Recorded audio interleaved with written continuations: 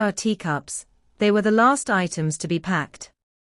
Bollinger Grande Annie Rosé, 1999, an excellent vintage. I grin at Kate, and we clink teacups. I wake early to a grey Sunday morning, after a surprisingly refreshing night's sleep, and lie awake staring at my crates. You should really be unpacking these, my subconscious nags, pursing her harpy lips together. No, today's the day. My inner goddess is beside herself, hopping from foot to foot. Anticipation hangs heavy and portentous over my head like a dark tropical storm cloud. Butterflies flood my belly as well as a darker, carnal, captivating ache as I try to imagine what he will do to me, and of course, I have to sign that damned contract, or do I? I hear the ping of incoming mail from the mean machine on the floor beside my bed. From Christian Grey. Subject: My life in numbers. Date: May 29, 2011 8042. Anastasia Steele. If you drive you'll need this access code for the underground garage at Escala. 146963. Park in Bay 5. It's one of M in. Code for the elevator, 1880. Christian Grey CEO, Grey Enterprises Holdings Incorporated. From Anastasia Steele. Subject: An excellent vintage. Date: May 29, 2011 8082. Christian Grey. Yes, sir. Understood. Thank you for the champagne and the blow-up Charlie Tango, which is now tied to my bed. Anna. From Christian Grey. Subject: Envy. Date: May 29, 2011 8112. Anastasia Steele. You're welcome. Don't be late. Lucky Charlie Tango. Christian Grey CEO, Grey Enterprises Holdings Incorporated. I roll my eyes at his bossiness, but his last line makes me smile. I head for the bathroom, wondering if Elliot made it back last night, and trying hard to rein in my nerves. I can drive the Audi in high heels. At 12:55 p.m. precisely, I pull into the garage at Escala and park in Bay 5. How many bays does he own? The Audi SUV is there, the R8, and two smaller Audi SUVs, I check my seldom-worn mascara, in the light-up vanity mirror, on my sunshield. Didn't have one of these in the Beetle. Go girl. My inner goddess has her pom-poms in hand, she's in cheerleading mode. In the infinity mirrors of the elevator, I check out my plum dress, Kate's plum dress. The last time I wore this, he wanted to peel it off me. My body clenches at the thought. Oh my, the feeling is just exquisite, and I catch my breath. I'm wearing the underwear that Taylor bought for me. I flush at the thought of his buzz cut roaming the aisles of Agent Provocateur, or wherever he bought it. The doors open, and I'm facing the foyer of apartment number 1. Taylor stands at the double doors, as I step out of the elevator. Good afternoon, Miss Steele, he says. Oh please, call me Anna. Anna, he smiles. Mr. Grey is expecting you. I bet he is. Christian is seated on his living room couch reading the Sunday papers. He glances up as Taylor directs me into the living area. The room is exactly as I remember it. It's been a whole week since I've been here, but it feels so much longer. Christian looks cool and calm. Actually, he looks heavenly.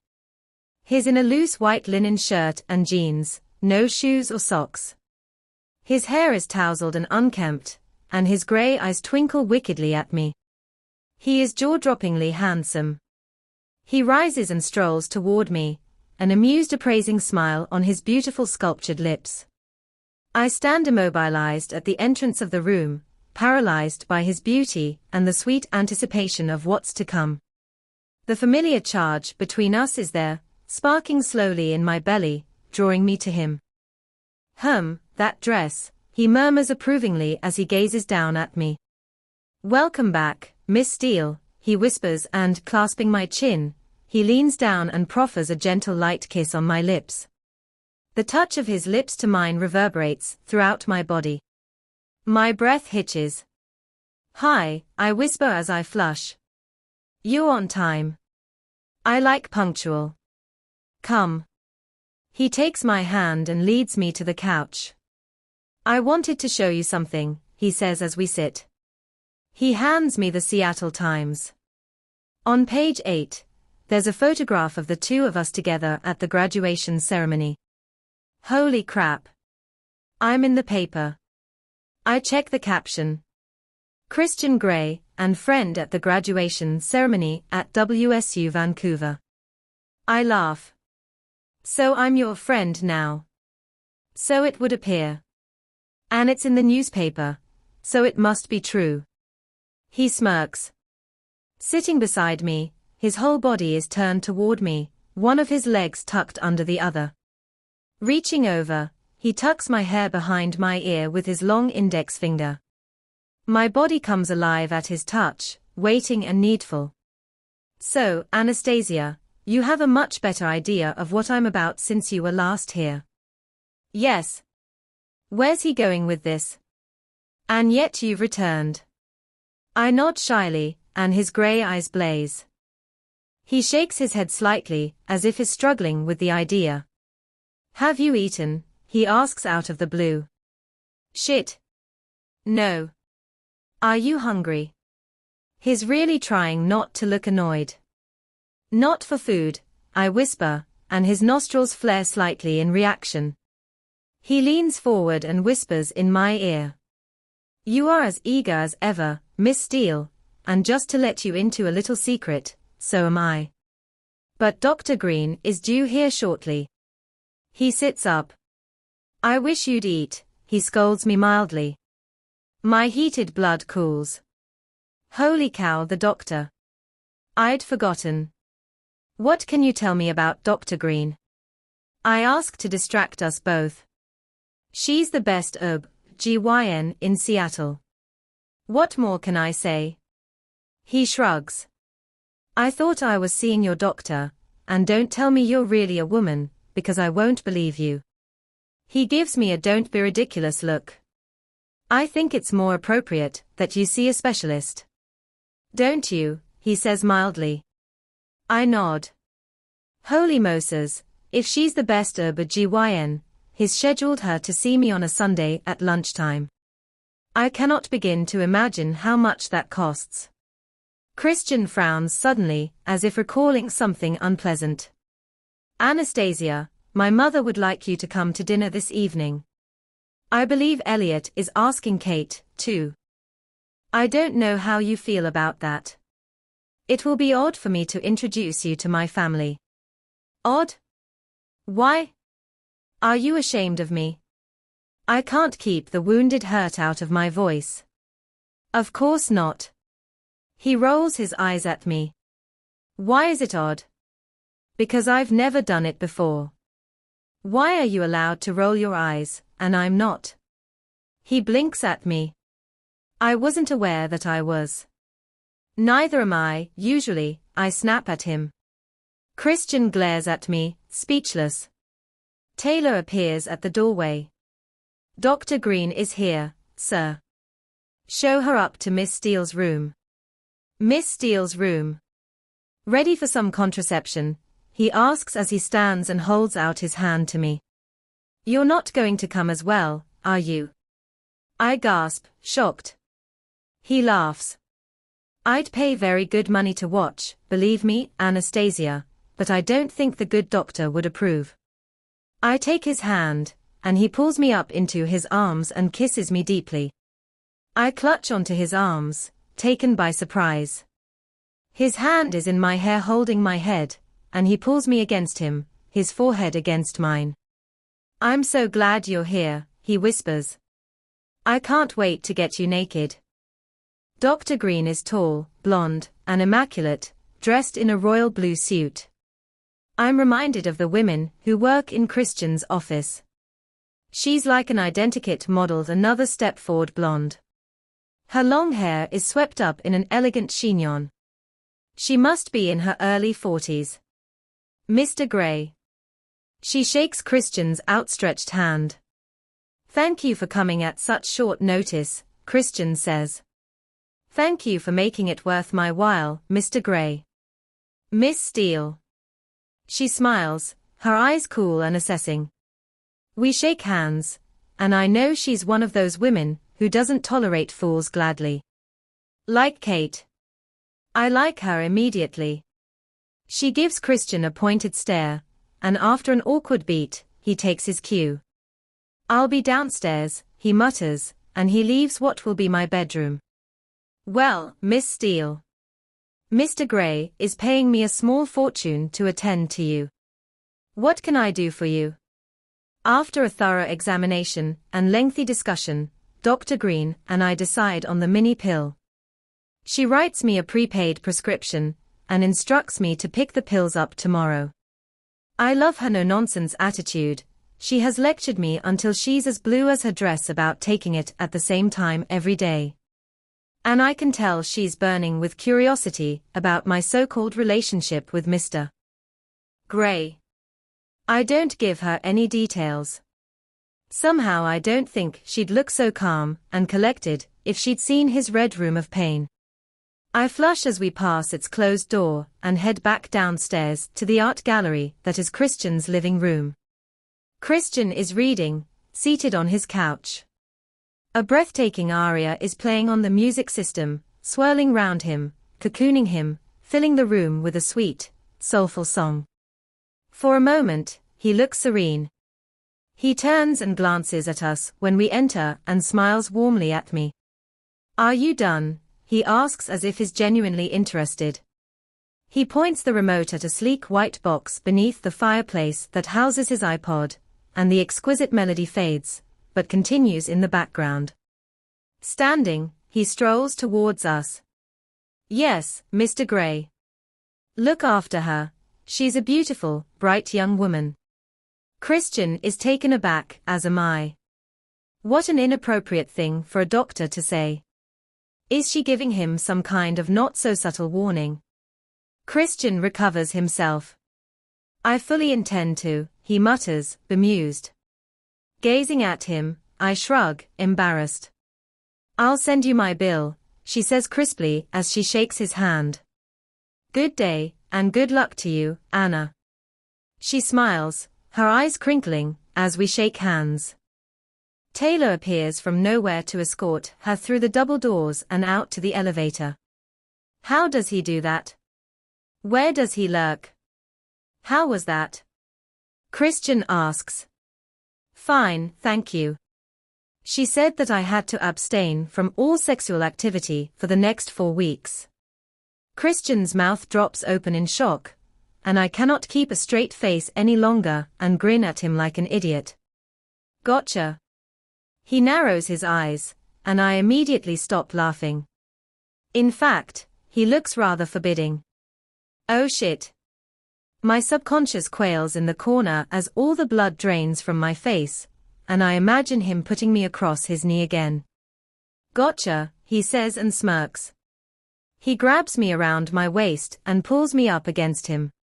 You are incorrigible, Miss Steele, he murmurs, staring down into my eyes as he weaves his fingers into my hair, holding me firmly in place.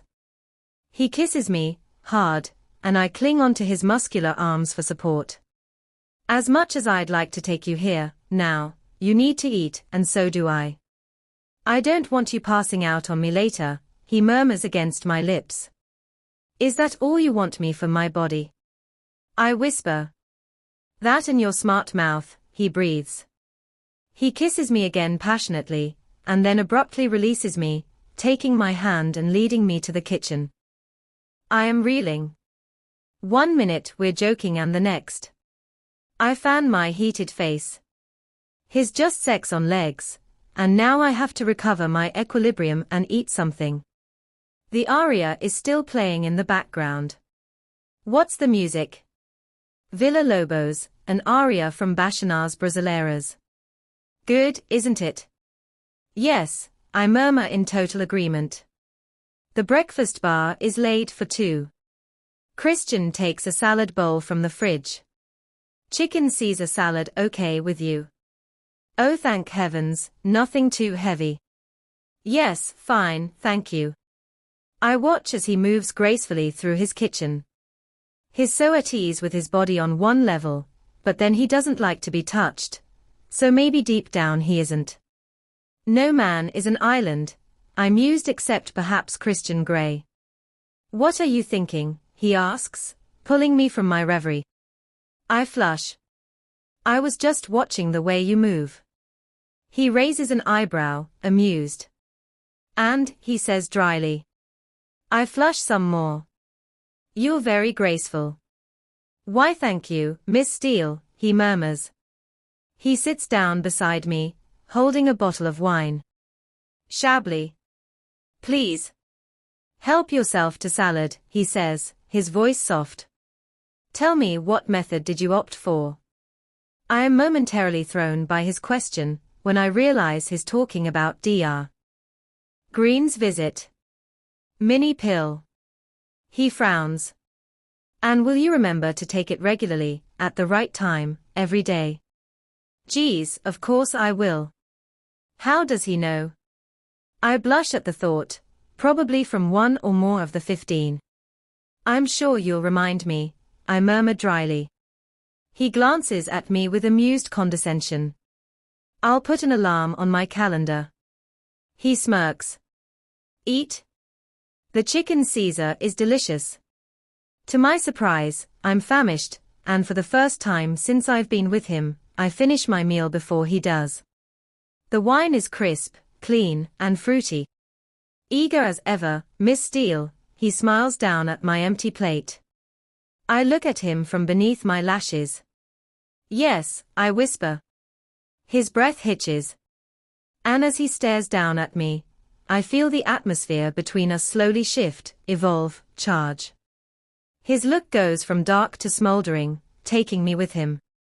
He stands, closing the distance between us, and tugs me off my bar stool into his arms. Do you want to do this? He breathes, looking down at me intently. I haven't signed anything. I know, but I'm breaking all the rules these days. Are you going to hit me? Yes, but it won't be to hurt you. I don't want to punish you right now. If you'd caught me yesterday evening, well, that would have been a different story. Holy cow. He wants to hurt me. How do I deal with this? I can't hide the horror on my face. Don't let anyone try and convince you otherwise, Anastasia. One of the reasons people like me do this is because we either like to give or receive pain. It's very simple. You don't, so I spent a great deal of time yesterday thinking about that. He pulls me against him, and his erection presses into my belly. I should run, but I can't. I'm drawn to him on some deep, elemental level that I can't begin to understand. Did you reach any conclusions? I whisper.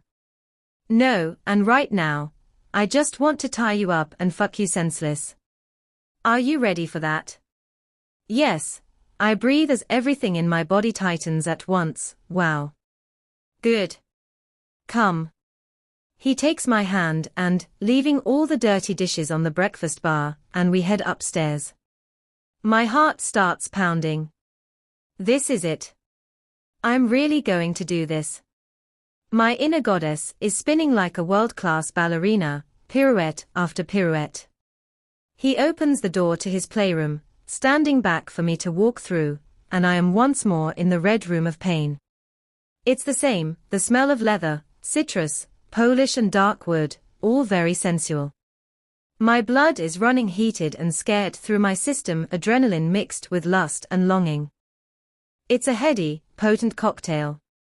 Christian's stance has changed completely, subtly altered, harder and meaner. He gazes down at me and his eyes are heated, lustful, hypnotic. When you're in here, you are completely mine, he breathes, each word slow and measured. To do with as I see fit. Do you understand? His gaze is so intense. I nod, my mouth dry, my heart thumping for a way out of my chest. Take your shoes off, he orders softly. I swallow, and rather clumsily, I take them off. He bends and picks them up and deposits them beside the door. Good. Don't hesitate when I ask you to do something. Now I'm going to peel you out of this dress. Something I've wanted to do for a few days, if I recall. I want you to be comfortable with your body, Anastasia. You have a beautiful body, and I like to look at it. It is a joy to behold. In fact, I could gaze at you all day, and I want you unembarrassed and unashamed of your nakedness. Do you understand? Yes. Yes, what? He leans over me, glaring. Yes, sir. Do you mean that? He snaps. Yes, sir. Good. Lift your arms up over your head. I do as instructed, and he reaches down and grabs the hem. Slowly, he pulls my dress up over my thighs, my hips, my belly, my breasts, my shoulders, and over my head. He stands back to examine me and absent-mindedly folds my dress, not taking his eyes off me. He places it on the large chest beside the door. Reaching up, he pulls at my chin, his touch searing me. You're biting your lip, he breathes. You know what that does to me, he adds darkly. Turn around. I turn immediately, no hesitation. He unclasps my bra and then taking both straps, he slowly pulls them down my arms, brushing my skin with his fingers and the tip of his thumbnails as he slides my bra off. His touch sends shivers down my spine, waking every nerve ending in my body. He's standing behind me, so close that I feel the heat radiating from him, warming me all over. He pulls my hair so it's all hanging down my back, grasps a handful at my nape, and angles my head to one side. He runs his nose down my exposed neck, inhaling all the way, then back up to my ear. The muscles in my belly clench, carnal and wanting. Geez, he's hardly touched me, and I want him. You smell as divine as ever, Anastasia, he whispers as he places a soft kiss beneath my ear. I moan. Quiet, he breathes. Don't make a sound. Pulling my hair behind me, to my surprise, he starts braiding it in one large braid, his fingers fast and deft. He ties it with an unseen hair tie when he's finished, and gives it a quick tug so I'm forced back against him. I like your hair braided in here, he whispers. Why? He releases my hair. Turn around, he orders. I do as I'm bid, my breathing shallow, fear and longing mixed together. It's an intoxicating mix. When I tell you to come in here, this is how you will dress. Just in your panties. Do you understand? Yes. Yes, what? He glowers at me. Yes, sir. A trace of a smile lifts the corner of his mouth. Good girl. His eyes burn into mine. When I tell you to come in here, I expect you to kneel over there. He points to a spot beside the door. Do it now. I blink, processing his words, turn, and rather clumsily kneel as directed. You can sit back on your heels. I sit back. Place your hands and forearms flat on your thighs. Good. Now part your knees. Wider. Wider. Perfect. Look down at the floor. He walks over to me, and I can see his feet and shins in my field of vision. Naked feet. I should be taking notes if he wants me to remember. He reaches down and grasps my braid again, then pulls my head back so I am looking up at him. It's only just not painful. Will you remember this position, Anastasia? Yes, sir. Good. Stay here, don't move. He leaves the room. I'm on my knees, waiting. Where's he gone? What is he going to do to me? Time shifts. I have no idea how long he leaves me like this. A few minutes, 5, 10. My breathing becomes shallower, the anticipation is devouring me from the inside out. And suddenly he's back, and all at once I'm calmer, and more excited in the same breath. Could I be more excited? I can see his feet. He's changed his jeans. These are older, ripped, soft, and overwashed. Holy cow. These jeans are hot. He shuts the door and hangs something on the back. Good girl, Anastasia. You look lovely like that. Well done. Stand up. I stand, but I keep my face down. You may look at me. I peek up at him, and he's staring at me intently, assessing, but his eyes soften. He's taken off his shirt. Oh my. I want to touch him. The top button of his jeans is undone. I'm going to chain you now, Anastasia. Give me your right hand. I give him my hand. He turns it palm up, and before I know it, he swats the center with a riding crop I hadn't noticed is in his right hand. It happens so quickly that the surprise hardly registers. Even more astonishing, it doesn't hurt. Well, not much, just a slight ringing sting. How does that feel? He asks. I blink at him, confused. Answer me. Okay. I frown. Don't frown. I blink and try for impassive. I succeed. Did that hurt? No. This is not going to hurt. Do you understand? Yes. My voice is uncertain. Is it really not going to hurt? I mean it, he says. Geez, my breathing is so shallow. Does he know what I'm thinking? He shows me the crop. It's brown plaited leather. My eyes jerk up to meet his, and they are light with fire and a trace of amusement. We aim to please, Miss Steele, he murmurs. Come. He takes my elbow and moves me to beneath the grid. He reaches up and takes down some shackles with black leather cuffs. This grid is designed so the shackles move across the grid. I glance up. Holy shit, it's like a subway map. We're going to start here, but I want to fuck you standing up. So we'll end up by the wall over there. He points with the riding crop to where the large wooden X is on the wall. Put your hands above your head. I oblige immediately, feeling like I'm exiting my body, a casual observer of events as they unfold around me. This is beyond fascinating, beyond erotic. It's singularly the most exciting and scary thing I've ever done. I'm entrusting myself to a beautiful man who, by his own admission, is 50 shades of fucked up. I suppress the brief thrill of fear. Kate and Elliot, they know I'm here. He stands very close as he fastens the cuffs. I'm staring at his chest. His proximity is heavenly. He smells of body wash and Christian, an inebriating mix, and that drags me back into the now. I want to run my nose and tongue through that smattering of chest hair. I could just lean forward. He steps back and gazes at me, his expression hooded, salacious, carnal, and I am helpless, my hands tied, but just looking at his lovely face, reading his need and longing for me, I can feel the dampness between my legs. He walks slowly round me. You look mighty fine trussed up like this, Miss Steele. And your smart mouth, quiet for now. I like that.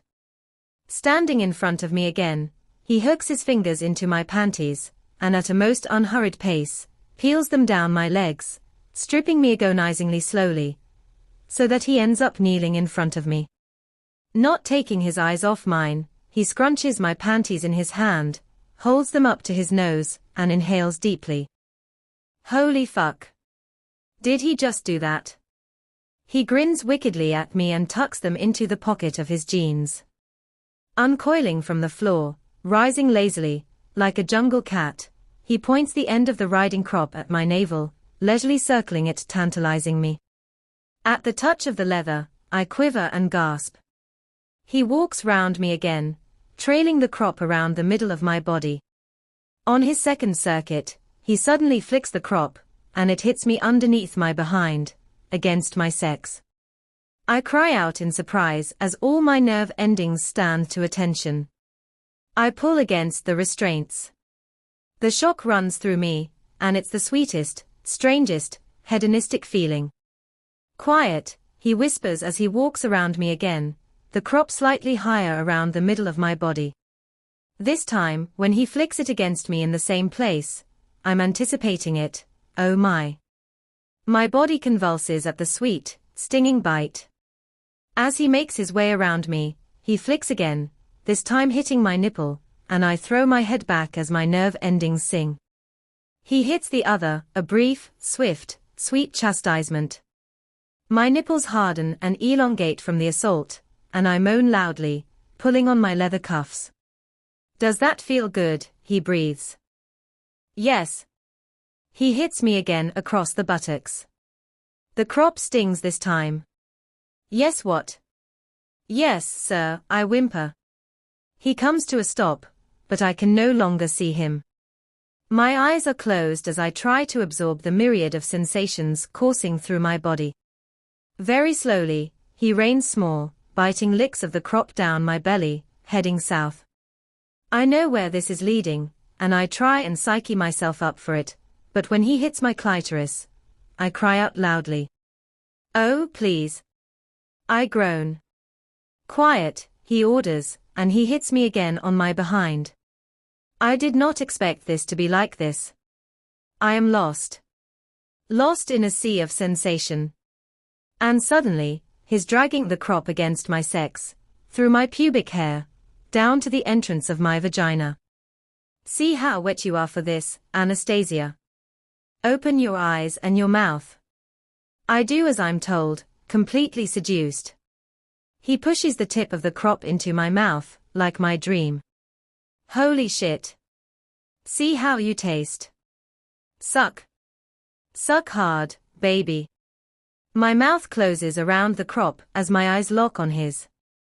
I can taste the rich leather and the saltiness of my arousal. His eyes are blazing. He's in his element. He pulls the tip from my mouth, and he stands forward and grabs me and kisses me hard, his tongue invading my mouth. Wrapping his arms around me, he pulls me against him. His chest crushes mine, and I itch to touch, but I can't, my hands, useless above me. Oh, Anastasia, you taste mighty fine, he breathes. Shall I make you come? Please, I beg. The crop bites my buttock. Oh. Please, what? Please, sir, I whimper. He smiles at me, triumphant. With this. He holds the crop up so I can see it. Yes, sir. Are you sure? He looks sternly at me. Yes, please, sir. Close your eyes. I shut the room out, him out, the crop out. He starts small, biting licks of the crop against my belly once more. Moving down, soft small licks against my clitoris, once, twice, 3 times, again and again, until finally, that's it, I can take no more and I come, gloriously, loudly, sagging weakly. His arms curl around me as my legs turn to jelly. I dissolve in his embrace, my head against his chest, and I'm mewling and whimpering as the aftershocks of my orgasm consume me. He lifts me, and suddenly we're moving, my arms still tethered above my head, and I can feel the cool wood of the polished cross at my back, and his popping the buttons on his jeans. He puts me down against the cross briefly while he slides on a condom, and then his hands wrap around my thighs as he lifts me again. Lift your legs, baby, wrap them round me. I feel so weak, but I do as he asks as he wraps my legs around his hips and positions himself beneath me. With one thrust, he's inside me, and I cry out again, listening to his muffled moan at my ear. My arms are resting on his shoulders as he thrusts into me. Geez, it's deep this way. He thrusts again and again, his face at my neck, his harsh breathing at my throat. I feel the build-up again. Geez, no, not again. I don't think my body will withstand another earth-shattering moment. But I have no choice, and with an inevitability that's becoming familiar, I let go and come again, and it's sweet and agonizing and intense. I lose all sense of self. Christian follows, shouting his release through clenched teeth, and holding me hard and close as he does. He pulls out of me swiftly and sets me down against the cross, his body supporting mine. Unbuckling the cuffs, he frees my hands, and we both sink to the floor.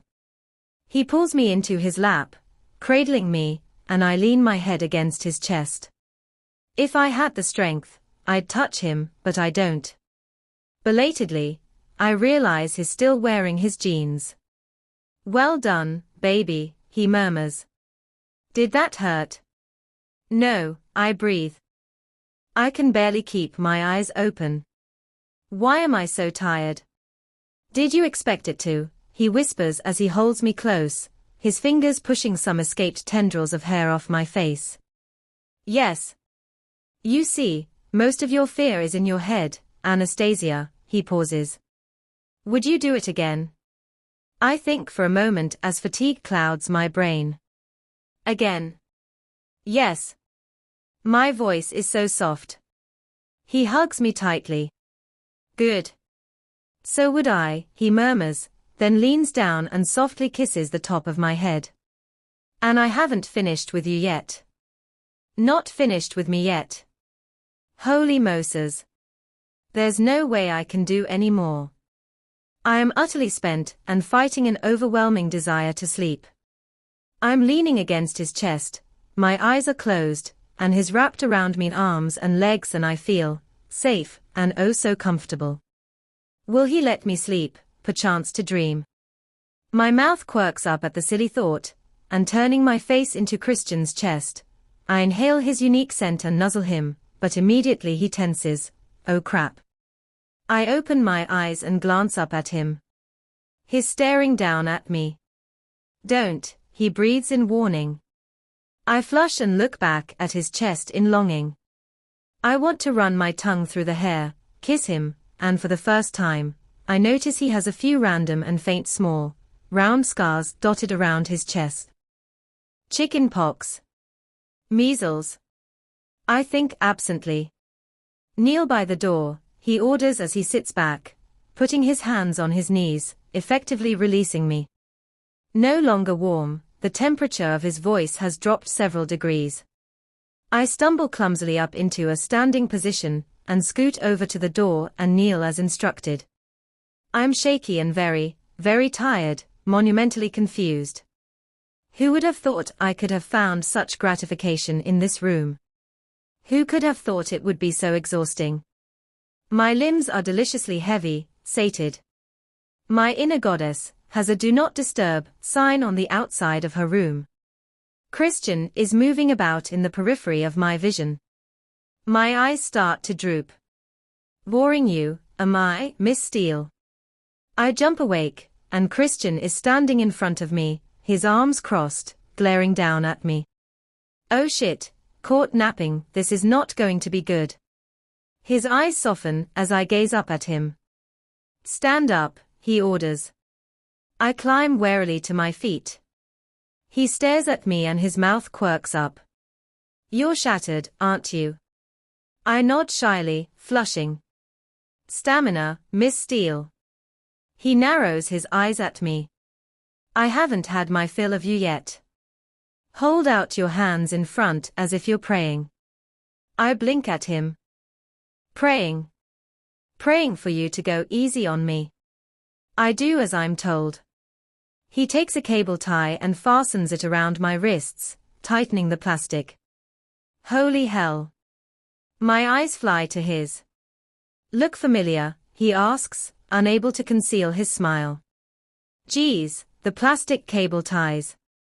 Restocking at Clayton's. It all becomes clear. I gape up at him as adrenaline spikes through my body anew. Okay, that's got my attention, I'm awake now. I have scissors here. He holds them up for me to see. "I can cut you out of this in a moment." I try to pull my wrists apart, testing my bonds, and as I do, the plastic bites into my flesh. It's sore, but if I relax my wrists they are fine, the tie is not cutting into my skin. "Come." He takes my hands and leads me over to the four-poster bed. I notice now that it has dark red sheets on it and a shackle at each corner. I want more, much, much more. He leans down and whispers in my ear. And my heartbeat starts pounding again. Oh boy. But I'll make this quick. You're tired. Hold on to the post, he says. I frown. Not on the bed then. I find I can part my hands as I grasp the ornately carved wooden post. Lower, he orders. Good. Don't let go. If you do, I'll spank you. Understand? Yes, sir. Good. He stands behind me and grasps my hips, and then quickly lifts me backward so I'm bending forward, holding the post. Don't let go, Anastasia, he warns. I'm going to fuck you hard from behind. Hold the post to support your weight. Understand? Yes. He smacks me across my behind with his hand. Oh. It stings. Yes, sir, I mutter quickly. Part your legs. He puts his leg between mine, and holding my hips, he pushes my right leg to the side. That's better. After this, I'll let you sleep. Sleep? I'm panting. I'm not thinking of sleep now. He reaches up and gently strokes my back. You have such beautiful skin, Anastasia, he breathes as he bends down and kisses me along my spine, gentle feather-light kisses. At the same time, his hands move round to my front, palming my breasts, and as he does this he traps my nipples between his fingers and tugs them gently. I stifle my moan as I feel my whole body respond, coming alive once more for him. He gently bites and sucks me at my waist, tugging my nipples, and my hands tighten on the exquisitely carved post. His hands drop away, and I hear the now familiar tear of foil, and he kicks off his jeans. You have such a captivating, sexy ass, Anastasia Steele. What I'd like to do to it. His hands smooth and shape each of my buttocks, then his fingers glide down, and he slips 2 fingers inside me. So wet. You never disappoint, Miss Steele, he whispers, and I hear the wonder in his voice. Hold tight, this is going to be quick, baby. He grabs my hips and positions himself, and I brace myself for his assault. But he reaches over me and grabs my braid near the end and winds it round his wrist to my nape, holding my head in place. Very slowly he eases into me, pulling my hair at the same time. Oh, the fullness. He eases out of me slowly, and his other hand grabs my hip, holding tight, and then he slams into me, jolting me forward. Hold on, Anastasia, he shouts through clenched teeth. I grip hard around the post and push back against him as he continues his merciless onslaught, again and again, his fingers digging into my hip. My arms are aching, my legs feel uncertain, my scalp is getting sore from his tugging my hair, and I can feel a gathering deep inside me. Oh no, and for the first time, I fear my orgasm. If I come, I'll collapse. Christian continues to move roughly against me, in me, his breathing harsh, moaning, groaning. My body is responding. How? I feel a quickening. But suddenly, Christian stills, slamming really deep.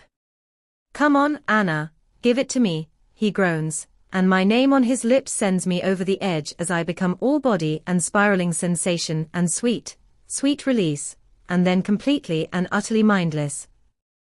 When sense returns, I'm lying on him. He's on the floor, and I'm lying on top of him, my back to his front, and I'm staring at the ceiling, all postcoital, glowing, shattered.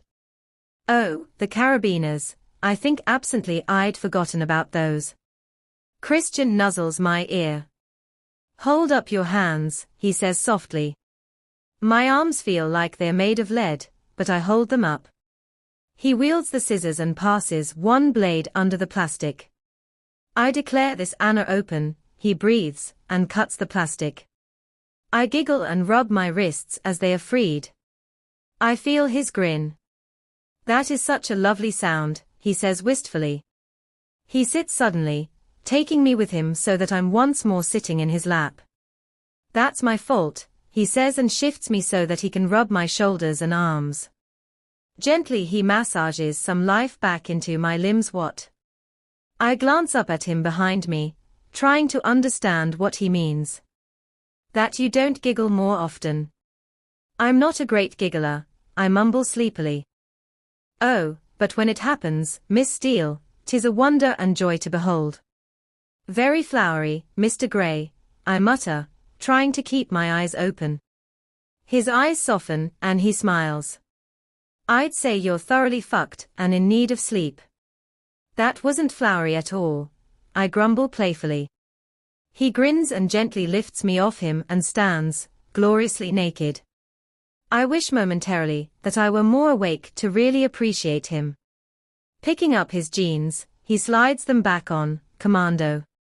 Don't want to frighten Taylor, or Mrs. Jones for that matter, he mutters. They must know what a kinky bastard he is. The thought preoccupies me. He stoops to help me to my feet, and leads me to the door, on the back of which hangs a grey waffle robe. He patiently dresses me as if I'm a small child. I don't have the strength to lift my arms. When I'm covered and respectable, he leans down and kisses me gently, his mouth quirks up in a smile. Bed, he says. Oh, no. For sleep, he adds reassuringly when he sees my expression. Suddenly, he scoops me up and carries me curled against his chest to the room along the corridor where earlier today Dr. Green examined me. My head drops against his chest. I am exhausted.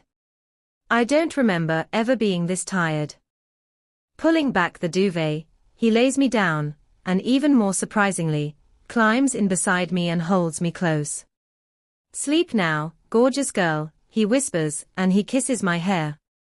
And before I can make a facetious comment, I'm asleep. Soft lips brush across my temple, leaving sweet tender kisses in their wake, and part of me wants to turn and respond, but mostly I want to stay asleep. I moan and burrow into my pillow. Anastasia, wake up. Christian's voice is soft, cajoling. No, I moan. We have to leave in half an hour for dinner at my parents'. He's amused. I open my eyes reluctantly. It's dusk outside. Christian is leaning over, gazing at me intently. Come on, sleepyhead. Get up. He stoops down and kisses me again. I've brought you a drink. I'll be downstairs. Don't go back to sleep, or you'll be in trouble, he threatens, but his tone is mild. He kisses me briefly and exits, leaving me blinking sleep from my eyes in the cool, stark room. I'm refreshed, but suddenly nervous. Holy cow, I am meeting his folks. He's just worked me over with a riding crop, and tied me up using a cable tie which I sold him, for heaven's sake, and I'm going to meet his parents. It will be Kate's first time meeting them, too. At least she'll be there for support. I roll my shoulders. They are stiff. His demands for a personal trainer don't seem so outlandish now. In fact, they are mandatory if I am to have any hope of keeping up with him. I climb slowly out of bed and note that my dress is hanging outside the wardrobe and my bra is on the chair. Where are my panties? I check beneath the chair. Nothing.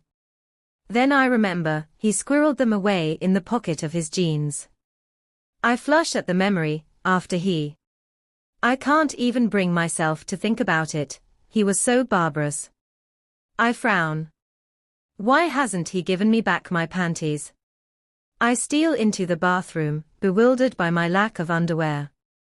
While drying myself after my enjoyable, but far too brief shower, I realize he's done this on purpose.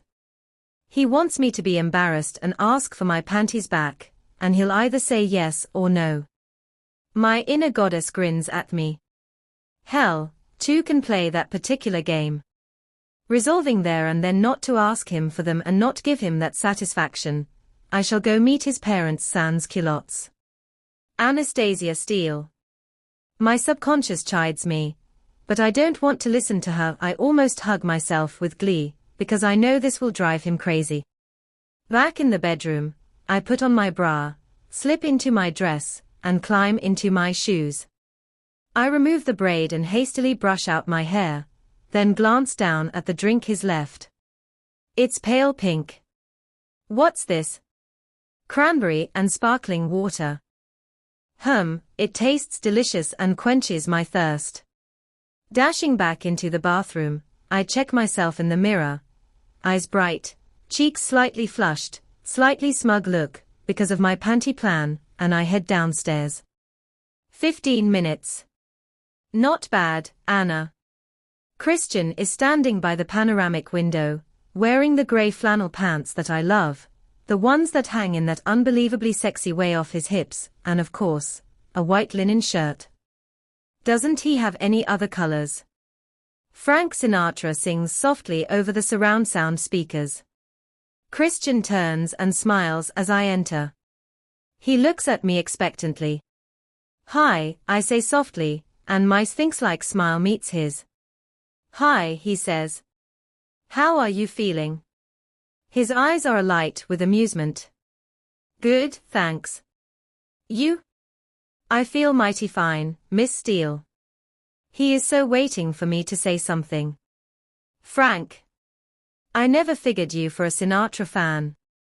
He raises his eyebrows at me, his look speculative. Eclectic taste, Miss Steele, he murmurs, and he paces toward me like a panther until he's standing in front of me, his gaze so intense it takes my breath away. Frank starts crooning, an old song, one of Ray's favorites, Witchcraft. Christian leisurely traces his fingertips down my cheek, and I feel it all the way down there. Dance with me, he murmurs, his voice husky. Taking the remote out of his pocket, he turns up the volume and holds his hand out to me, his grey gaze full of promise and longing and humor. He is totally beguiling, and I'm bewitched. I place my hand in his. He grins lazily down at me and pulls me into his embrace, his arm curling around my waist, and he starts to sway. I put my free hand on his shoulder and grin up at him, caught in his infectious, playful mood. And he starts to move. Boy, can he dance. We cover the floor, from the window to the kitchen and back again, whirling and turning in time to the music. And he makes it so effortless for me to follow. We glide around the dining table, over to the piano, and backwards and forwards in front of the glass wall, Seattle twinkling outside, a dark and magical mural to our dance. I can't help my carefree laugh. He grins down at me as the song comes to a close. There's no nicer witch than you, he murmurs, then kisses me sweetly. Well, that's brought some color to your cheeks, Miss Steele. Thank you for the dance. Shall we go and meet my parents? You're welcome, and yes, I can't wait to meet them, I answer breathlessly. Do you have everything you need? Oh, yes, I respond sweetly. Are you sure? I nod as nonchalantly as I can manage under his intense, amused scrutiny. His face splits into a huge grin, and he shakes his head. Okay. If that's the way you want to play it, Miss Steele. He grabs my hand, collects his jacket, which is hanging on one of the bar stools, and leads me through the foyer to the elevator. Oh, the many faces of Christian Grey. Will I ever be able to understand this mercurial man? I peek up at him in the elevator. He's enjoying a private joke, a trace of a smile flirting with his beautiful mouth. I fear that it may be at my expense. What was I thinking? I'm going to see his parents, and I'm not wearing any underwear. My subconscious gives me an unhelpful "I told you so" expression. In the relative safety of his apartment, it seemed like a fun, teasing idea. Now, I'm almost outside with no panties. He peers down at me, and it's there, the charge building between us. The amused look disappears from his face and his expression clouds, his eyes dark, oh my. The elevator doors open on the ground floor. Christian shakes his head slightly, as if to clear his thoughts and gestures for me to exit before him in a most gentlemanly manner. Who's he kidding? He's no gentleman. He has my panties. Taylor draws up in the large Audi. Christian opens the rear door for me, and I climb inside as elegantly as I can, considering my state of wanton undress. I'm grateful that Kate's plum dress is so clingy and hangs to the top of my knees. We speed up the I-5, both of us quiet, no doubt inhibited by Taylor's steady presence in the front. Christian's mood is almost tangible and seems to shift, the humor dissipating slowly as we head north. He's brooding, staring out of the window, and I can feel him slipping away from me. What is he thinking? I can't ask him. What can I say in front of Taylor? Where did you learn to dance? I ask tentatively. He turns to gaze at me, his eyes unreadable beneath the intermittent light of the passing street lamps. Do you really want to know? He replies softly. My heart sinks, and now I don't because I can guess.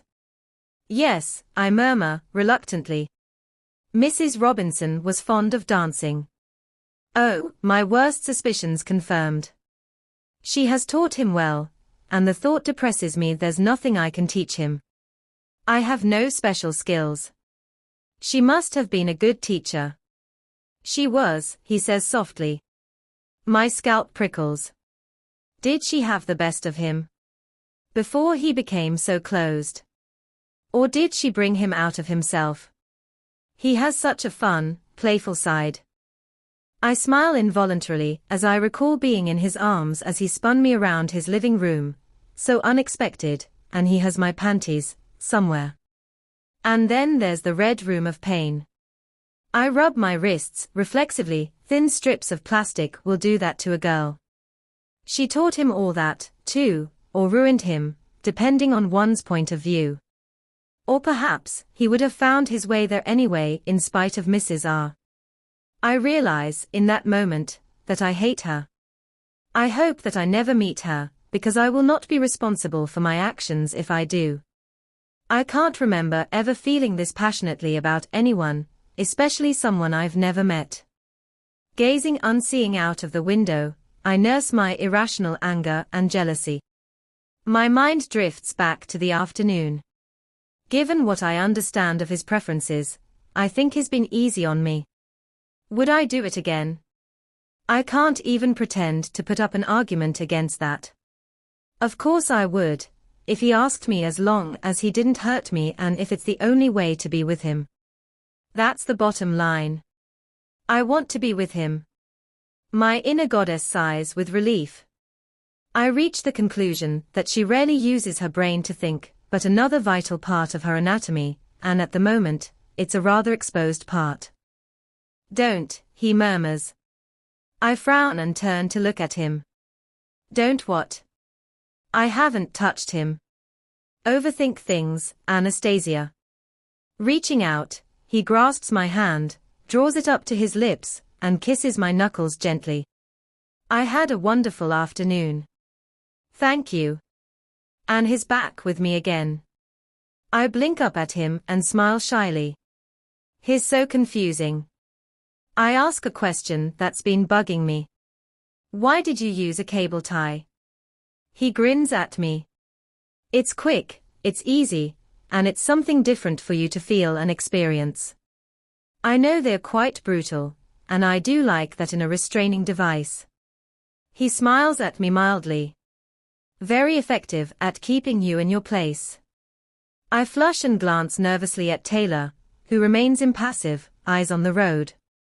What am I supposed to say to that? Christian shrugs innocently. All part of my world, Anastasia. He squeezes my hand and lets go, staring out of the window again. His world, indeed, and I want to belong in it, but on his terms. I just don't know. He hasn't mentioned that damned contract. My inner musings do nothing to cheer me. I stare out of the window and the landscape has changed. We're crossing one of the bridges, surrounded by inky darkness. The somber night reflects my introspective mood, closing in, suffocating. I glance briefly at Christian, and he's staring at me. "Penny for your thoughts," he asks. I sigh and frown. "That bad, huh? I wish I knew what you were thinking." He smirks at me. "Ditto, baby," he says softly as Taylor speeds into the night toward Bellevue. It is just before 8, when the Audi draws into the driveway of a colonial-style mansion. It's breathtaking, even down to the roses around the door. Picture book perfect. "Are you ready for this?" Christian asks as Taylor pulls up outside the impressive front door. I nod, and he gives my hand another reassuring squeeze. "First for me, too," he whispers, then smiles wickedly. "Bet you wish you were wearing your underwear right now," he teases. I flush. I'd forgotten my missing panties. Fortunately, Taylor has climbed out of the car and is opening my door so he can't hear our exchange. I scowl at Christian, who grins broadly as I turn and climb out of the car. Dr. Grace Trevelyan Gray is on the doorstep waiting for us. She looks elegantly sophisticated in a pale blue silk dress. Behind her stands Mr. Gray, I presume, tall, blonde, and as handsome in his own way as Christian. "Anastasia, you've met my mother, Grace. This is my dad, Carrick." "Mr. Gray, what a pleasure to meet you." I smile and shake his outstretched hand. "The pleasure is all mine, Anastasia. Please, call me Anna." His blue eyes are soft and gentle. "Anna, how lovely to see you again." Grace wraps me in a warm hug. "Come in, my dear." "Is she here?" I hear a screech from within the house. I glance nervously at Christian. "That would be Mia, my little sister," he says almost irritably, but not quite. There's an undercurrent of affection in his words, the way his voice grows softer, and his eyes crinkle as he mentions her name. Christian obviously adores her. It's a revelation. And she comes barreling down the hall, raven-haired, tall, and curvaceous. She's about my age. "Anastasia. I've heard so much about you." She hugs me hard. Holy cow. I can't help but smile at her boundless enthusiasm. "Anna, please," I murmur as she drags me into the large vestibule. It's all dark wood floors and antique rugs, with a sweeping staircase to the second floor. "He's never brought a girl home before," says Mia, dark eyes bright with excitement. I glimpse Christian rolling his eyes, and I raise an eyebrow at him. He narrows his eyes at me. "Mia, calm down," Grace admonishes softly. "Hello, darling," she says as she kisses Christian on both cheeks. He smiles down at her warmly, and then shakes hands with his father. We all turn and head into the living room. Mia has not let go of my hand. The room is spacious, tastefully furnished in creams, browns, and pale blue, comfortable, understated, and very stylish. Kate and Elliot are cuddled together on a couch, clutching champagne flutes. Kate bounces up to embrace me, and Mia finally releases my hand. "Hi, Anna." She beams. "Christian." She nods curtly to him. "Kate." He is equally formal with her. I frown at their exchange. Elliot grasps me in an all-embracing hug. "What is this, hug Anna week?" This dazzling display of affection, I'm just not used to it. Christian stands at my side, wrapping his arm around me. Placing his hand on my hip, he spreads out his fingers and pulls me close. Everyone is staring at us. It's unnerving. "Drinks?" Mr. Gray seems to recover himself. "Prosecco." "Please," Christian and I speak in unison. "Oh, this is beyond weird." Mia claps her hands. "You're even saying the same things." "I'll get them." She scoots out of the room. I flush scarlet, and seeing Kate sitting with Elliot, it occurs to me suddenly that the only reason Christian invited me was because Kate is here. Elliot probably freely and happily asked Kate to meet his parents. Christian was trapped knowing that I would have found out via Kate. I frown at the thought. He's been forced into the invitation. The realization is bleak and depressing. My subconscious nods sagely, a UVE finally worked it out stupid look on her face. Dinner's almost ready, Grace says as she follows Mia out of the room. Christian frowns as he gazes at me. Sit, he commands, pointing to the plush couch, and I do as I'm told, carefully crossing my legs. He sits down beside me but doesn't touch me. We were just talking about vacations, Anna, Mr. Gray says kindly. Elliot has decided to follow Kate and her family to Barbados for a week. I glance at Kate, and she grins, her eyes bright and wide. She's delighted. Catherine Kavanagh, show some dignity. Are you taking a break now you've finished your degree? Mr. Gray asks. I'm thinking about going to Georgia for a few days, I reply. Christian gapes at me, blinking a couple of times, his expression unreadable. Oh shit. I haven't mentioned this to him. Georgia, he murmurs. My mother lives there, and I haven't seen her for a while. When were you thinking of going? His voice is low. Tomorrow, late evening. Mia saunters back into the living room and hands us champagne flutes filled with pale pink prosecco. Your good health. Mr. Gray raises his glass. An appropriate toast from a doctor's husband, it makes me smile. For how long? Christian asks, his voice deceptively soft. Holy crap, he's angry. I don't know yet. It will depend how my interviews go tomorrow.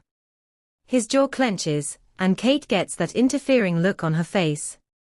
She smiles over sweetly. Anna deserves a break, she says pointedly at Christian. Why is she so antagonistic towards him? What is her problem? You have interviews? Mr. Gray asks.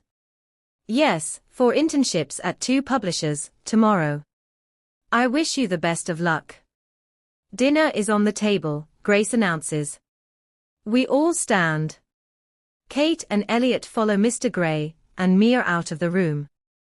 I go to follow, but Christian clutches my elbow, bringing me to an abrupt halt. When were you going to tell me you were leaving? He asks urgently. His tone is soft, but is masking his anger. I'm not leaving, I'm going to see my mother, and I was only thinking about it. What about our arrangement? We don't have an arrangement yet. He narrows his eyes, and then seems to remember himself. Releasing my hand, he takes my elbow and leads me out of the room. This conversation is not over, he whispers threateningly as we enter the dining room. Oh, crapola. Don't get your panties in such a twist, and give me back mine. I glare at him. The dining room reminds me of our private dinner at the Heathman. A crystal chandelier hangs over the dark wood table and there's a massive, ornately carved mirror on the wall. The table is laid and covered with a crisp white linen tablecloth, a bowl of pale pink peonies as the centerpiece. It's stunning. We take our places.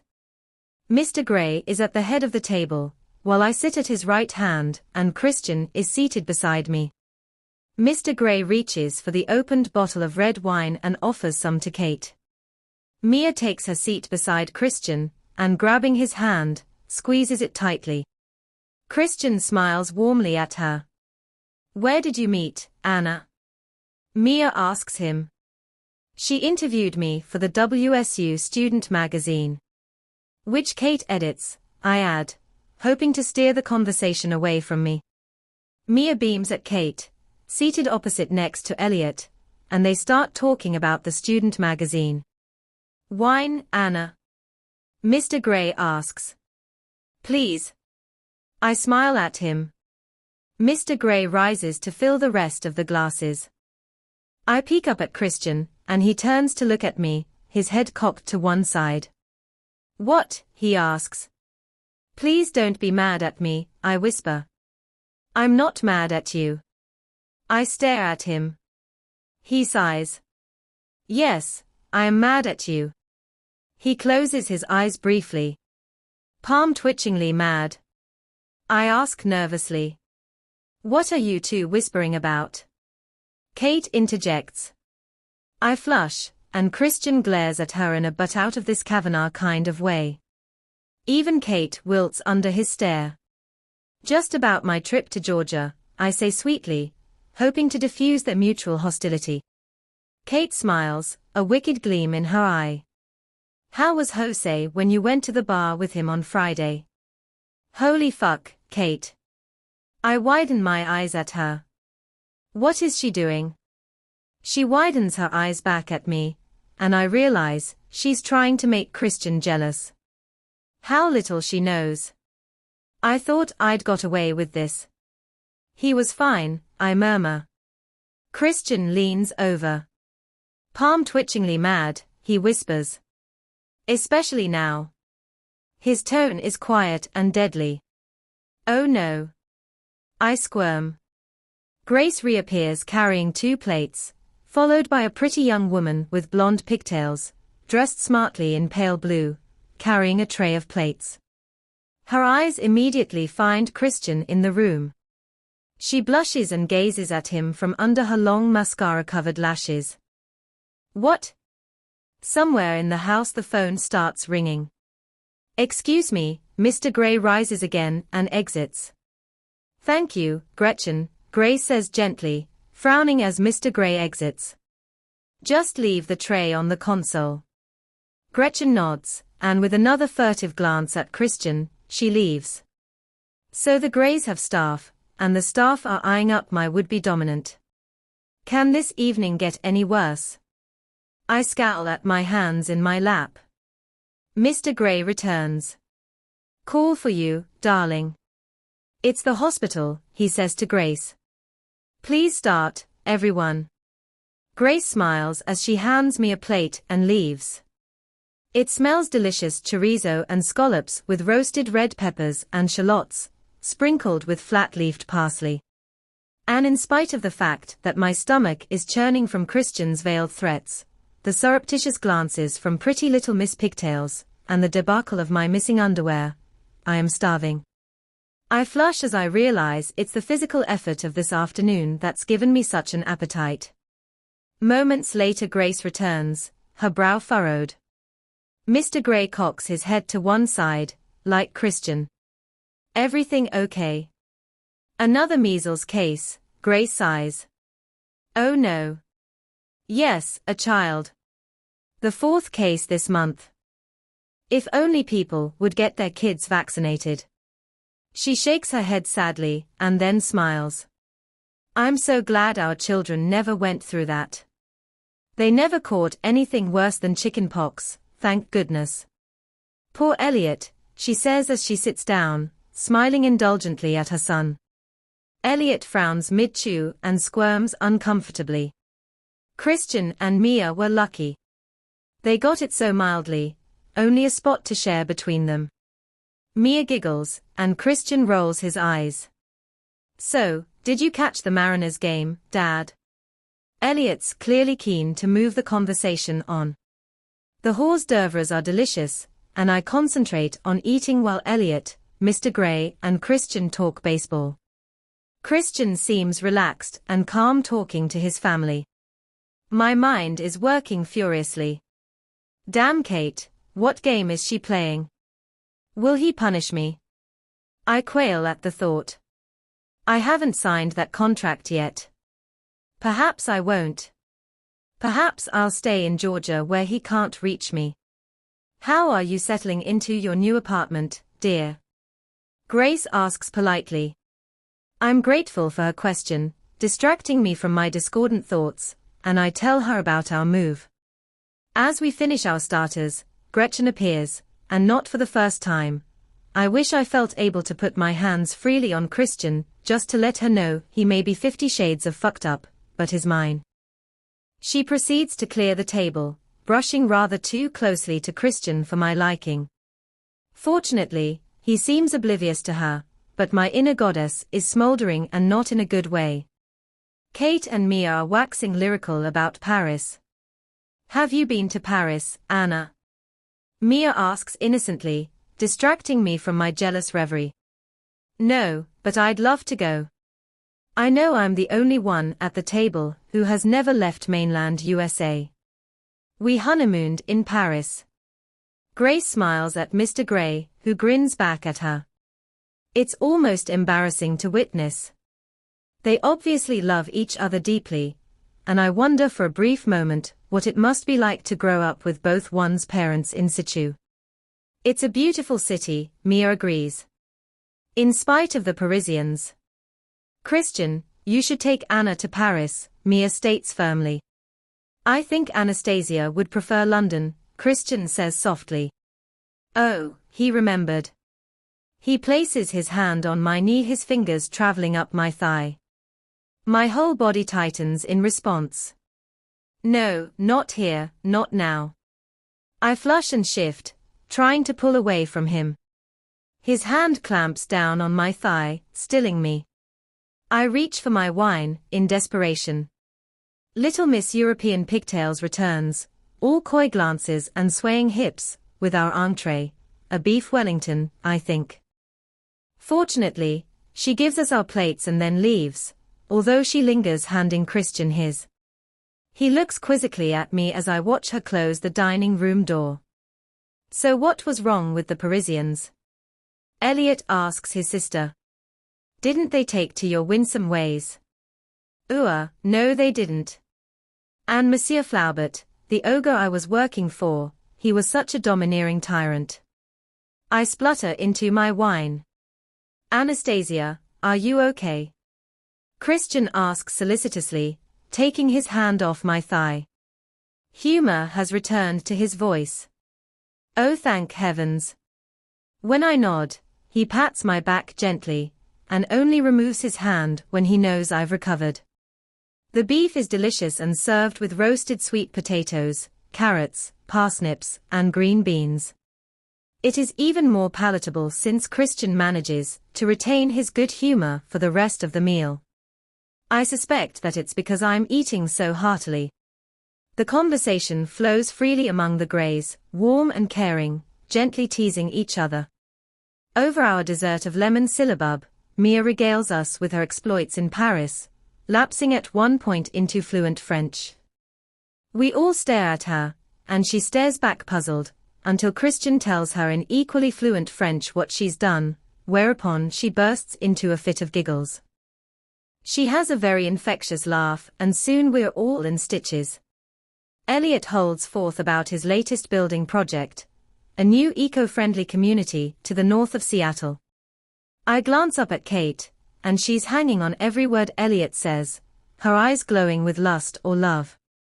I haven't quite worked out which yet. He grins down at her, and it's as if an unspoken promise passes between them. Laters, baby, he's saying, and it's hot, freaking hot. I flush just watching them. I sigh and peek up at 50 Shades. He's so beautiful, I could stare at him forever. He has light stubble over his chin, and my fingers itch to scratch it and feel it against my face, against my breasts, between my thighs. I blush at the direction of my thoughts. He peers down at me and raises his hand to pull at my chin. Don't bite your lip, he murmurs huskily. I want to do that. Grace and Mia clear our dessert glasses and head to the kitchen, while Mr. Gray, Kate, and Elliot discuss the merits of solar panels in Washington state. Christian, feigning interest in their conversation, puts his hand once more on my knee, and his fingers travel up my thigh. My breathing hitches, and I press my thighs together, in a bid to halt his progress. I can see him smirk. Shall I give you a tour of the grounds? He asks me quite openly. I know I'm meant to say yes, but I don't trust him. Before I can answer, however, he's on his feet and holding his hand out to me. I place my hand in his, and I feel all the muscles clench deep in my belly, responding to his dark, hungry grey gaze. "Excuse me," I say to Mr. Grey, and follow Christian out of the dining room. He leads me through the hallway, and into the kitchen where Mia and Grace are stacking the dishwasher. European pigtails is nowhere to be seen. "I'm going to show Anastasia the backyard," Christian says innocently to his mother. She waves us out with a smile as Mia heads back to the dining room. We step out onto a grey flagstone patio area lit by recessed lights in the flagstones. There are shrubs in grey stone tubs and a chic metal table and chairs set up in one corner. Christian walks past those, up some steps, and onto a vast lawn that leads down to the bay. Oh my, it's beautiful. Seattle twinkles on the horizon and the cool, bright May moon etches a sparkling silver path across the water toward a jetty where two boats are moored. Beside the jetty stands a boathouse. It is so picturesque, so peaceful. I stand and gape for a moment. Christian pulls me behind him, and my heels sink into the soft grass. "Stop, please." I am stumbling in his wake. He stops and gazes at me, his expression unfathomable. "My heels. I need to take my shoes off." "Don't bother," he says, and he bends down and scoops me over his shoulder. I squeal loudly with shocked surprise, and he gives me a ringing slap on my behind. "Keep your voice down," he growls. Oh no, this is not good, my subconscious is quaking at the knees. He's mad about something, could be Jose, Georgia, no panties, biting my lip. Geez, he's easy to rile. "Where are we going?" I breathe. "Boathouse," he snaps. I hang on to his hips as I'm tipped upside down, and he strides purposefully in the moonlight across the lawn. "Why?" I sound breathless, bouncing on this shoulder. "I need to be alone with you." "What for?" "Because I'm going to spank and then fuck you." "Why?" I whimper softly. "You know why," he hisses. "I thought you were an in-the-moment guy." I plead breathlessly. "Anastasia, I'm in the moment, trust me." Holy fuck. Christian bursts through the wooden door of the boathouse and pauses to flick on some lights. Fluorescents ping and buzz in sequence as harsh white light floods the large wooden building. From my upside-down view, I can see an impressive motor launch in the dock floating gently on the dark water, but I only get a brief look before he's carrying me up some wooden stairs to the room above. He pauses at the doorway and touches another switched halogens this time. They are softer, on a dimmer, and we're in an attic room with sloping ceilings. It's decorated with a nautical New England theme, navy blues and creams with a dash of red. The furnishings are sparse. Just a couple of couches are all I can see. Christian sets me on my feet on the wooden floor. I don't have time to examine my surroundings, my eyes can't leave him. I am mesmerized, watching him like one would watch a rare and dangerous predator, waiting for him to strike. His breathing is harsh, but then he's just carried me across the lawn and up a flight of stairs. Grey eyes blaze with anger, need, and pure unadulterated lust. Holy shit. I could spontaneously combust from his look alone. "Please don't hit me," I whisper, pleading. His brow furrows, his eyes widening. He blinks twice. "I don't want you to spank me, not here, not now. Please don't." His mouth drops open slightly in surprise, and beyond brave, I tentatively reach up and run my fingers down his cheek, along the edge of his sideburn, to the stubble on his chin. It's a curious mixture of soft and prickly. Slowly closing his eyes, he leans his face into my touch, and his breath hitches in his throat. Reaching up with my other hand, I run my fingers into his hair. I love his hair. His soft moan is barely audible, and when he opens his eyes, his look is wary, like he doesn't understand what I'm doing. Stepping forward so I am flush against him, I pull gently on his hair, bringing his mouth down to mine, and I kiss him, forcing my tongue between his lips and into his mouth. He groans, and his arms embrace me, pulling me to him. His hands find their way into my hair, and he kisses me back, hard and possessive. His tongue and my tongue twist and turn together, consuming each other. He tastes divine. He pulls back suddenly, our collective breathing ragged and mingling. My hands drop to his arms and he glares down at me. "What are you doing to me?" he whispers confused. "Kissing you. You said no." "What? No to what?" "At the dinner table, with your legs." "Oh, that's what this is all about." "But we were at your parents' dining table." I stare up at him, completely bewildered. No one's ever said no to me before. And it's so hot. His eyes widen slightly, filled with wonder and lust. It's a heady mix. I swallow instinctively. His hand moves down to my behind. He pulls me sharply against him, and I can feel his erection. "Oh my. You're mad and turned on because I said no." I breathe, astonished. "I'm mad because you never mentioned Georgia to me. I'm mad because you went drinking with that guy who tried to seduce you when you were drunk, and who left you when you were ill with an almost complete stranger. What kind of friend does that? And I'm mad and aroused because you closed your legs on me." His eyes glitter dangerously, and he's slowly inching up the hem of my dress. "I want you, and I want you now. And if you're not going to let me spank you, which you deserve, I'm going to fuck you on the couch this minute, quickly, for my pleasure, not yours." My dress is now barely covering my naked behind. He moves suddenly so that his hand is cupping my sex, and one of his fingers sinks slowly into me. His other arm holds me firmly in place around my waist. I suppress my moan. "This is mine," he whispers aggressively. "All mine. Do you understand?" He eases his finger in and out as he gazes down at me, gauging my reaction, his eyes burning. "Yes, yours," I breathe as my desire, hot and heavy, surges through my bloodstream, affecting everything. My nerve endings, my breathing, my heart is pounding, trying to leave my chest, the blood thrumming in my ears. Abruptly, he moves, doing several things at once, withdrawing his fingers, leaving me wanting, unzipping his fly, and pushing me down onto the couch so he's lying on top of me. "Hands on your head," he commands through gritted teeth as he kneels up, forcing my legs wider, and reaching into the inside pocket of his jacket.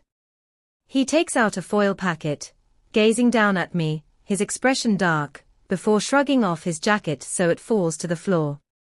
He rolls the condom down over his impressive length. I place my hands on my head, and I know it's so I won't touch him. I'm so turned on. I feel my hips moving already up to meet him, wanting him inside me, like this rough and hard. Oh, the anticipation. We don't have long. This will be quick, and it's for me, not you.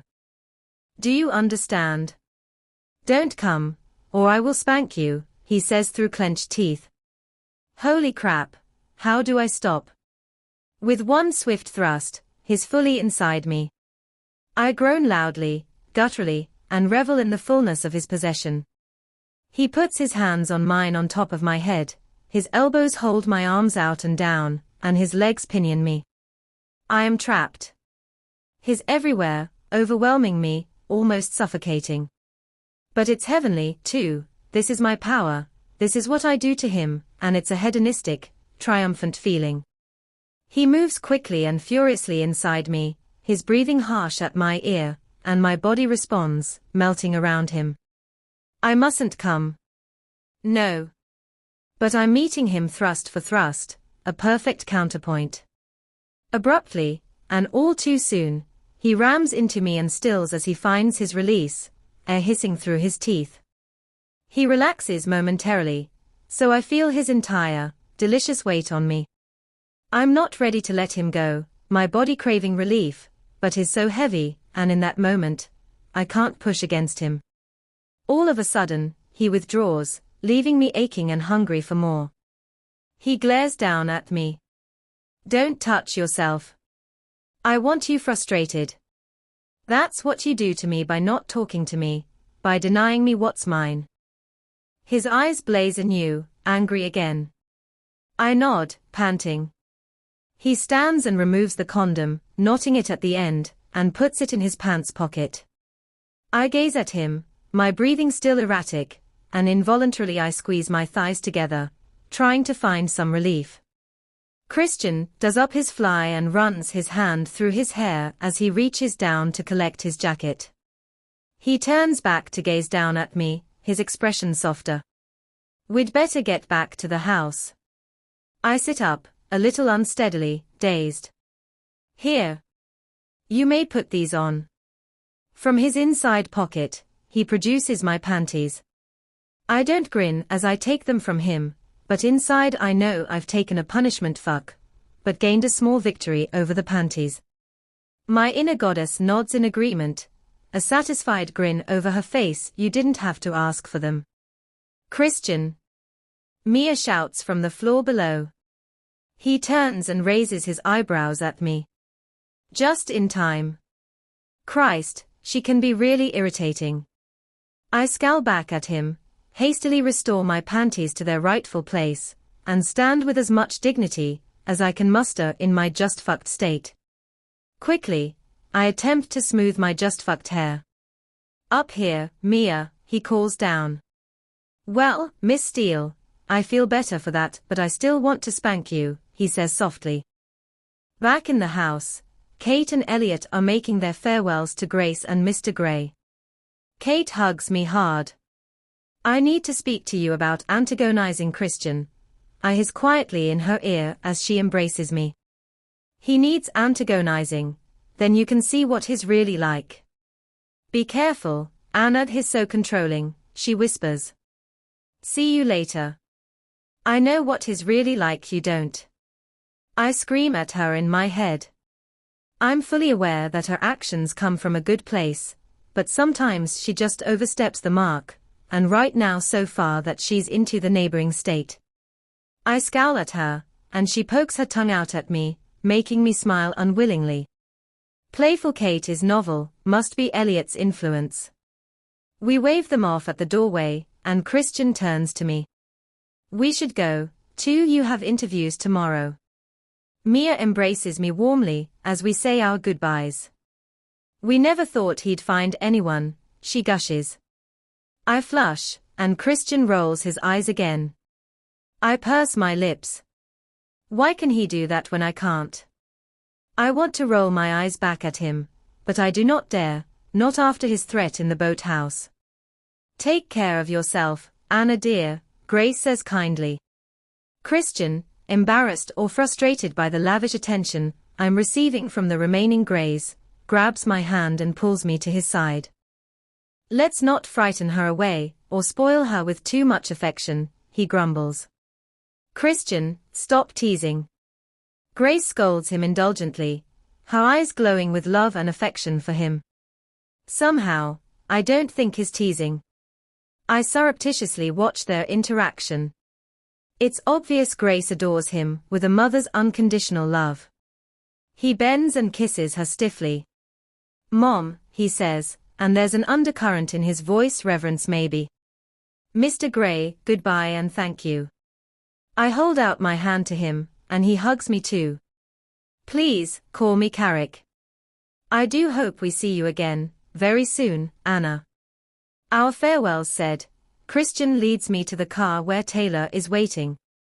Has he been waiting here the whole time? Taylor opens my door, and I slide into the back of the Audi. I feel some of the tension leaving my shoulders. Geez, what a day. I am exhausted, physically and emotionally. After a brief conversation with Taylor, Christian clambers into the car beside me. He turns to face me. Well, it seems my family likes you, too, he murmurs. Too. The depressing thought about how I came to be invited pops unbidden and very unwelcome into my head. Taylor starts the car and heads away from the circle of light in the driveway to the darkness of the road. I gaze at Christian, and he's staring at me. "What?" he asks, his voice quiet. I flounder momentarily. "No, I'll tell him. He's always complaining that I don't talk to him. I think that you felt trapped into bringing me to meet your parents." My voice is soft and hesitant. "If Elliot hadn't asked Kate, you'd never have asked me." I can't see his face in the dark, but he tilts his head, gaping at me. "Anastasia, I'm delighted that you've met my parents. Why are you so filled with self-doubt? It never ceases to amaze me. You're such a strong, self-contained young woman, but you have such negative thoughts about yourself. If I hadn't wanted you to meet them, you wouldn't be here. Is that how you were feeling the whole time you were there?" "Oh. He wanted me there, and it's a revelation." He doesn't seem uncomfortable answering me, as he would if he were hiding the truth. He seems genuinely pleased that I'm here. A warm glow spreads slowly through my veins. He shakes his head and reaches for my hand. I glance nervously at Taylor. "Don't worry about Taylor. Talk to me." I shrug. "Yes. I thought that. And another thing. I only mentioned Georgia because Kate was talking about Barbados. I haven't made up my mind. Do you want to go and see your mother?" "Yes." He looks oddly at me, like he's having some internal struggle. "Can I come with you?" he asks eventually. "What? I don't think that's a good idea." "Why not?" I was hoping for a break from all this intensity to try and think things through. He stares at me. "I'm too intense." I burst out laughing. That's putting it mildly. In the light of the passing street lamps, I see his lips quirk up. "Are you laughing at me, Miss Steele?" "I wouldn't dare, Mr. Gray," I reply with mock seriousness. "I think you dare, and I think you do laugh at me, frequently. You are quite funny." "Funny? Oh yes. Funny peculiar or funny ha-ha?" "Oh, a lot of one and some of the other." "Which way round?" "I'll leave you to figure that out." "I'm not sure if I can figure anything out around you, Anastasia," he says sardonically, and then continues quietly. "What do you need to think about in Georgia?" "Us," I whisper. He stares at me, impassive. "You said you'd try," he murmurs. "I know. Are you having second thoughts?" "Possibly." He shifts as if uncomfortable. "Why?" Holy crap. How did this suddenly become such an intense and meaningful conversation? It's been sprung on me, like an exam that I'm not prepared for. What do I say? Because I think I love you, and you just see me as a toy. Because I can't touch you, because I'm too frightened to show you any affection, in case you flinch, or tell me off, or worse, beat me. What can I say? I stare momentarily out of the window. The car is heading back across the bridge. We are both shrouded in darkness, masking our thoughts and feelings, but we don't need the night for that. "Why, Anastasia?" Christian presses me for an answer. I shrug, trapped. I don't want to lose him. In spite of all his demands, his need to control, his scary vices. I have never felt as alive as I do now. It's a thrill to be sitting here beside him. He's so unpredictable, sexy, smart, and funny. But his moods. Oh, and he wants to hurt me. He says he'll think about my reservations, but it still scares me. I close my eyes. What can I say? Deep down, I would just like more affection, more playful Christian, more love. He squeezes my hand. Talk to me, Anastasia. I don't want to lose you. This last week. He trails off. We're coming near to the end of the bridge, and the road is once more bathed in the neon light of the street lamps, so his face is intermittently in the light and the dark. And it's such a fitting metaphor. This man, whom I once thought of as a romantic hero, a brave shining white knight, or the dark knight as he said. He's not a hero, he's a man with serious, deep emotional flaws, and he's dragging me into the dark. Can I not guide him into the light? I still want more, I whisper. I know, he says. I'll try.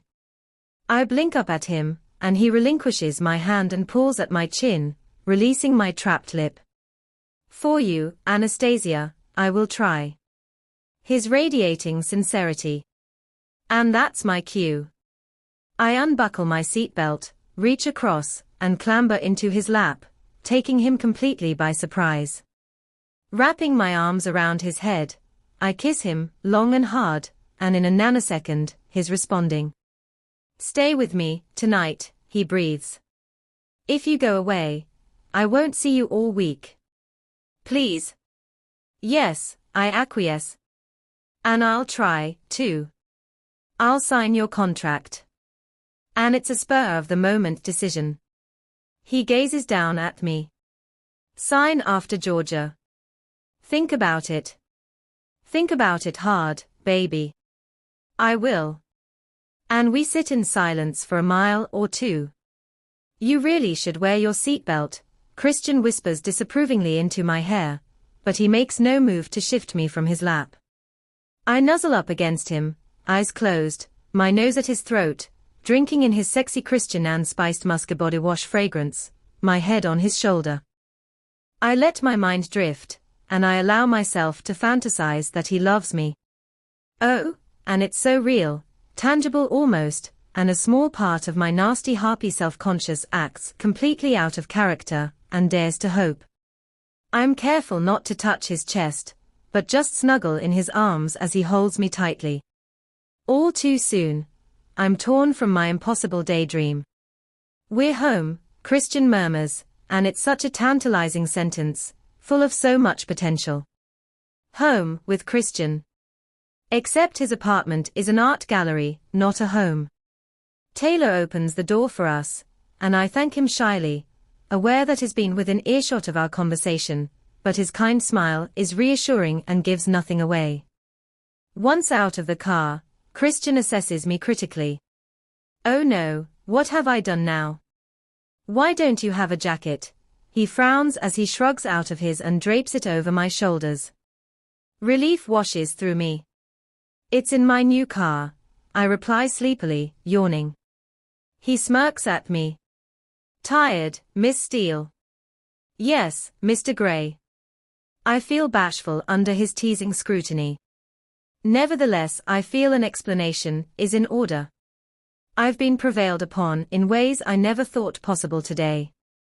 Well, if you're really unlucky, I may prevail upon you some more, he promises as he takes my hand and leads me into the building. Holy shit. Again. I gaze up at him in the elevator. I have assumed he'd like me to sleep with him, and then I remember that he doesn't sleep with anyone, although he has with me a few times. I frown, and abruptly his gaze darkens. He reaches up and grasps my chin, freeing my lip from teeth. One day I will fuck you in this elevator, Anastasia, but right now you're tired, so I think we should stick to a bed. Bending down, he clamps his teeth around my lower lip and pulls gently. I melt against him, and my breathing stops as my insides unfurl with longing. I reciprocate, fastening my teeth over his top lip, teasing him, and he groans. When the elevator doors open, he grabs my hand and tugs me into the foyer, through the double doors, and into the hallway. Do you need a drink or anything? No. Good. Let's go to bed. I raise my eyebrows at him. You're going to settle for plain old vanilla. He cocks his head to one side. Nothing plain or old about vanilla, it's a very intriguing flavor, he breathes. Since when? Since last Saturday. Why?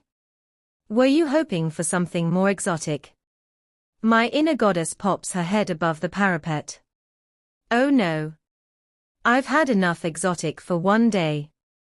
My inner goddess pouts at me, failing miserably to hide her disappointment. Sure. We cater for all tastes here, at least 31 flavors. He grins at me lasciviously. I've noticed, I reply dryly. He shakes his head. Come on, Miss Steele, you have a big day tomorrow. Sooner you're in bed, sooner you'll be fucked, and sooner you can sleep. Mr. Gray, you are a born romantic. Miss Steele, you have a smart mouth. I may have to subdue it some way. Come. He leads me down the hallway into his bedroom and kicks the door closed. Hands in the air, he commands.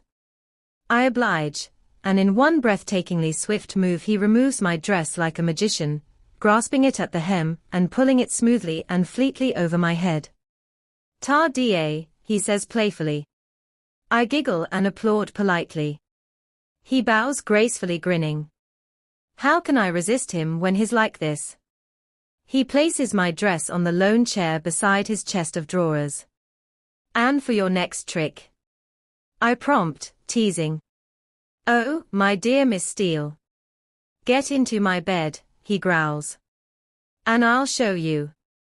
Do you think that for once I should play hard to get? I ask coquettishly. His eyes widen with surprise, and I see a glimmer of excitement. Well, the door's closed. Not sure how you're going to avoid me, he says sardonically. I think it's a done deal. But I'm a good negotiator. So am I. He stares down at me, but as he does, his expression changes, confusion washes over him and the atmosphere in the room shifts abruptly, tensing. Don't you want to fuck? He asks. No, I breathe. Oh? He frowns. Okay, here goes, deep breath. I want you to make love to me. He stills and stares at me blankly. His expression darkens. Oh shit, this doesn't look good. Give him a minute. My subconscious snaps.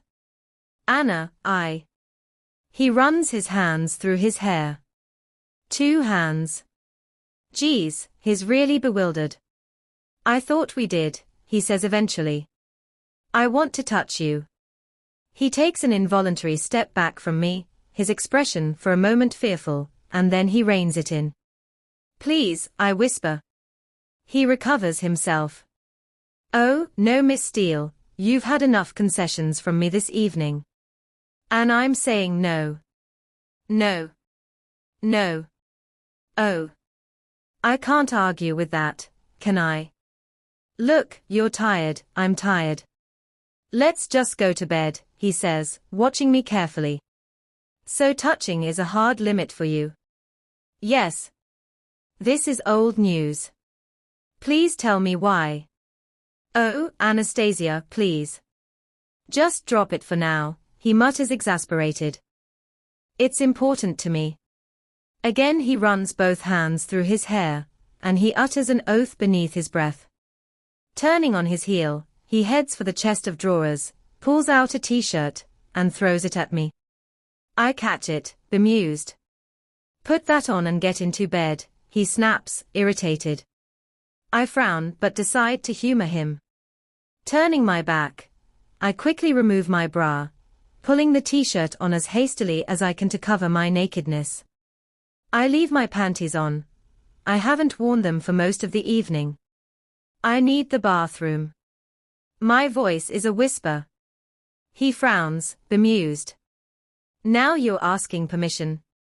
No. Anastasia, you know where the bathroom is. Today, at this point in our strange arrangement, you don't need my permission to use it. He cannot hide his irritation. He shrugs out of his shirt, and I scoot into the bathroom. I stare at myself in the overlarge mirror, shocked that I still look the same. After all that I've done today, it's still the same ordinary girl gaping back at me. What did you expect, that you'd grow horns and a little pointy tail? My subconscious snaps at me. And what the hell are you doing? Touching is his hard limit. Too soon, you idiot.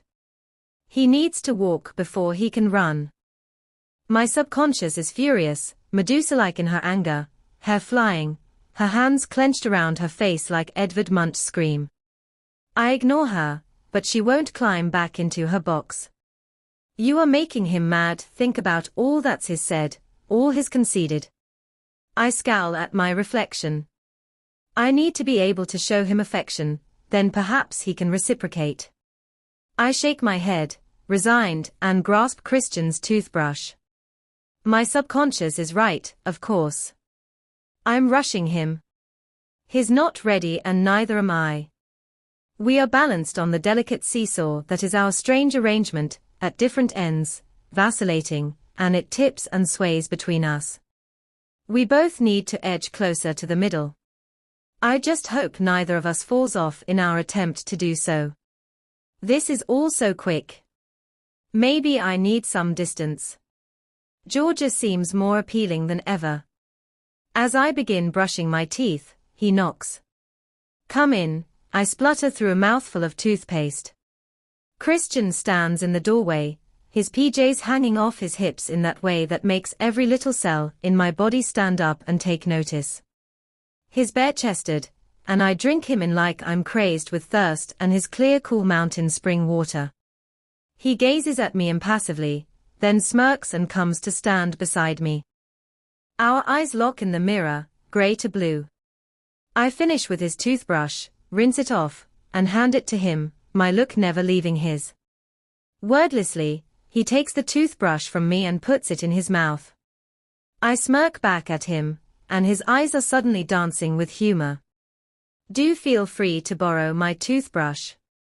His tone is gently mocking. Thank you, sir, I smile sweetly, and I leave, heading back to bed. A few minutes later, he joins me. You know this is not how I saw tonight panning out, he mutters petulantly. Imagine if I said to you that you couldn't touch me. He clambers onto the bed and sits cross-legged. Anastasia, I've told you. 50 Shades. I had a rough start in life, you don't want that shit in your head. Why would you? Because I want to know you better.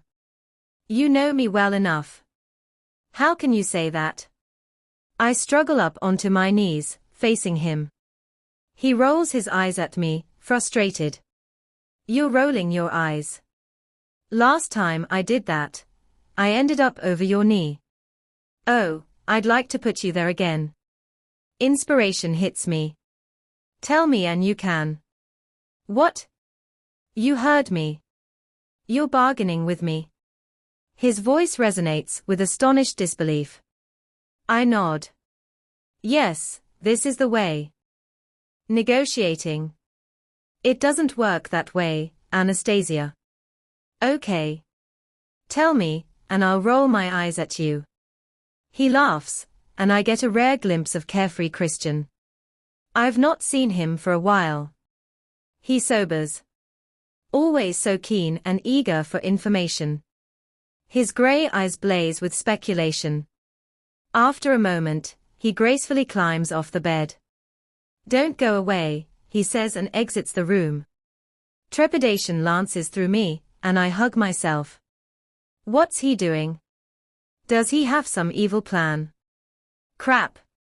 Suppose he returns with a cane, or some weird kinky implement.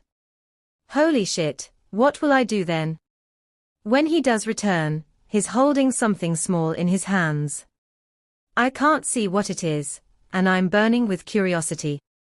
When's your first interview tomorrow? He asks softly. 2. A slow wicked grin spreads across his face. Good. And before my eyes, he subtly changes. He's harder, intractable. Hot. This is dominant Christian. Get off the bed. Stand over here. He points to beside the bed, and I scramble up and off in double quick time. He stares intently down at me, his eyes glittering with promise. Trust me, he asks softly. I nod. He holds out his hand, and in his palm are two round, shiny, silver balls, linked with a thick black thread. "These are new," he says emphatically. I look questioningly up at him. "I am going to put these inside you, and then I'm going to spank you, not for punishment, but for your pleasure and mine." He pauses, gauging my wide-eyed reaction. "Inside me." I gasp, and all the muscles deep in my belly clench. My inner goddess is doing the dance of the 7 veils. "Then we'll fuck, and if you're still awake, I'll impart some information about my formative years." "Agreed?" He's asking my permission.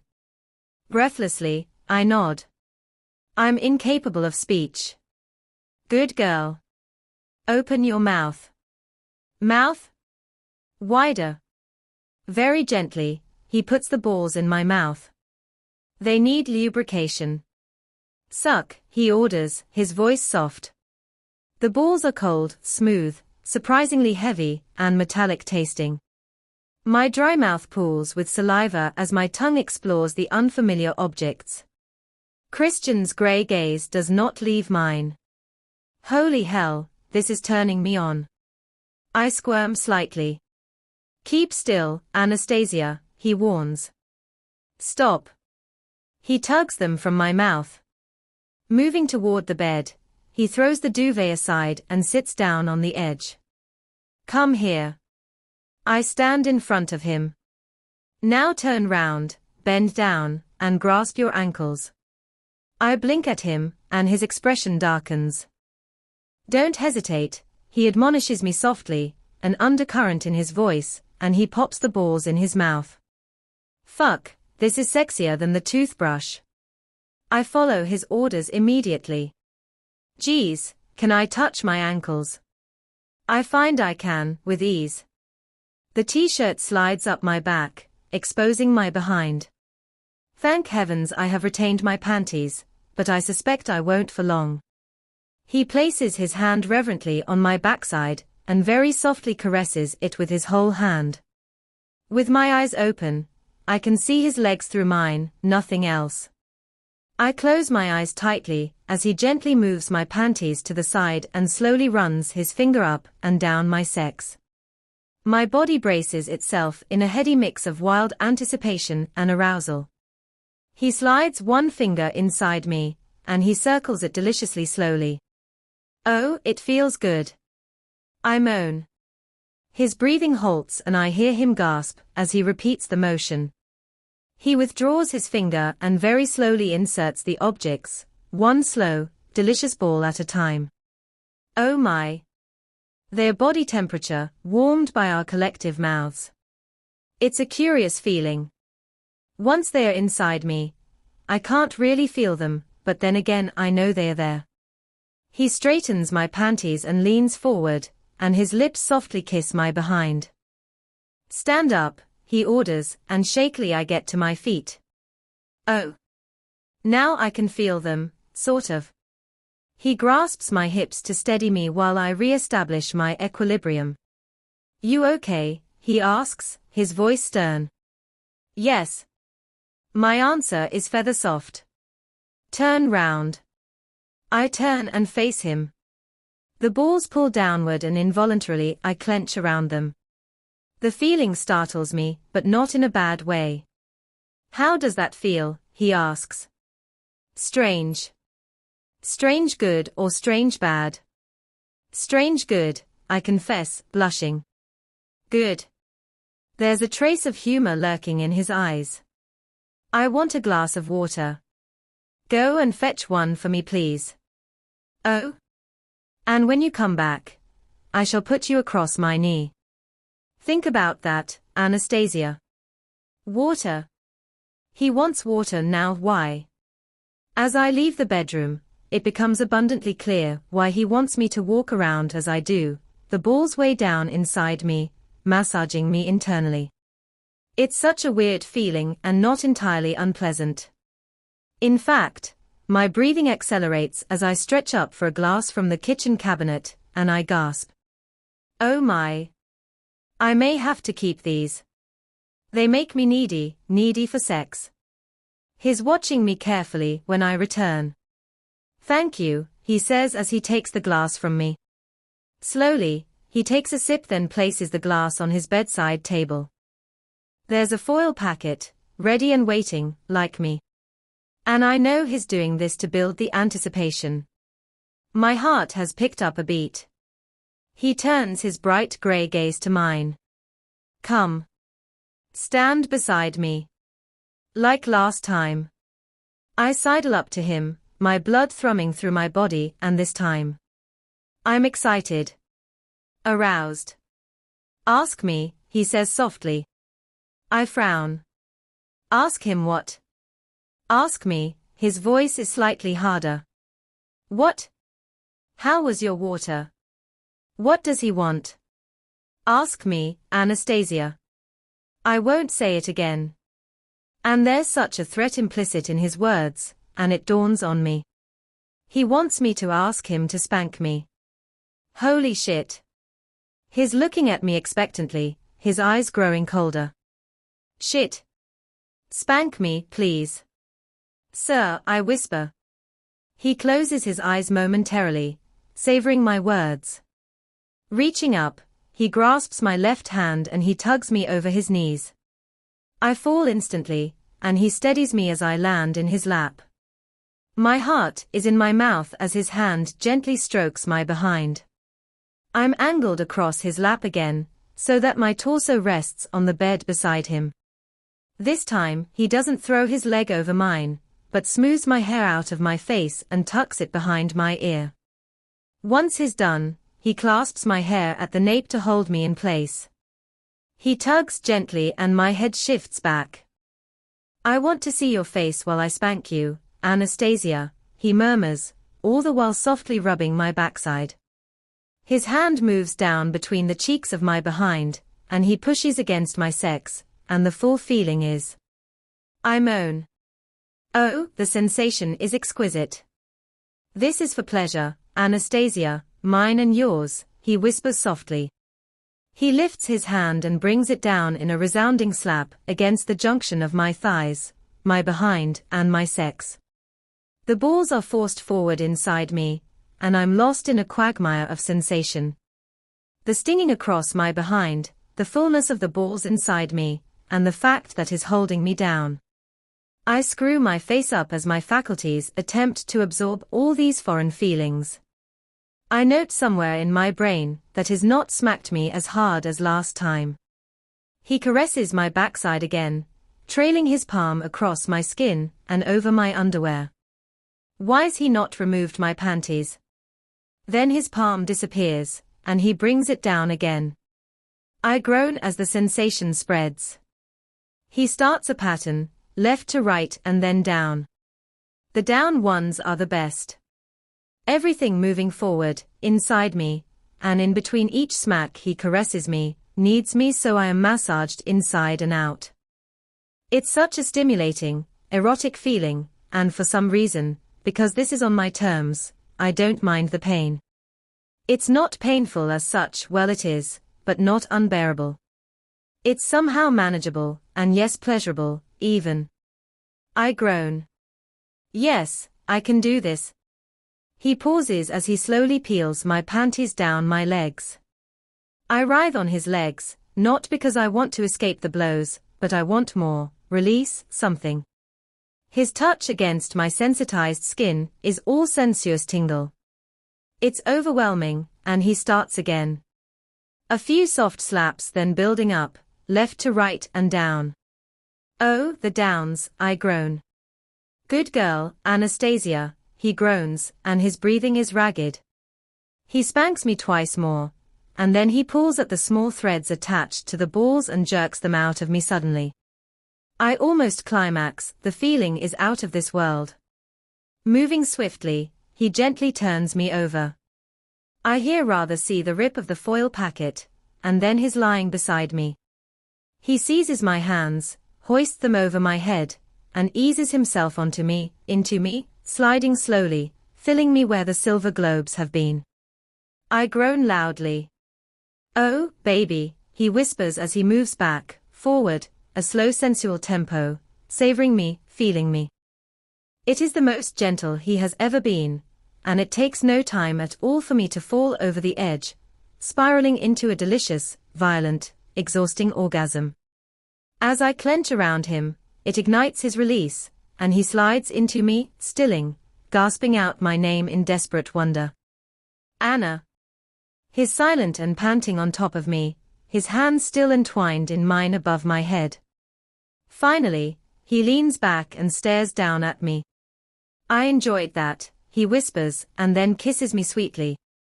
He doesn't linger for more sweet kisses, but rises, covers me with the duvet, and disappears into the bathroom. On his return he's carrying a bottle of white lotion.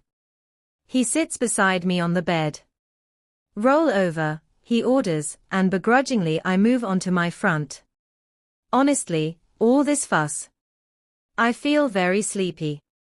Your ass is a glorious color, he says approvingly, and he tenderly massages the cooling lotion into my pink behind. Spill the beans, Gray, I yawn.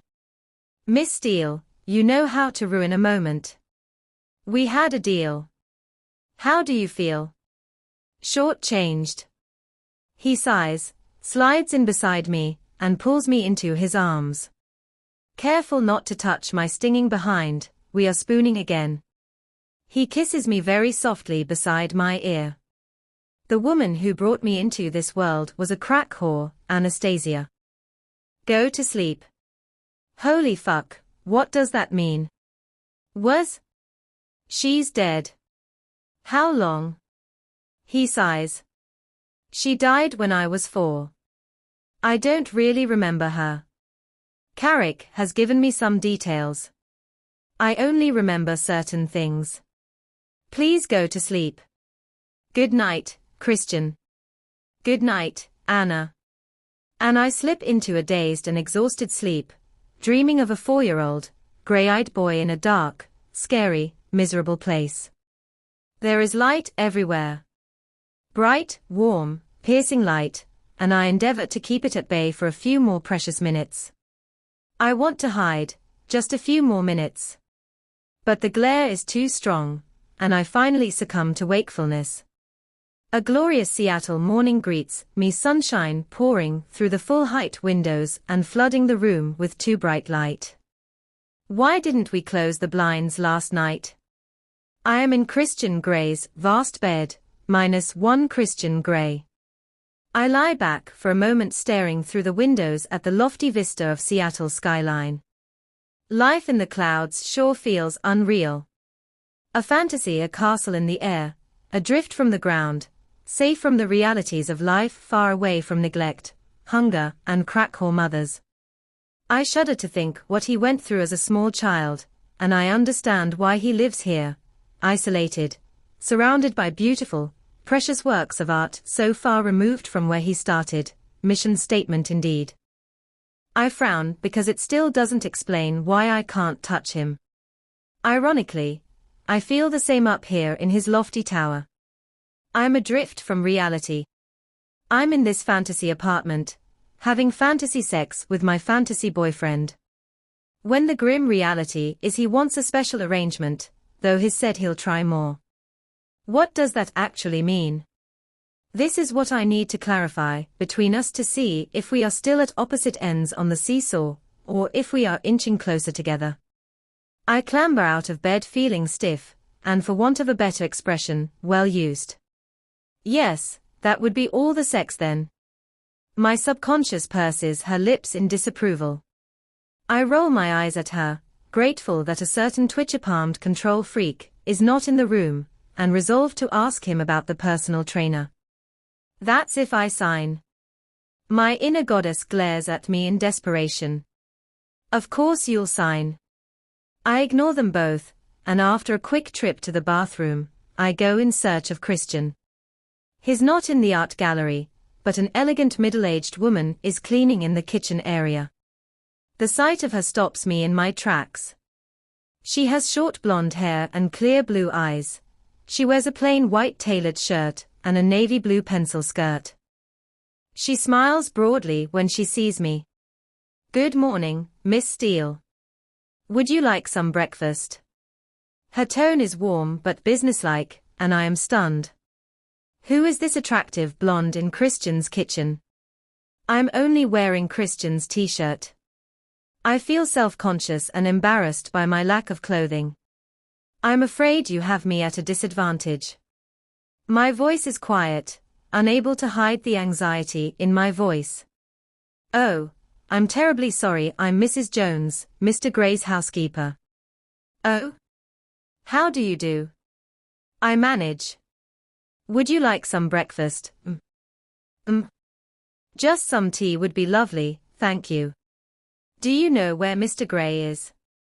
In his study. Thank you. I scuttle off toward the study, mortified. Why does Christian only have attractive blondes working for him? And a nasty thought comes involuntarily into my mind. Are they all ex-subs? I refuse to entertain that hideous idea. I poke my head shyly round the door. He's on the phone, facing the window, in black pants and a white shirt. His hair is still wet from the shower, and I'm completely distracted from my negative thoughts. Unless that company's P&L improves, I'm not interested, Roz. We're not carrying dead weight. I don't need any more lame excuses. Have Marco call me, it's shit or bust time. Yes, tell Barney that the prototype looks good, though I'm not sure about the interface. No, it's just missing something. I want to meet him this afternoon to discuss. In fact, him and his team, we can brainstorm. Okay. Transfer me back to Andrea. He waits, staring out of the window, master of his universe, staring down at the little people below from this castle in the sky. Andrea. Glancing up, he notices me at the door. A slow, sexy smile spreads across his beautiful face, and I'm rendered speechless as my insides melt. He is without a doubt the most beautiful man on the planet, too beautiful for the little people below, too beautiful for me. No, my inner goddess scowls at me, not too beautiful for me. He is sort of mine, for now. The idea sends a thrill through my blood and dispels my irrational self-doubt. He continues his conversation, his eyes never leaving mine. Clear my schedule this morning, but get Bill to call me. I'll be in at 2. I need to talk to Marco this afternoon, that will need at least half an hour. Schedule Barney and his team in after Marco, or maybe tomorrow, and find time for me to see Claude every day this week. Tell him to wait. Oh. No, I don't want publicity for Darfur. Tell Sam to deal with it. No. Which event? That's next Saturday. Hold on. When will you be back from Georgia? He asks. Friday. He resumes his phone conversation. I'll need an extra ticket, because I have a date. Yes, Andrea, that's what I said, a date. Miss Anastasia Steele will accompany me. That's all. He hangs up. Good morning, Miss Steele. Mr. Gray, I smile shyly. He walks around his desk with his usual grace and stands in front of me. He smells so good, clean and freshly laundered, so Christian. He gently strokes my cheek with the back of his fingers. I didn't want to wake you, you looked so peaceful. Did you sleep well? I am very well rested, thank you. I just came to say hi before I had a shower. I gaze up at him, drinking him in. He leans down and gently kisses me, and I can't help myself. I throw my arms around his neck and my fingers twist in his still damp hair. Pushing my body flush against his, I kiss him back. I want him. My attack takes him by surprise, but after a beat, he responds, a low groan in his throat. His hands slip into my hair and down my back to cup my naked behind, his tongue exploring my mouth. He pulls back, his eyes hooded. Well, sleep seems to agree with you, he murmurs. I suggest you go and have your shower, or I shall lay you across my desk now. I choose the desk, I whisper recklessly as desire sweeps like adrenaline through my system, waking everything in its path. He stares bewildered down at me for a millisecond. You've really got a taste for this, haven't you, Miss Steele? You're becoming insatiable, he murmurs. I've only got a taste for you, I whisper. His eyes widen and darken while his hands knead my naked backside. Damn right, only me, he growls, and suddenly with one fluid movement, he clears all the plans and papers off his desk so that they scatter on the floor, sweeps me up in his arms, and lays me down across the short end of his desk so that my head is almost off the edge. You want it, you got it, baby, he mutters, producing a foil packet from his pants pocket while he unzips his pants. Oh, Mr. Boy Scout. He rolls the condom over his erection and gazes down at me. I sure hope you're ready, he breathes, a salacious smile across his face. And in a moment, he's filling me, holding my wrists tightly by my side, and thrusting into me deeply. I groan, oh yes. Christ, Anna. You're so ready, he whispers in veneration. Wrapping my legs around his waist, I hold him the only way I can as he stays standing, staring down at me, grey eyes glowing, passionate and possessive. He starts to move, really move. This is not making love, this is fucking and I love it. I groan. It's so raw, so carnal, making me so wanton. I revel in his possession, his lust slaking mine. He moves with ease, luxuriating in me, enjoying me, his lips slightly parted as his breathing increases. He twists his hips from side to side, and the feeling is exquisite. Oh my. I close my eyes, feeling the build-up, that delicious, slow, step-climbing build. Pushing me higher, higher to the castle in the air. Oh yes, his stroke increases fractionally. I moan loudly. I am all sensation, all him, enjoying every thrust, every push that fills me. And he picks up the pace, thrusting faster, harder, and my whole body is moving to his rhythm, and I can feel my legs stiffening, and my insides quivering and quickening. Come on, baby, give it up for me, he cajoles through gritted teeth, and the fervent need in his voice, the strain sends me over the edge. I cry out a wordless, passionate plea as I touch the sun and burn, falling around him, falling down, back to a breathless, bright summit on earth. He slams into me and stops abruptly, as he reaches his climax, pulling at my wrists, and sinking gracefully and wordlessly onto me. Wow! That was unexpected. I slowly materialize back on earth. What the hell are you doing to me? He breathes as he nuzzles my neck. You completely beguile me, Anna. You weave some powerful magic. He releases my wrists, and I run my fingers through his hair, coming down from my high. I tighten my legs around him. I'm the one beguiled, I whisper. He looks up, gazing at me, his expression is disconcerted, alarmed even. Placing his hands on either side of my face, he holds my head in place.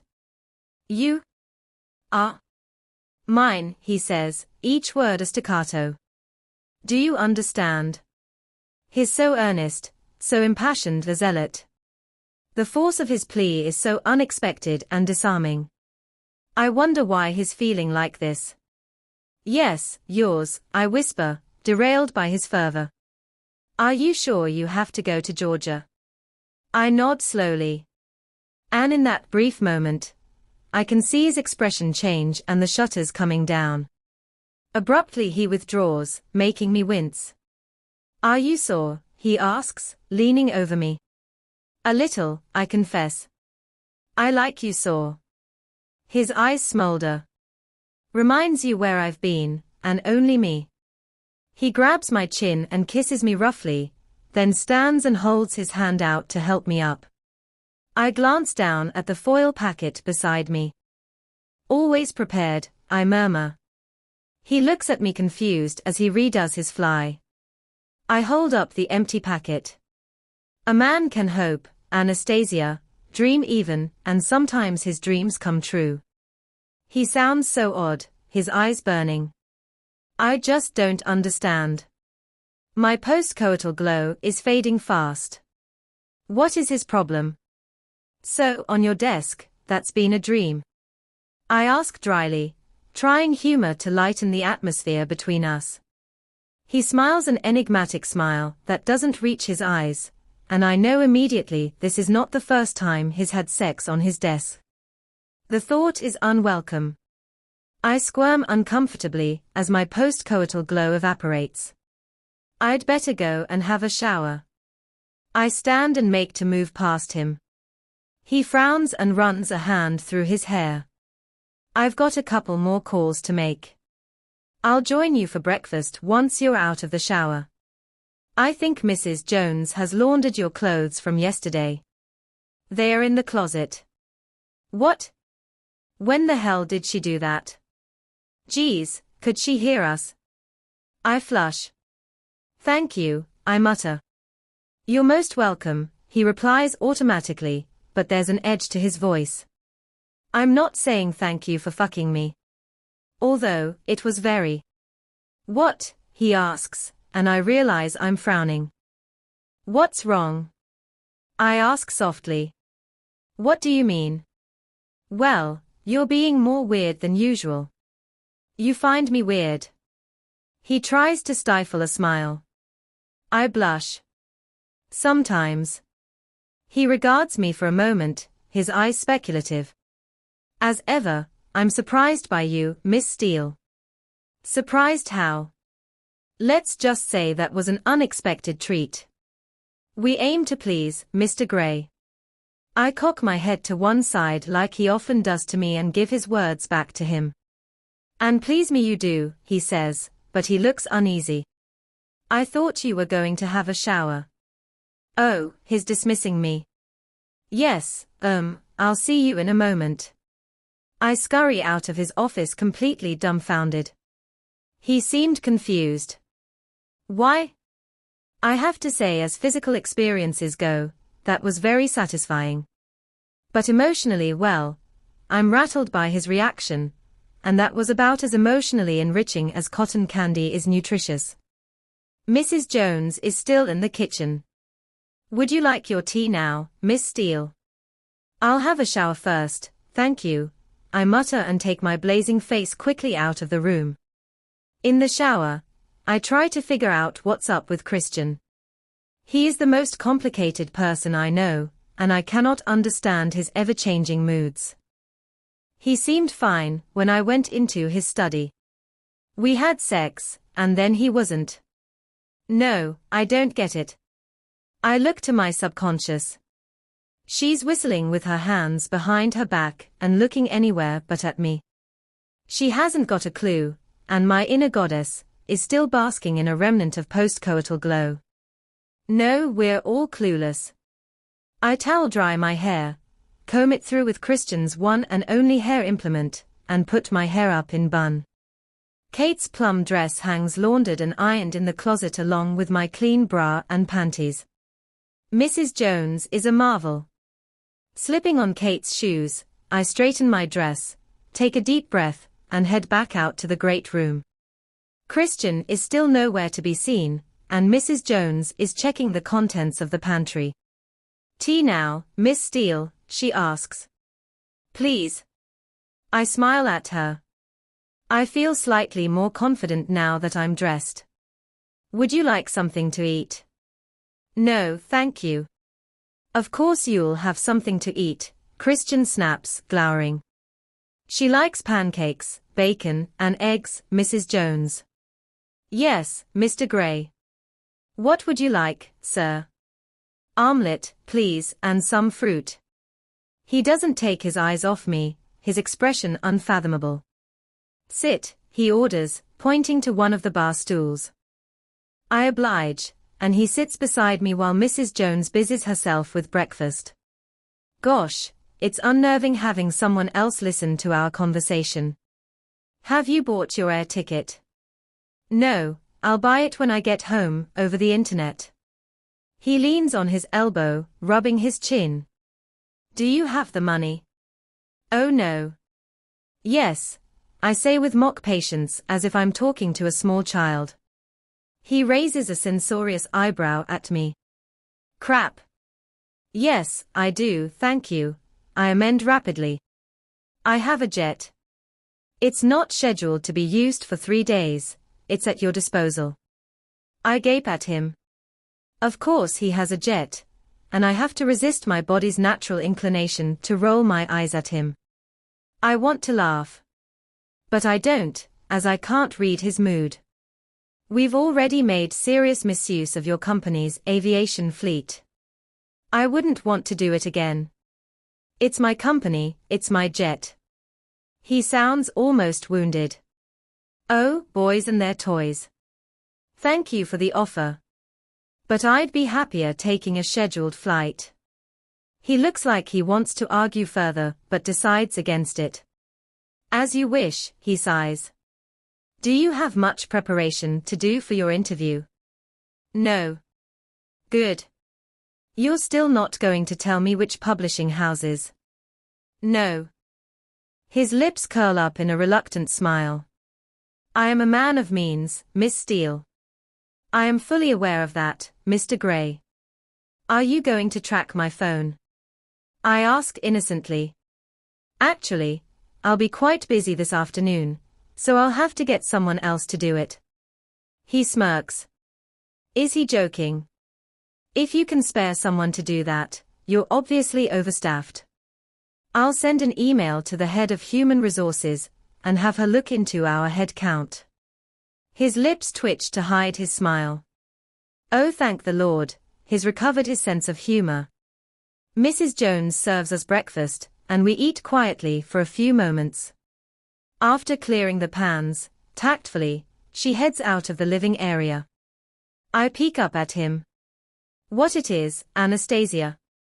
You know, you never did tell me why you don't like to be touched. He blanches, and his reaction makes me feel guilty for asking. I've told you more than I've ever told anybody. His voice is quiet as he gazes at me impassively. And it's clear to me that he's never confided in anyone. Doesn't he have any close friends? Perhaps he told Mrs. Robinson. I want to ask him, but I can't pry that invasively. I shake my head at the realization. He really is an island. Will you think about our arrangement while you're away? He asks. Yes. Will you miss me? I gaze at him, surprised by his question. Yes, I answer honestly. How could he mean so much to me in such a short time? He's got right under my skin, literally. He smiles and his eyes light up. I'll miss you, too. More than you know, he breathes. My heart warms at his words. He really is trying hard. He gently strokes my cheek, bends down, and kisses me softly. It is late afternoon, and I sit nervous and fidgeting in the lobby waiting for Mr. J. Hyde of Seattle Independent Publishing. This is my second interview today, and the one I'm most anxious about. My first interview went well, but it was for a larger conglomerate with offices based throughout the US, and I would be one of many editorial assistants there. I can imagine being swallowed up and spat out pretty quickly in such a corporate machine. SIP is where I want to be. It's small and unconventional, championing local authors, and has an interesting and quirky roster of clients. My surroundings are sparse, but I think it's a design statement rather than frugality. I am seated on one of 2 dark green Chesterfield couches, made of leather, not unlike the couch that Christian has in his playroom. I stroke the leather appreciatively, and wonder idly what Christian does on that couch. My mind wanders as I think of the possibilities. No, I must not go there now. I flush at my wayward and inappropriate thoughts. The receptionist is a young African-American woman with large silver earrings and long straightened hair. She has a bohemian look about her, the sort of woman I could be friendly with. The thought is comforting. Every few moments she glances at me, away from her computer, and smiles reassuringly. I tentatively return her smile. My flight is booked, my mother is in seventh heaven that I am visiting, I am packed, and Kate has agreed to drive me to the airport. Christian has ordered me to take my BlackBerry and the Mac. I roll my eyes at the memory of his overbearing bossiness, but I realize now that's just the way he is.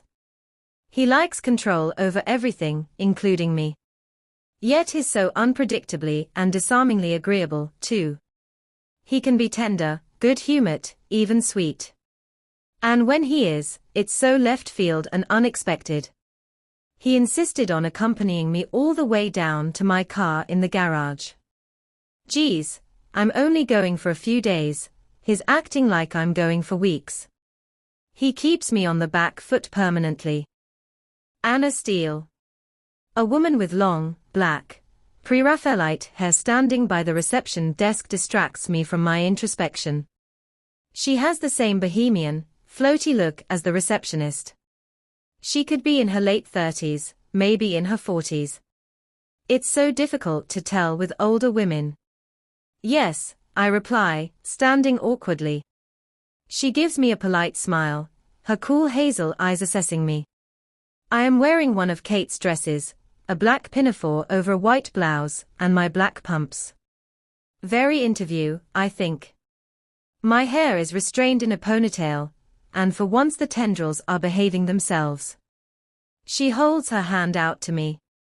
Hello, Anna, my name's Elizabeth Morgan. I'm head of human resources here at SIP. How do you do? I shake her hand. She looks very casual to be the head of HR, please follow me. We go through the double doors behind the reception area into a large brightly decorated open-plan office, and from there head into a small meeting room. The walls are pale green, lined with pictures of book covers. At the head of the maple conference table sits a young man, with red hair tied in a ponytail. Small, silver, hooped earrings glint in both his ears. He wears a pale blue shirt, no tie, and grey flannel trousers. As I approach him, he stands and gazes at me with fathomless dark blue eyes. Anna Steele, I'm Jack Hyde, the commissioning editor here at SIP, and I'm very pleased to meet you. We shake hands, and his dark expression is unreadable, though friendly enough, I think. Have you traveled far? He asks pleasantly. No, I've recently moved to the Pike Street Market area. Oh, not far at all then. Please take a seat. I sit, and Elizabeth takes a seat beside him. So why would you like to intern for us at SIP, Anna? He asks. He says my name softly and cocks his head to one side, like someone I know. It's unnerving. Doing my best to ignore the irrational wariness he inspires, I launch into my carefully prepared speech, conscious that a rosy flush is spreading across my cheeks. I look at both of them, remembering the Catherine Kavanagh successful interviewing technique lecture, maintain eye contact, Anna. Boy, that woman can be bossy, too, sometimes. Jack and Elizabeth both listen attentively. You have a very impressive GPA. What extracurricular activities did you indulge in at WSU? Indulge. I blink at him. What an odd choice of word. I launch into details of my librarianship at the campus central library, and my one experience of interviewing an obscenely rich despot for the student magazine. I gloss over the part that I didn't actually write the article. I mention the 2 literary societies that I belong to and conclude with working at Clayton's and all the useless knowledge I now possess about hardware and DIY. They both laugh, which is the response I'd hoped for. Slowly, I relax and begin to enjoy myself. Jack Hyde asks sharp, intelligent questions, but I'm not thrown. I keep up, and when we discuss my reading preferences and my favorite books, I think I hold my own. Jack, on the other hand, appears to only favor American literature written after 1950. Nothing else. No classics, not even Henry James or Upton Sinclair or F. Scott Fitzgerald. Elizabeth says nothing, just nods occasionally and takes notes. Jack, though argumentative, is charming in his way, and my initial wariness dissipates the longer we talk. And where do you see yourself in 5 years' time, he asks. With Christian Grey, the thought comes involuntarily into my head. My errant mind makes me frown. Copy editing, perhaps. Maybe a literary agent, I'm not sure. I am open to opportunities. He grins. Very good, Anna. I don't have any further questions. Do you? He directs his question at me. When would you like someone to start? I ask. As soon as possible, Elizabeth pipes up. When could you start? I'm available from next week. That's good to know, Jack says. If that's all anyone has to say, Elizabeth glances at the two of us. I think that concludes the interview. She smiles kindly. It's been a pleasure to meet you, Anna, Jack says softly as he takes my hand. He squeezes it gently, so that I blink up at him as I say goodbye. I feel unsettled as I make my way to my car, though I'm not sure why. I think the interview went well, but it's so hard to say. Interviews seem such artificial situations, everyone on their best behavior trying desperately to hide behind a professional facade. Did my face fit? I shall have to wait and see. I climb into my Audi A3 and head back to the apartment, though I take my time. I'm on the red-eye with a stopover in Atlanta, but my flight doesn't leave until 10:25 this evening, so I have plenty of time. Kate is unpacking boxes in the kitchen when I return. How did they go? She asks, excited. Only Kate can look gorgeous in an oversized shirt, tattered jeans, and a dark blue bandana. Good, thanks, Kate. Not sure this outfit was cool enough for the second interview. Oh? Boho chic might have done it. Kate raises an eyebrow. You and boho chic. She cocks her head to one side. Gar. Why is everyone reminding me of my favorite 50 Shades? Actually, Anna, you're one of the few people who could really pull that look off. I grin. I really liked the second place. I think I could fit in there. The guy who interviewed me was unnerving though. I trail off. Shit, I'm talking to Foghorn Kavanagh here. Shut up, Anna. Oh? The Catherine Kavanagh radar for an interesting tidbit of information swoops into action, a tidbit that will only resurface at some inopportune and embarrassing moment, which reminds me. Incidentally, will you please stop winding Christian up? Your comment about Jose at dinner yesterday was out of line. He's a jealous guy. It doesn't do any good, you know. Look, if he wasn't Elliot's brother I'd have said a lot worse. He's a real control freak. I don't know how you stand it. I was trying to make him jealous, give him a little help with his commitment issues. She holds her hands up defensively. But if you don't want me to interfere, I won't, she says hastily at my scowl. Good.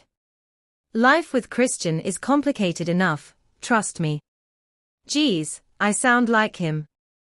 Anna, she pauses staring at me. You're okay, aren't you? You're not running to your mother's to escape. I flush. No, Kate. It was you who said I needed a break. She closes the distance between us and takes my hands, the most you and Kate thing to do. Oh no, tears threaten. You're just, I don't know, different. I hope you're okay, and whatever issues you're having with Mr. Moneybags, you can talk to me. And I will try not to wind him up, though frankly it's like shooting fish in a barrel with him. Look, Anna, if something's wrong, you will tell me, I won't judge. I'll try to understand. I blink back tears. Oh, Kate. I hug her. I think I've really fallen for him. Anna, anyone can see that. And he's fallen for you. He's mad about you. Won't take his eyes off you. I laugh uncertainly. Do you think so? Hasn't he told you? Not in so many words. Have you told him? Not in so many words. I shrug apologetically. Anna. Someone has to make the first move, otherwise you'll never get anywhere. What? Tell him how I feel. I'm just afraid I'll frighten him away. And how do you know he's not feeling the same? Christian, afraid. I can't imagine him being frightened of anything. But as I say the words, I imagine him as a small child. Maybe fear was all he knew then. Sorrow grips and squeezes my heart at the thought. Kate gazes at me with pursed lips and narrowed eyes, rather like my subconscious. All she needs is the half-moon specs. You two need to sit down and talk to each other. We haven't been doing much talking lately. I flush. Other stuff. Non-verbal communication, and that's okay. Well, much more than okay. She grins. That'll be the sexing. If that's going well, then that's half the battle, Anna. I'll grab some Chinese takeout. Are you ready to go? I will be. We don't have to leave for a couple of hours or so. No, I'll see you in 20. She grabs her jacket and leaves, forgetting to close the door. I shut it behind her and head off to my bedroom mulling over her words. Is Christian afraid of his feelings for me? Does he even have feelings for me? He seems very keen, says I'm his, but that's just part of his I must own and have everything now control freak dominant self, surely. I realize that while I'm away, I will have to run through all our conversations again, and see if I can pick out telltale signs. I'll miss you, too, more than you know. You've completely beguiled me. I shake my head. I don't want to think about it now. I am charging the BlackBerry, so I haven't had it with me all afternoon. I approach it with caution, and I'm disappointed that there are no messages. I switch on the mean machine, and there are no messages there either. Same email address. Anna. My subconscious rolls her eyes at me, and for the first time, I understand why Christian wants to spank me when I do that. Okay. Well, I'll write him an email. From Anastasia Steele. Subject, interviews date, May 30, 2011, 18:49 to Christian Grey. Dear Sir, my interviews went well today. Thought YOU might be interested. How was our day? Anna. I sit and glare at the screen. Christian's responses are usually instantaneous. I wait, and finally I hear the welcome ping from my inbox. From Christian Grey. Subject, my day. Date, May 30, 2011, 19:03 to Anastasia Steele. Dear Miss Steele, everything you do interests me. You are the most fascinating woman I know. I'm glad our interviews went well. My morning was beyond all expectations. My afternoon was very dull in comparison. Christian Grey, CEO, Grey Enterprises Holdings Incorporated.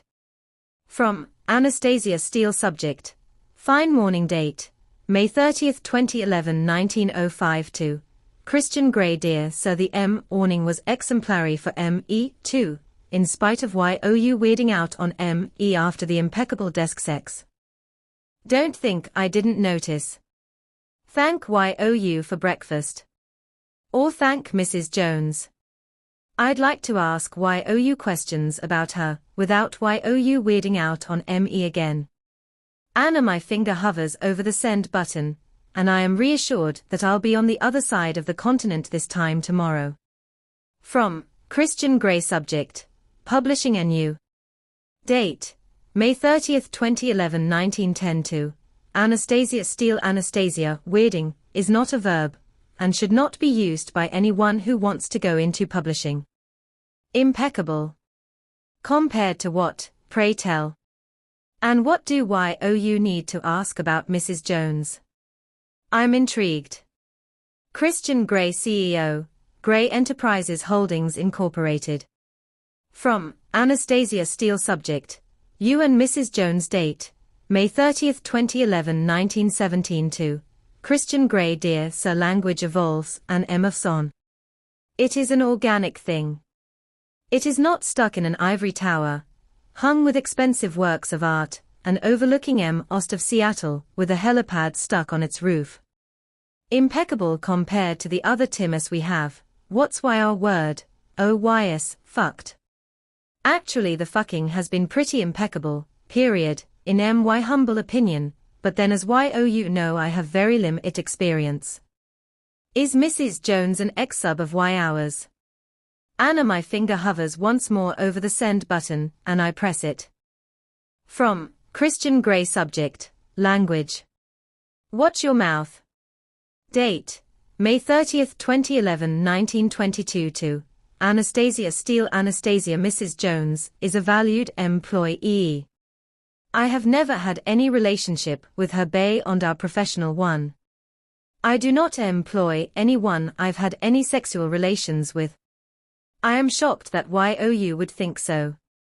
The only person I would make an exception to this rule is you, because you are a bright young woman with remarkable negotiating skills.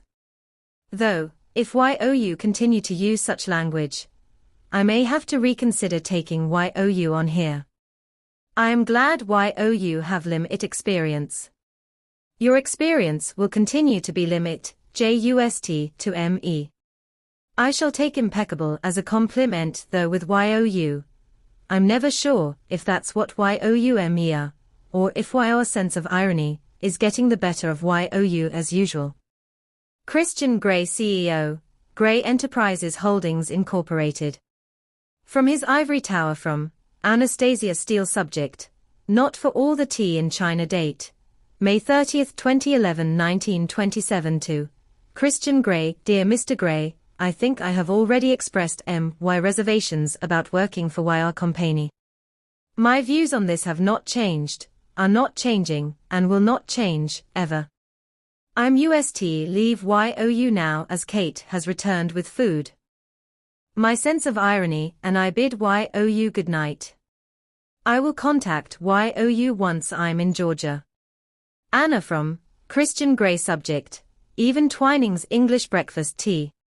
Date, May 30, 2011 1929 to Anastasia Steele. Good night, Anastasia. I hope you and our sense of irony have a safe flight. Christian Grey, CEO, Grey Enterprises Holdings Incorporated. Kate and I pull up outside the drop-off area at SeaTac Airport Terminal. Leaning across, she hugs me. Enjoy Barbados, Kate. Have a wonderful holiday. I'll see you when I get back. Don't let old moneybags grind you down. I won't. We hug again, and then I'm on my own. I head over to check-in and stand in line, waiting with my carry-on luggage. I haven't bothered with a suitcase, just a smart rucksack that Ray gave me for my last birthday. Ticket please. The bored young man behind the desk holds up his hand without looking at me. Mirroring his boredom, I hand over my ticket and my driver's license as ID. I am hoping for a window seat if at all possible. Okay, Miss Steele. You've been upgraded to first class. What? If you'd like to go through to the first class lounge and await your flight there. He seems to have woken up and is beaming at me like I'm the Christmas fairy and the Easter bunny rolled into one. Surely there's some mistake. No. He checks his computer screen again. Anastasia Steele upgrade. He simpers at me. Ooh. I narrow my eyes. He hands me my boarding pass, and I head towards the first-class lounge muttering under my breath. Damn Christian Grey, interfering control freak, he just can't leave well enough alone. I am manicured, massaged, and I've had 2 glasses of champagne. The first-class lounge has many redeeming features. With each sip of Moet, I feel slightly more inclined to forgive Christian and his intervention. I open up my MacBook, hoping to test the theory that it works anywhere on the planet. From Anastasia Steele. Subject: Over extravagant gestures. Date: May 30, 2011, 21:53 to Christian Grey. Dear Mr. Grey, what really alarms me is how you knew which flight I was on. Your stalking knows no bounds. Let's hope that Dr. Fly NN is back from vacation. I have had a manicure, a back massage, and 2 glasses of champagne, a very nice start to my vacation. Thank you. Anna. From Christian Grey. Subject: You're most welcome. Date: May 30, 2011, 21:59 to Anastasia Steele. Dear Miss Steele, Dr. Fly NN is back, and I have an appointment this week. Who was massaging our back? Christian Grey, CEO with friends in the right places. Grey Enterprises Holdings Incorporated. Aha. Payback time. Our flight has been called, so I shall email him from the plane. It will be safer. I almost hug myself with mischievous glee. There is so much room in first class. Champagne cocktail in hand, I settle myself into the sumptuous leather window seat as the cabin slowly fills. I call Ray to tell him where I am. A mercifully brief call, as it's so late for him.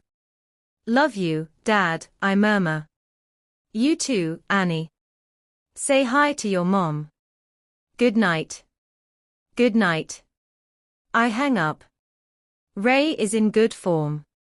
I stare at my Mac and with the same childish glee building, I open my laptop and log into the email program. From Anastasia Steele. Subject: ECT. Strong able hands. Date: May 30, 2011, 22:22 to Christian Grey. Dear Sir, a very pleasant young and massaged my back. Yes. Very pleasant indeed. I wouldn't have encountered John Paul in the ordinary departure lounge, so thank you again for that treat.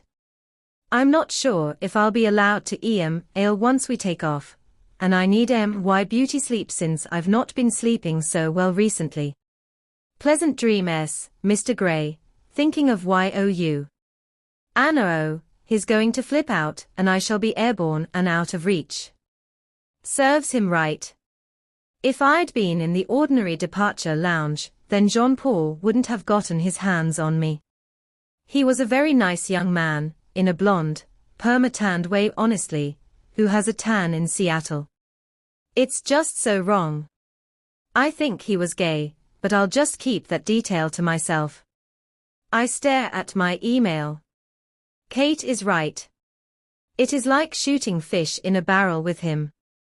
My subconscious stares at me with an ugly twist to her mouth. Do you really want to wind him up? What he's done is sweet, you know.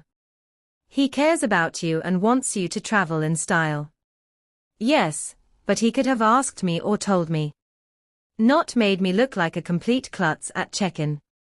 I press send and wait, feeling like a very naughty girl. Miss Steele, you'll need to stow your laptop for takeoff, the over-made-up flight attendant says politely. She makes me jump. My guilty conscience is at work. Oh, sorry. Crap. Now I'll have to wait to know if he's replied. She hands me a soft blanket and pillow, showing her perfect teeth. I drape the blanket over my knees. It's nice to feel mollycoddled sometimes. The cabin has filled up, except for the seat beside me which is still unoccupied. Oh no, a disturbing thought crosses my mind. Perhaps the seat is Christian's. Oh shit, no, he wouldn't do that. Would he? I told him I didn't want him to come with me. I glance anxiously at my watch and then the disembodied voice from the flight deck announces, cabin crew, doors to automatic and cross-check. What does that mean? Are they closing the doors? My scalp prickles as I sit in palpitating anticipation. The seat next to me is the only unoccupied one in the 16-seat cabin. The plane jolts as it pulls away from its stand, and I breathe a sigh of relief, but feel a faint tingle of disappointment too. No Christian for 4 days. I take a sneak peek at my BlackBerry. From Christian Grey. Subject: Eng or it while you can date. May 30th 2011 22:25 Anastasia Steele. Dear Miss Steele, I know what you're trying to do and trust you've succeeded. Next you'll be in the cargo hold, bound and gagged in a crate. Believe me when I say that attending to you, in that state will give so much or pleasure than early upgrading our ticket. I look forward to our return. Christian Grey Palm, Twitching CEO, Grey Enterprises Holdings Incorporated. Holy crap. That's the problem with Christian's humor. I can never be sure if he's joking or if he's seriously angry. I suspect on this occasion he's seriously angry. Surreptitiously, so the flight attendant can't see, I type a reply under the blanket. From Anastasia Steele. Subject, joking. Date, May 30th 2011 22:32. Christian Grey. You see, I have no idea if you're okaying, and if you're not, then I think I'll stay in Georgia. Crates are a hard limit for me. Sorry, I'm aid ad. Tell you forgive me. From Christian Grey. Subject, joking. Date, May 30th 2011 22:31 Anastasia Steele. How can you be ailing? Are you risking the life of everyone on board, including ourself, by using our BlackBerry? I think that contravenes one of the rules. Christian Grey. 2 Palm S. Twitching CEO, Grey Enterprises Holdings Incorporated. 2 Palms. I put my BlackBerry away, sit back while the plane taxis to the runway, and pull out my tattered copy of tests. Some light reading for the journey. Once we're airborne, I tip my seat back, and soon I'm drifting off to sleep. The flight attendant wakes me as we start our descent into Atlanta. Local time is 5:45 a.m., but I've only had 4 hours sleep or so. I feel groggy, but grateful for the glass of orange juice she hands me. I glance nervously at my BlackBerry. There are no further emails from Christian. Well, it's nearly 3 in the morning in Seattle, and he probably wants to discourage me from screwing up the avionics system, or whatever prevents planes from flying if mobile phones are switched on. The wait in Atlanta is only an hour. And again, I'm luxuriating in the confines of the first-class lounge. I am tempted to curl up and go to sleep on one of the plush, inviting couches that sink softly under my weight. But it will just not be long enough. To keep myself awake, I start a long stream of consciousness to Christian on my laptop. From Anastasia Steele. Subject, do you like to scare me? Date, May 31st 2011 6:52 Eastern Standard Time. To Christian Grey. You know how much I dislike you spending money on me. Yes, you're very rich, but still it makes me uncomfortable, like you're paying me for sex. However, I like traveling first class, it's so much or civilized than coach. So thank you. I'm it and I did or the message from Jean Paul. He was very gay. I owe it that bit in ale to you to wind you up, because I was annoyed with you, and I'm sorry about that. But as usual you overreact. You can't write things like that to me bound and gagged in a crate. Were you serious, or was it a joke? That scares me. You scare me. I am completely caught up in your spell, considering a lifestyle with you that I didn't even know existed until last Saturday week. And then you write anything like that and I want to run screaming into the hills. I won't, of course, because I'd miss you. Really miss you. I want us to work, but I am terrified of the depth of feeling I have for you, and the dark path you're leading me down. What you are offering is erotic and sexy, and I'm curious, but I'm also scared you'll hurt me phy sickally and emotionally. After 3 months you could say goodbye and where will that leave me if you do? But then I suppose that risk is there in any relationship. This just isn't the sort of relationship I ever envisaged having, especially as my first. It's a huge leap of faith for me. You were right when you said I didn't have a submissive bone in my body, and I agree with you now. Having said that, I want to be with you, and if that's what I have to do, I would like to try, but I think I'll suck at it and end up black and blue, and I don't relish that idea at all. I am so happy that you have said that you will try or I just need to think about what or me is to me, and that's one of the reasons why I wanted SOME distance. You dazzle me so much I find it very difficult to think clearly when we're together. They are calling my flight. I have to go. More later your Anna. I press send and make my way sleepily to the departure gate to board a different plane. This one has only 6 seats in first class, and once we are in the air, I curl up under my soft blanket and fall asleep. All too soon, I'm woken by the flight attendant offering me more orange juice as we begin our approach to Savannah International. I sip slowly, beyond fatigued, and I allow myself to feel a modicum of excitement. I'm going to see my mother for the first time in 6 months. Sneaking another covert look at my BlackBerry, I remember vaguely that I sent a long rambling email to Christian, but there's nothing in response. It's 5 in the morning in Seattle. Hopefully he's still asleep, and not up playing mournful laments on his piano.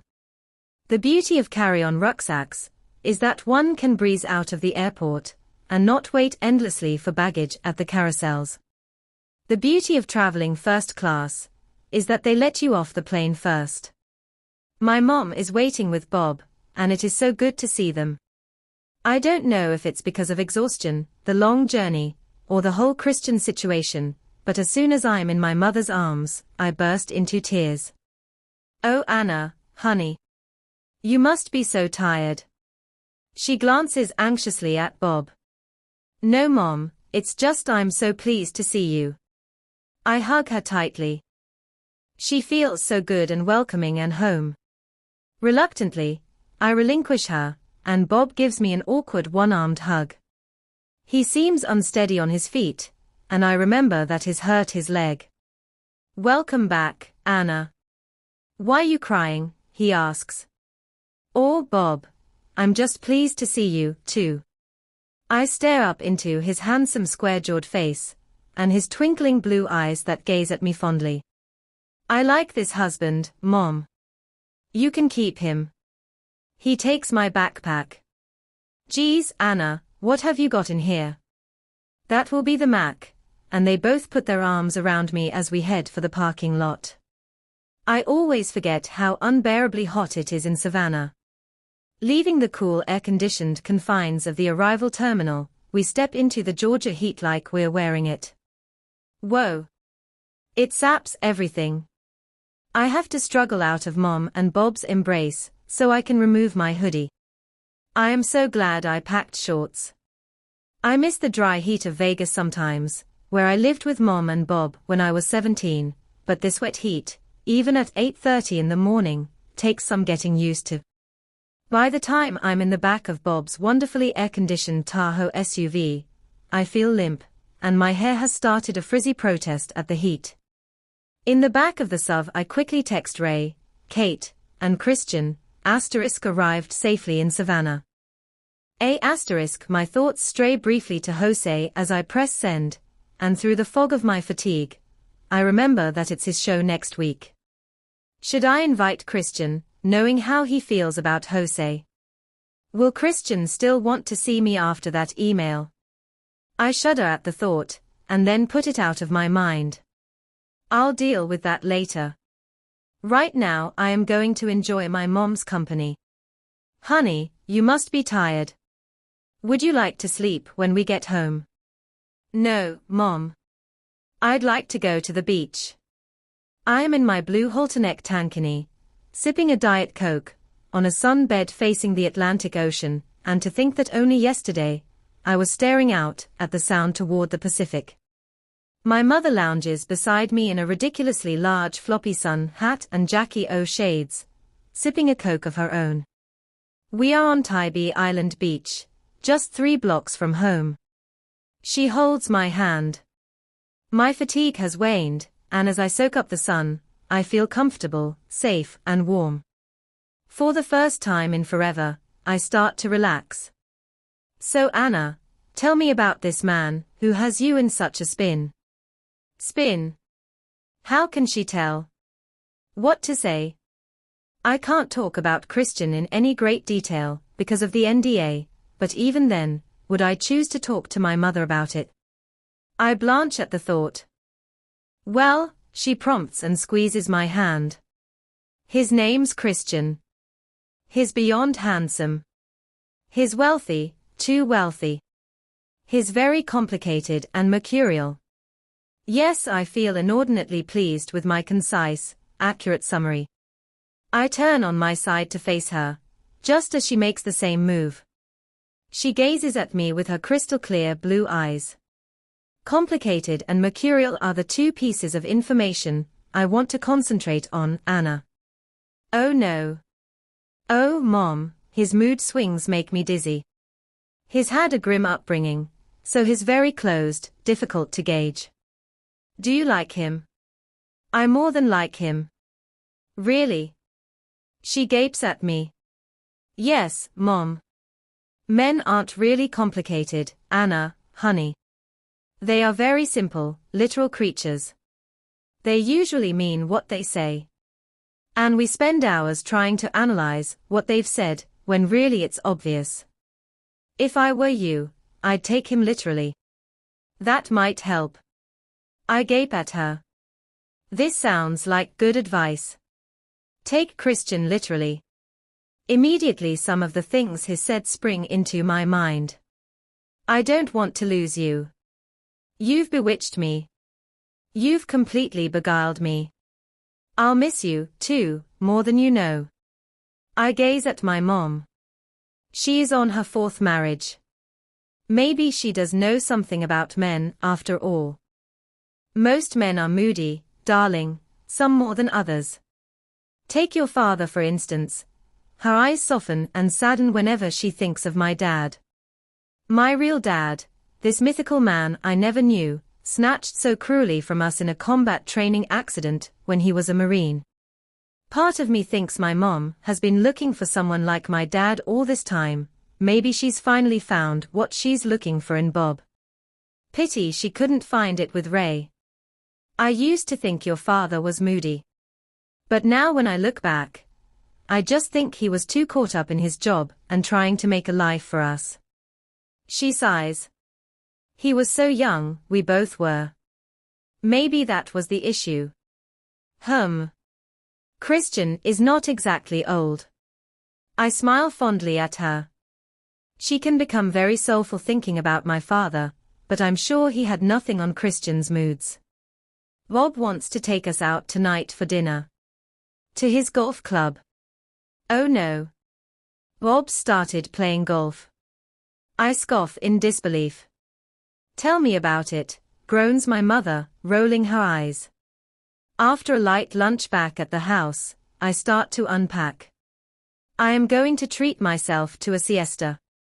My mother has disappeared to mold some candles or whatever she does with them, and Bob is at work, so I have time to catch up on some sleep. I open the Mac and fire it up. It's 2 in the afternoon in Georgia, 11 in the morning in Seattle. I wonder if I have a reply from Christian.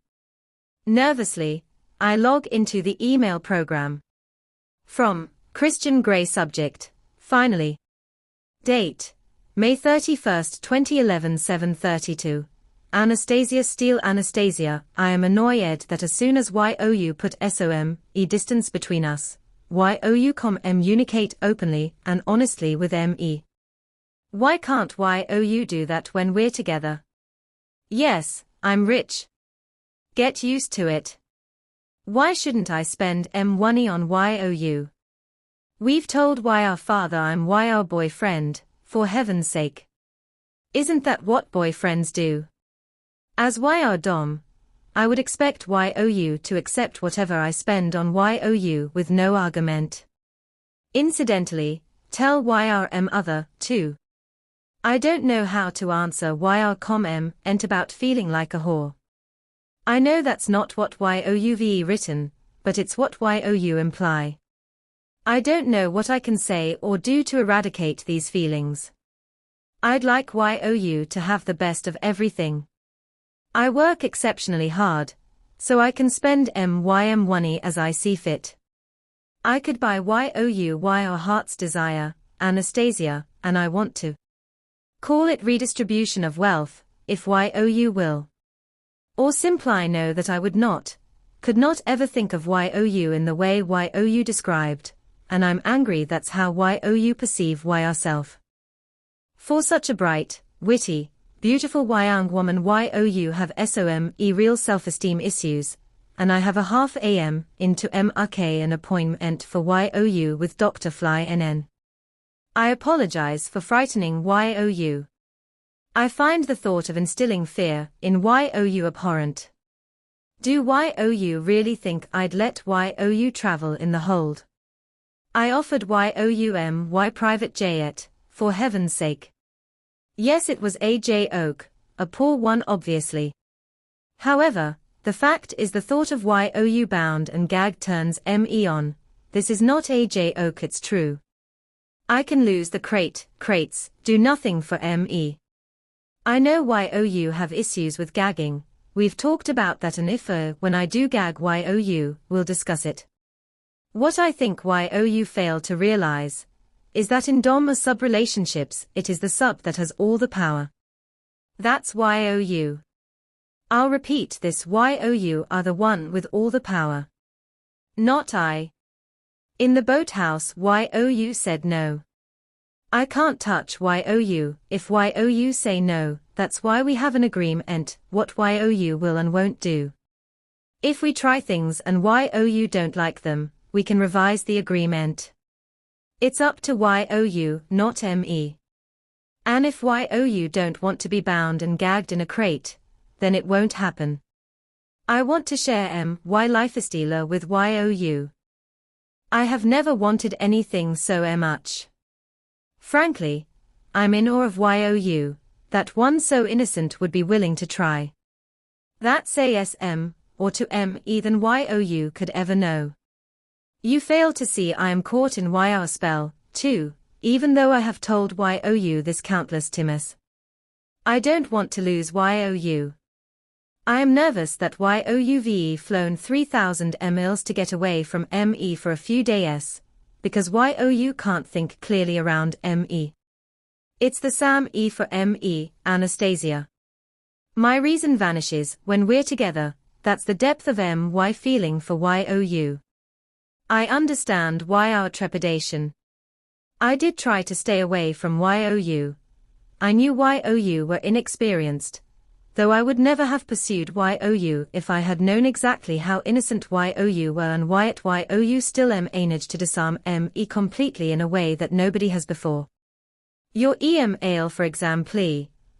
I have read and reread it countless times trying to understand our point of view.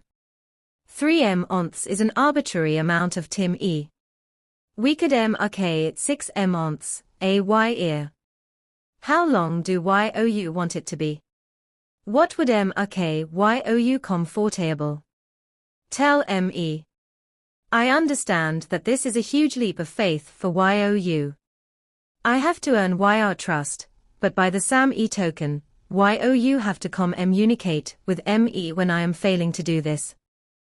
You seem so strong and self-contained, and then I read what YOUVE written here, and I see another side to YOU. We have to guide each other, Anastasia, and I can only take my cues from YOU. You have to be honest with me, and we have to both find a way to okay this arrangement work. You worry about not being submissive. Well, maybe that's true. Having said that, the only Tim EYOU do asem the correct DEM era for a sub is in the playroom. It seems that's the one place where YOU let ME exercise proper control over YOU, and the only place YOU do, as YOU retold. Exemplary is the term that comes to M ind. And I'd never beat YOU black and blue. I aim for pink. Outside the playroom, I like that YOU challenge ME. It's a very novel and refreshing experience, and I wouldn't want to change that. So YS, tell ME what YOU want in terms of M or. I will endeavor to keep an open M ind, and I shall try and give YOU the space YOU need and stay away from YOU while YOU are in Georgia. I look forward to our next EM ale. In the M intim eng or ourself. But not too much. Christian Gray CEO, Gray Enterprises Holdings Incorporated. Holy crap. He's written an essay like we're back at school and most of it's good. My heart is in my mouth as I reread his epistle, and I huddle on the spare bed practically hugging my Mac. Make our agreement a year. I have the power. Geez, I'm going to have to think about that. Take him literally, that's what my mother says. He doesn't want to lose me. He's said that twice. He wants to make this work, too. Oh Christian, so do I. He's going to try and stay away. Does this mean he might fail to stay away? Suddenly, I hope so. I want to see him. We've been apart less than 24 hours, and knowing that I can't see him for 4 days, I realize how much I miss him. How much I love him. Anna, honey. The voice is soft and warm, full of love and sweet memories of times gone by. A gentle hand brushes my face. My mom wakes me, and I'm wrapped around my laptop, hugging it to me. Anna, sweetheart, she continues in her soft sing-song voice while I surface from sleep, blinking in the pale pink light of dusk. Hi, Mom. I stretch out and smile.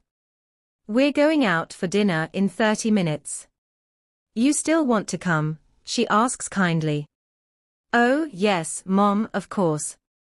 I try very hard, but fail to stifle my yawn. Now that's an impressive piece of technology. She points to my laptop. Oh crap. Oh, this. I strive for casual, surprised nonchalance. Will Mom notice? She seems to have grown more astute since I acquired a boyfriend. Christian lent it to me. I think I could pilot the space shuttle with it, but I just use it for emails and internet access. Really, it's nothing. Eyeing me suspiciously, she sits down on the bed and tucks a stray lock of hair behind my ear. Has he emailed you? Oh, double crap. Yeah. My nonchalance is wearing thin, and I flush. Perhaps he's missing you, her. I hope so, Mom. What does he say? Oh, triple crap. I frantically try to think of something acceptable from that email I can tell my mother. I'm sure she doesn't want to hear about DOMs and bondage and gagging, but then I can't tell her because there's the NDA. He's told me to enjoy myself, but not too much. Sounds reasonable. I'll leave you to get ready, honey. Leaning over, she kisses my forehead. I'm so glad you're here, Anna. It's wonderful to see you. And with that loving statement, she leaves. Christian and reasonable, two concepts that I thought were mutually exclusive, but after his email, maybe all things are possible. I shake my head. I will need time to digest his words. Probably after dinner, and I can reply to him then. I climb out of bed and quickly slip out of my t-shirt and shorts, and head to the shower. I have brought Kate's grey halter-neck dress that I wore for my graduation. It's the only dressy item I have. One good thing about the heat is that the creases have dropped out, so I think it will do for the golf club. As I dress, I wake the laptop up. There is nothing new from Christian, and I feel a stab of disappointment. Very quickly, I type him an email. From Anastasia Steele. Subject, verbose. Date, May 31, 2011, 19:08 Eastern Standard Time. To Christian Grey. Sir, you are quite the loquacious writer. I have to go to dinner at Bob's Golf Club, and just, so you know. I am rolling MYEYS at the thought. But YOU, and YR twitchy palm, are a long way from ME, so MY behind is safe, for now. I loved YR EM ale. Will respond when I can. I'm ISS YOU already. Eng or YR afternoon. Your Anna from Christian Grey. Subject, you're behind. Date, May 31, 2011, 16:10 to Anastasia Steele. Dear Miss Steele, I am distracted by the title of this email. Needless to say, it is safe for now. Eng or YR dinner, and I'm ISS YOU, too, especially YR behind and YR SM art mouth. My afternoon will be dull, brightened only by thoughts of YOU, and YREYE rolling. I think it was YOU who so judiciously pointed out to ME that I too suffer from that nasty habit. Christian Grey CEO, and EYE Roller, Grey Enterprises Holdings Incorporated. From Anastasia Steele. Subject, EYE rolling. Date, May 31, 2011, 19:14 Eastern Standard Time. To Christian Grey. Dear Mr. Grey, stop ailing ME. I am trying to get ready for dinner. You are very distracting, even when YOU are on the other side of the continent. And YS who spanks YOU when YOU roll YREYS. Your Anna. I press send, and immediately the image of that evil witch Mrs. Robinson comes into my mind. I just can't picture it. Christian being beaten by someone as old as my mother, it's just so wrong. Again, I wonder what damage she's wrought. My mouth sets in a hard, grim line. I need a doll to stick pins in, maybe that way I can vent some of the anger I feel at this stranger. From Christian Grey. Subject, you're behind. Date, May 31, 2011, 16:18 to Anastasia Steele. Dear Miss Steele, I still prefer MY title to Y hours, in so any different way. Yes. It is lucky that I am Aster of my own destiny, and no one castigates ME. Except MYM other occasionally and DR. Fly NN, of course. And YOU. Christian Grey CEO, Grey Enterprises Holdings Incorporated. From Anastasia Steele. Subject, chastising me. Date, May 31, 2011, 19:22 Eastern Standard Time. To Christian Grey. Dear Sir, when have I ever plucked up the nerve to chastise YOU, Mr. Grey? I think YOU are mixing ME up with SOM in else, which is very worrying. I really do have to get ready. Your Anna from Christian Grey. Subject, you're behind. Date, May 31, 2011, 16:25 to Anastasia Steele. Dear Miss Steele, you do it all the Tim E in print. Can I zip up YR dress? Christian Grey CEO, Grey Enterprises Holdings Incorporated. For some unknown reason, his words leap out of the page and make me gasp. Oh, he wants to play games. From Anastasia Steele. Subject, NC 17. Date, May 31, 2011, 19:28 Eastern Standard Time. To Christian Grey, I would rather YOU unzipped it. From Christian Grey. Subject, careful what YOU wish for. Date, May 31, 2011, 16:31 to Anastasia Steele. So would I. Christian Grey CEO, Grey Enterprises Holdings Incorporated. From Anastasia Steele. Subject, panting. Date, May 31, 2011, 19:33 Eastern Standard Time. To Christian Grey. Slowly. From Christian Grey. Subject, groaning. Date, May 31, 2011, 16:35 to Anastasia Steele. Wish I was there. Christian Gray CEO, Gray Enterprises Holdings Inc. From Anastasia Steele Subject, Moaning Date, May 31, 2011 1937 Eastern Standard Time to Christian Gray, So Do I, Anna. My mother calls me, making me jump. Shit. Why do I feel so guilty? Just coming, Mom. From Anastasia Steele Subject, Moaning Date, May 31, 2011 1939 Eastern Standard Time to Christian Gray, Gotta Go. Laters, baby. I dash into the hall where Bob and my mother are waiting. My mother frowns. Darling, are you feeling okay? You look a bit flushed. Mom, I'm fine. You look lovely, dear. Oh, this is Kate's dress. You like it? Her frown deepens. Why are you wearing Kate's dress? Oh, no. Well, I like this one and she doesn't, I improvise quickly. She regards me shrewdly while Bob oozes impatience with his hangdog, hungry look. I'll take you shopping tomorrow, she says.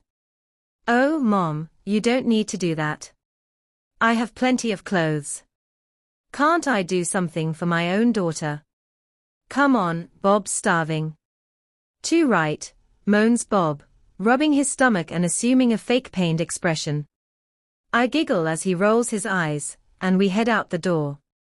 Later, when I'm in the shower, cooling under the lukewarm water, I reflect on how much my mother has changed. Seeing her at dinner, she was in her element, funny and flirty and amongst many friends at the golf club. Bob was warm and attentive, they seemed so good for each other.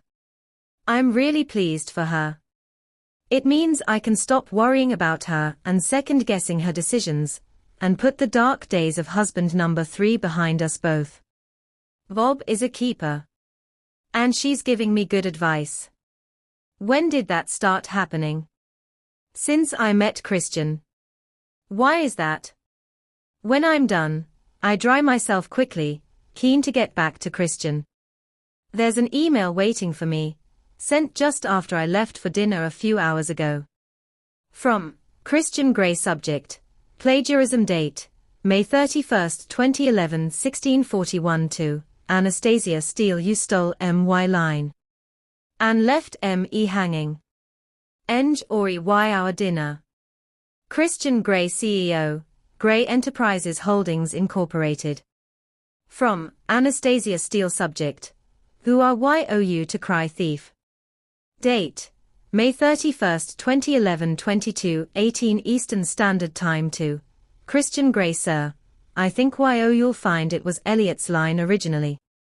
Hanging how? You're Anna from Christian Gray Subject, Unfinished Business Date, May 31, 2011 1922 to Anastasia Steele, Miss Steele, you're back. You left so suddenly, just, when things were getting interesting. Eliot's not very original. He'll have stolen that line from SOM. How was dinner?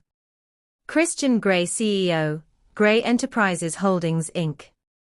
From Anastasia Steele Subject, Unfinished Business. Date, May 31, 2011 22:26 Eastern Standard Time to Christian Gray, dinner was filling, you'll be very pleased to hear I ate far too much. Getting interesting. How? From Christian Gray Subject, Unfinished Business, definitely date, May 31, 2011 1932, Anastasia Steele, are you being deliberately obtuse? I think you'd just asked me to unzip your dress. And I was looking forward to doing just that.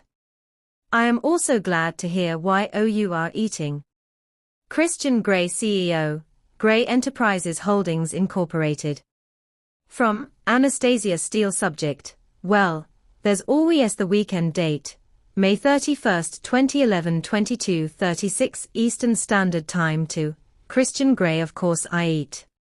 It's only the uncertainty I feel around you that puts me off my food. And I would never be unwittingly obtuse, Mr. Gray. Surely YOUVE worked that out by now, winky face. From Christian Gray subject. Can't wait date. May 31, 2011 1942. Anastasia Steele I shall remember that, Miss Steele, and no doubt use the knowledge to my advantage. I'm sorry to hear that I put YOU off YR food. I thought I had or concupiscent effect on YOU. That has been my experience, and most pleasurable it has been, too. I very much look forward to the next Tim E. Christian Gray CEO, Gray Enterprises Holdings Incorporated. From Anastasia Steele subject. GYM Nastic Linguistics date. May 31, 2011 22:36 Eastern Standard Time to Christian Gray have YOU been playing with the thesaurus again? From Christian Gray subject. Rum bled date. May 31, 2011 1942. Anastasia Steele you know me so well, Miss Steele. I am having dinner with an old friend now, so I will be driving. Latest, baby copyright symbol Christian Gray CEO, Gray Enterprises Holdings Incorporated. Which old friend? I didn't think Christian had any old friends, except, her. I frown at the screen. Why does he have to still see her? Searing, green, bilious jealousy courses through me unexpectedly. I want to hit something, preferably Mrs. Robinson. Switching the laptop off in a temper, I clamber into bed. I should really respond to his long email from this morning, but I'm suddenly too angry. Why can't he see her for what she is, the child molester? I switch off the light, seething, staring into the darkness. How dare she? How dare she pick on a vulnerable adolescent? Is she still doing it? Why did they stop? Various scenarios filter through my mind. He had had enough, then why is he still friends with her? Ditto her, is she married? Divorced? Geez, does she have children of her own? Does she have Christian's children? My subconscious rears her ugly head, leering, and I'm shocked and nauseous at the thought. Does Dr. Flynn know about her? I struggle out of bed and fire the mean machine up again. I am on a mission.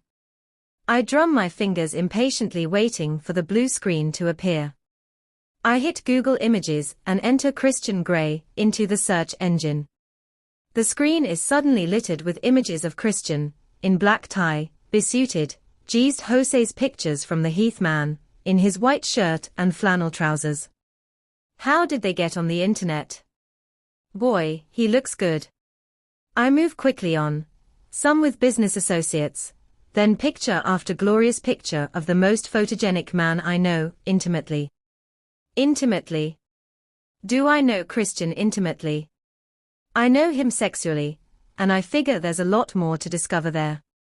I know he's moody, difficult, funny, cold, warm, geez, the man is a walking mass of contradictions. I click to the next page. He's still on his own in all these photographs, and I remember Kate mentioning that she couldn't find any photographs of him with a date, prompting her gay question. Then, on the third page, there's a picture of me with him at my graduation. His only picture with a woman, and it's me. Holy cow. I'm on Google. I stare at us together. I look surprised by the camera, nervous, off balance. This was just before I agreed to try.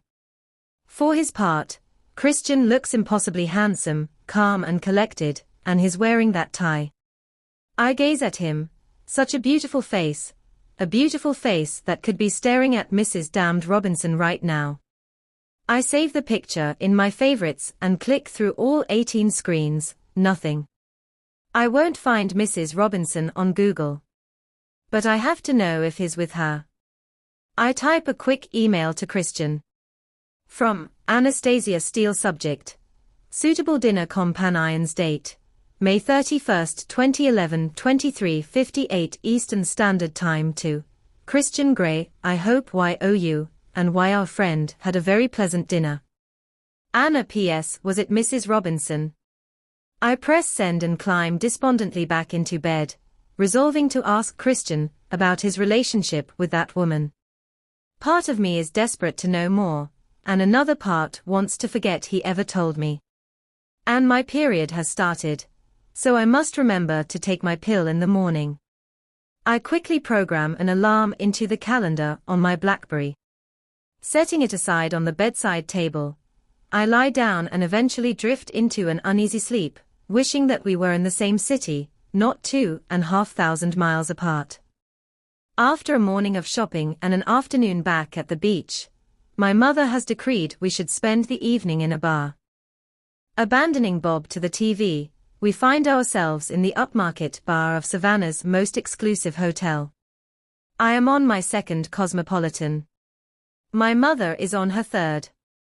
She is offering more insights into the fragile male ego. It's very disconcerting. You see, Anna, men think that anything that comes out of a woman's mouth is a problem to be solved. Not some vague idea that we'd like to kick around and talk about for a while and then forget. Men prefer action. Mom, why are telling me this? I ask, failing to hide my exasperation. She's been like this all day. Darling, you sound so lost. You've never brought a boy home. You never even had a boyfriend when we were in Vegas. I thought something might develop with that guy you met in college, Jose. Mom, Jose's just a friend. I know, sweetheart. But something's up, and I don't think you're telling me everything. She gazes at me, her face etched with motherly concern. I just needed some distance from Christian to get my thoughts straight, that's all. He tends to overwhelm me. Overwhelm? Yeah. I miss him though. I frown. I have not heard from Christian all day. No emails, nothing. I am tempted to call him to see if he's okay. My worst fear is that he's been in a car accident. My second worst fear is that Mrs. Robinson has got her evil claws into him again. I know it's irrational, but where she's concerned, I seem to have lost all sense of perspective. Darling, I have to visit the powder room. My mother's brief absence allows me another chance to check my BlackBerry. I have been trying surreptitiously to check emails all day. Finally, a response from Christian. From Christian Grey. Subject: Dinner companions. Date: June 1, 2011, 21:40 Eastern Standard Time. To Anastasia Steele. Yes, I had dinner with Mrs. Robinson. She is just an old friend, Anastasia. Looking forward to seeing YOU again. I'm ISS/YOU. Christian Grey, CEO, Grey Enterprises Holdings Incorporated. He was having dinner with her. My scalp prickles as adrenaline and fury lance through my body, all my worst fears realized. How could he? I am away for 2 days, and he runs off to that evil bitch. From Anastasia Steele. Subject: OLD Dinner companions. Date: June 1, 2011, 21:42 Eastern Standard Time. To Christian Grey. She's not just an old friend. Has she found another adolescent boy to sink her teeth into? Did YOU get too old for her? Is that the reason why our relationship finished? I press send as my mother returns. Anna, you're so pale. What's happened? I shake my head. Nothing. Let's have another drink, I mutter mulishly. Her brow furrows, but she glances up and attracts the attention of one of the waiters, pointing to our glasses. He nods. He understands the universal language of same again, please.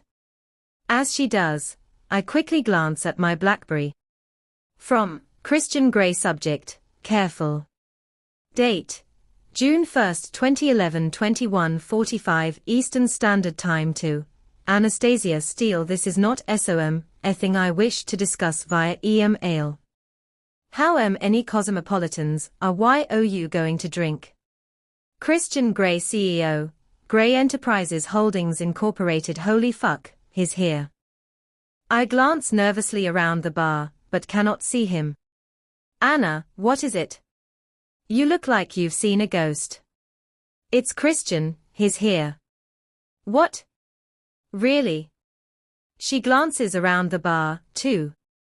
I have neglected to mention Christian's stalker tendencies to my mom. I see him. My heart leaps, beginning a juddering thumping beat, as he makes his way toward us. He's really here for me. My inner goddess leaps up cheering from her chaise longue. Moving smoothly through the crowd, his hair glints burnished copper and red under the recessed halogens.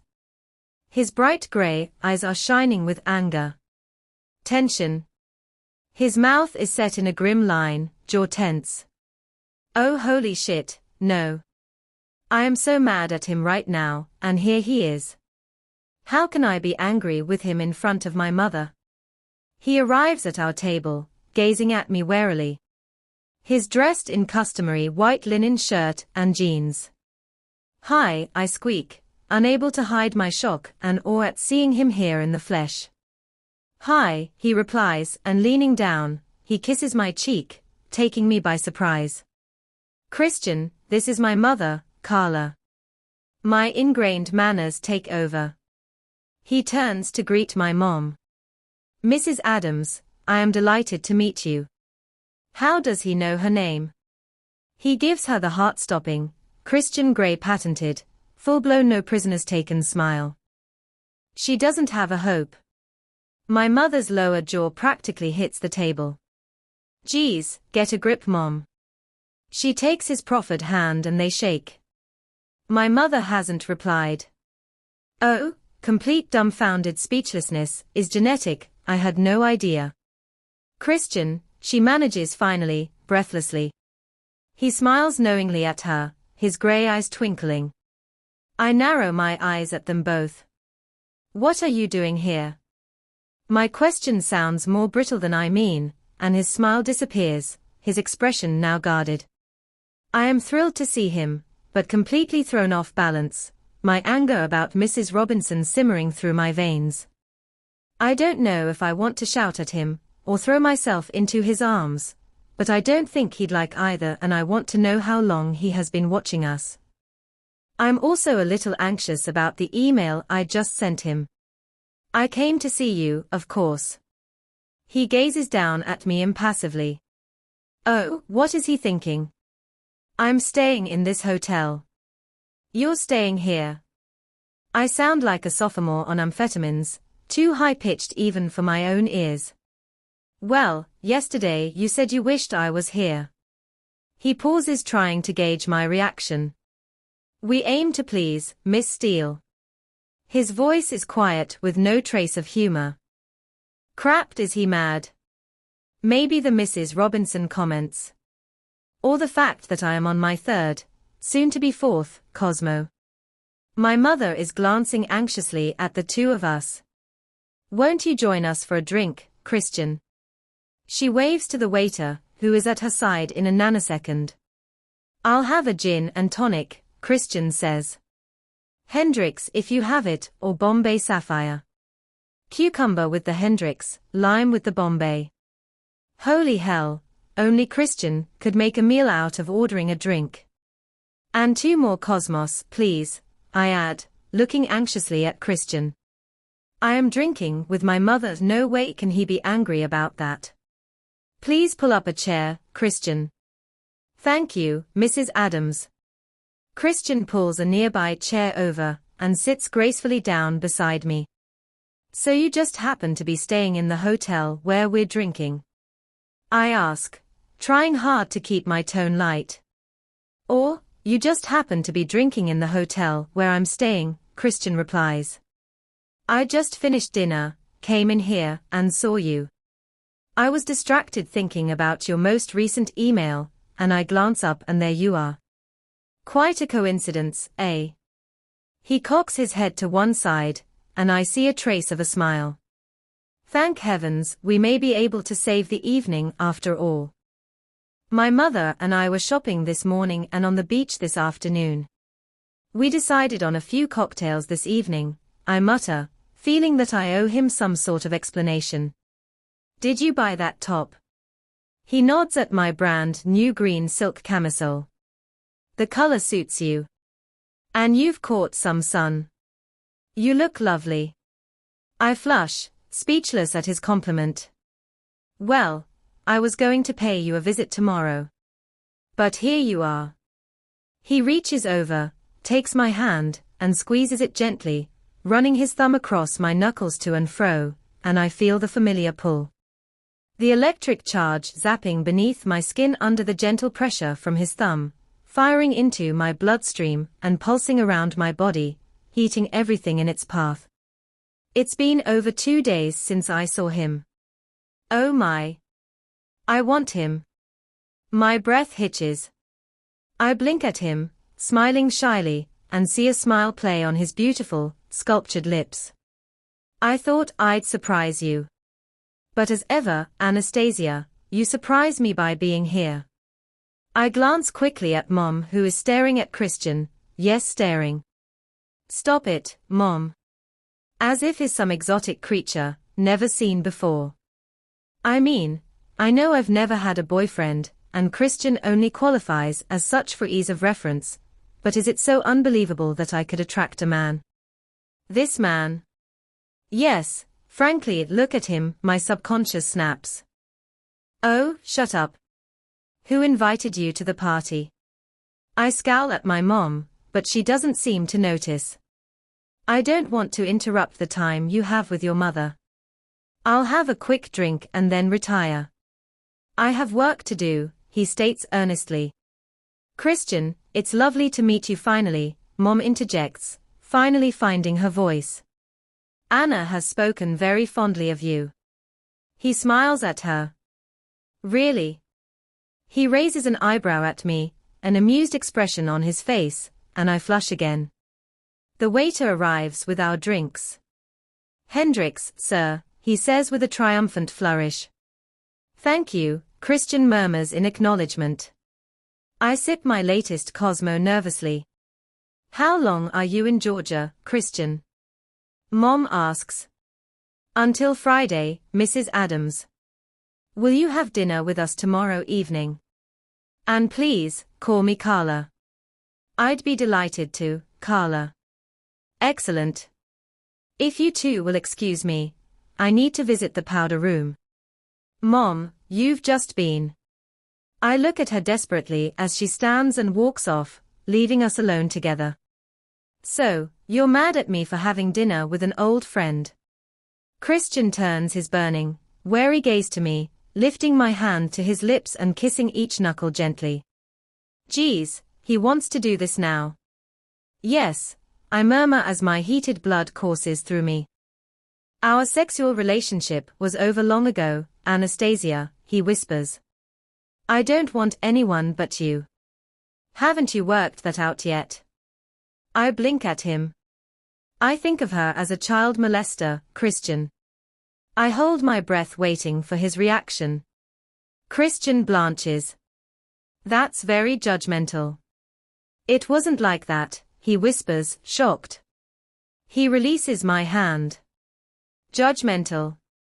Oh, how was it then? I ask. The cosmos are making me brave. He frowns at me, bewildered. I continue. She took advantage of a vulnerable 15-year-old boy. If you had been a 15-year-old girl and Mrs. Robinson was a Mr. Robinson, tempting you into a BDSM lifestyle, that would have been okay. If it was Mia, say. He gasps and scowls at me. Anna, it wasn't like that. I glare at him. Okay, it didn't feel like that to me, he continues quietly. She was a force for good. What I needed. I don't understand. It's my turn to look bewildered. Anastasia, your mother will be back shortly. I'm not comfortable talking about this now. Later, maybe. If you don't want me here, I have a plane on standby at Hilton Head. I can go. He's angry with me. No. No, don't go. Please. I'm thrilled you're here. I'm just trying to make you understand. I'm angry that as soon as I left, you had dinner with her. Think about how you are when I get anywhere near Jose. Jose is a good friend. I have never had a sexual relationship with him. Whereas you and her, I trail off, unwilling to take that thought further. You're jealous. He stares at me, dumbfounded, and his eyes soften slightly, warming. Yes, and angry about what she did to you. Anastasia, she helped me. That's all I'll say about that. And as for your jealousy, put yourself in my shoes. I haven't had to justify my actions to anyone in the last 7 years. Not one person. I do as I wish, Anastasia. I like my autonomy. I didn't go and see Mrs. Robinson to upset you. I went because every now and then we have dinner. She's a friend and a business partner. Business partner? Holy crap. This is news. He gazes at me, assessing my expression. Yes, we're business partners. The sex is over between us. It has been for years. Why did your relationship finish? His mouth narrows and his eyes gleam. Her husband found out. Holy shit. Can we talk about this some other time, somewhere more private, he growls. I don't think you'll ever convince me that she's not some kind of pedophile. I don't think of her that way. I never have. Now that's enough, he snaps. Did you love her? How are you two getting on? My mother has returned, unseen by either of us. I plaster a fake smile on my face as both Christian and I lean back hastily, guiltily. She gazes at me. Fine, Mom. Christian sips his drink, watching me closely, his expression guarded. What is he thinking? Did he love her? I think if he did, I will lose it, big time. Well, ladies, I shall leave you to your evening. No, no, he can't leave me hanging like this. Please put these drinks on my tab, room number 612. I'll call on you in the morning, Anastasia. Until tomorrow, Carla. Oh, it's so nice to hear someone use your full name. Beautiful name for a beautiful girl, Christian murmurs, shaking her outstretched hands, and she actually simpers. Oh Mom, et tu, brute. I stand, gazing up at him, imploring him to answer my question, and he kisses my cheek chastely. Laters, baby, he whispers in my ear. Then he's gone. Damned control freak bastard. My anger returns in full force. I slump into my chair and turn to face my mother. Well, strike me down with a feather, Anna. Here's a catch. I don't know what's going on between you two though.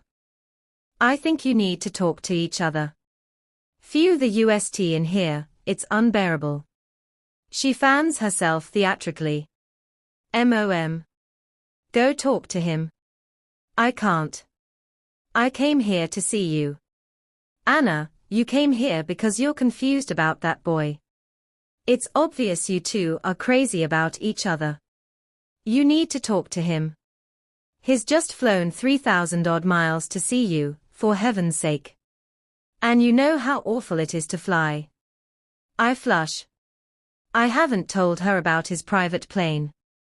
What? She snaps at me. He has his own plane, I mumble, embarrassed, and it's only 2,500 miles, Mom. Why am I embarrassed? Her eyebrows shoot up. Wow, she mutters. Anna, there's something going on between you two. I've been trying to fathom it since you arrived here. But the only way you are going to sort the problem, whatever it is to talk it through with him. You can do all the thinking you like, but until you actually talk, you're not going to get anywhere. I frown at my mother. Anna, honey, you've always had a tendency to overanalyze everything. Go with your gut. What does that tell you, sweetheart? I stare at my fingers. I think I'm in love with him, I mutter. I know, darling. And he with you? No. Yes, Anna. Hell, what do you need? A neon sign flashing on his forehead. I gape at her and tears prick the corner of my eyes. Anna, darling. Don't cry. I don't think he loves me. I don't care how rich you are. You don't drop everything and get in your private plane to cross a whole continent just for afternoon tea. Go to him. This is a beautiful location, very romantic. It's also neutral territory. I squirm under her gaze. I want to go and I don't. Darling, don't feel you have to come back with me. I want you happy, and right now I think the key to your happiness is upstairs in room 612. If you need to come home later, the key is under the yucca plant on the front porch. If you stay well, you're a big girl now. Just be safe. I flush stars and stripes red. Geez, Mom. Let's finish our cosmos first. That's my girl, Anna. She grins. I knock timidly on room 612 and wait. Christian opens the door. He's on his cell. He blinks at me in complete surprise, then holds the door open wide and beckons me into his room. All the redundancy packages concluded. And the cost. Christian whistles between his teeth. Sheesh, that was one expensive mistake. And Lucas? I glance around the room. He's in a suite, like the one at the Heathman. The furnishings here are ultra-modern, very now. All muted dark purples and golds with bronze starbursts on the walls. Christian walks over to a dark wood unit and pulls open a door to reveal a minibar. He indicates that I should help myself, then wanders into the bedroom. I assume it's so I can no longer hear his conversation. I shrug. He didn't stop his call when I entered his study that time. I hear water running, he's filling a bath. I help myself to an orange juice. He ambles back into the room. Have Andrea send me the schematics. Barney said he'd cracked the problem. Christian laughs. No, Friday. There's a plot of land here that I'm interested in. Yeah, get Bill to call. No, tomorrow. I want to see what Georgia will offer if we move in. Christian doesn't take his eyes off me. Handing me a glass, he points to an ice bucket. If their incentives are attractive enough. I think we should consider it, though I'm not sure about the damned heat here. I agree Detroit has its advantages, too, and it's cooler. His face darkens momentarily. Why? Get Bill to call. Tomorrow. Not too early. He hangs up and stares at me, his face unreadable, and the silence stretches between us. Okay, my turn to talk. You didn't answer my question, I murmur. No. I didn't, he says quietly, his grey eyes wide and cautious. No, you didn't answer my question, or no, you didn't love her. He folds his arms and leans against the wall, and a small smile plays upon his lips. What are you doing here, Anastasia? I've just told you. He takes a deep breath. No. I didn't love her. He frowns at me, amused yet puzzled. I can't believe I'm holding my breath. I sag like an old cloth sack as I release it. Well, thank heavens for that. How would I feel if he actually loved the witch? You're quite the green-eyed goddess, Anastasia. Who would have thought? Are you making fun of me, Mr. Gray? I wouldn't dare. He shakes his head solemnly, but he has a wicked gleam in his eye. Oh, I think you would, and I think you do often. He smirks as I give him back the words he's said to me before. His eyes darken. Please stop biting your lip. You're in my room. I haven't set eyes on you for nearly 3 days, and I've flown a long way to see you. His tone has changed to soft, sensual. His BlackBerry buzzes, distracting us both, and he switches it off without glancing to see who it is. My breath hitches. I know where this is going, but we're supposed to talk. He takes a step toward me wearing his sexy predatory look. I want you, Anastasia. Now. And you want me. That's why you're here. I really did want to know, I whisper as a defense. Well, now that you do, are you coming or going? I flush as he comes to a halt in front of me. Coming, I murmur, staring anxiously up at him. Oh, I hope so. He gazes down at me. You were so mad at me, he breathes. Yes. I don't remember anyone, but my family ever being mad at me. I like it. He runs the tips of fingers down my cheek. Oh my, his proximity, his delicious Christian smell. We're supposed to be talking, but my heart is pounding, my blood singing as it courses through my body, desire pooling, unfurling, everywhere. Christian bends and runs his nose along my shoulder and up to the base of my ear, his fingers slipping into my hair. We should talk, I whisper. Later. There's so much I want to say. Me too. He plants a soft kiss under my earlobe while his fingers tighten in my hair. Pulling my head back, he exposes my throat to his lips. His teeth skim my chin, and he kisses my throat. I want you, he breathes. I moan and reach up and grasp his arms. Are you bleeding? He continues to kiss me. Holy fuck. Does nothing slip by him? Yes, I whisper, embarrassed. Do you have cramps? No. I flush. Geez. He stops and looks down at me. Did you take your pill? Yes. How mortifying is this? Let's go have a bath. Oh? He takes my hand and leads me into the bedroom. It's dominated by a super king-size bed with elaborate drapes. But we don't stop there. He takes me into the bathroom, which is 2 rooms, all aquamarines and white limestone. It's huge. In the second room a sunken bath, big enough for 4 people with stone steps that lead into it is slowly filling with water. Steam rises gently above the foam, and I notice a stone seat all the way round. Candles flicker to the side. Wow, he's done all this while on the phone. Do you have a hair tie? I blink at him, fish into my jeans pocket, and pull out a hair elastic. Put your hair up, he orders softly. I do as he asks. It's warm and sultry beside the bath and my camisole starts to stick. He leans over and shuts off the faucet. Leading me back into the first part of the bathroom, he stands behind me as we face the wall-sized mirror above the 2 glass sinks. Lift up your arms, he breathes. I do as I'm told, and he lifts my camisole over my head so that I'm topless standing in front of him. Not taking his eyes off mine, he reaches around and undoes the top button on my jeans and the zipper.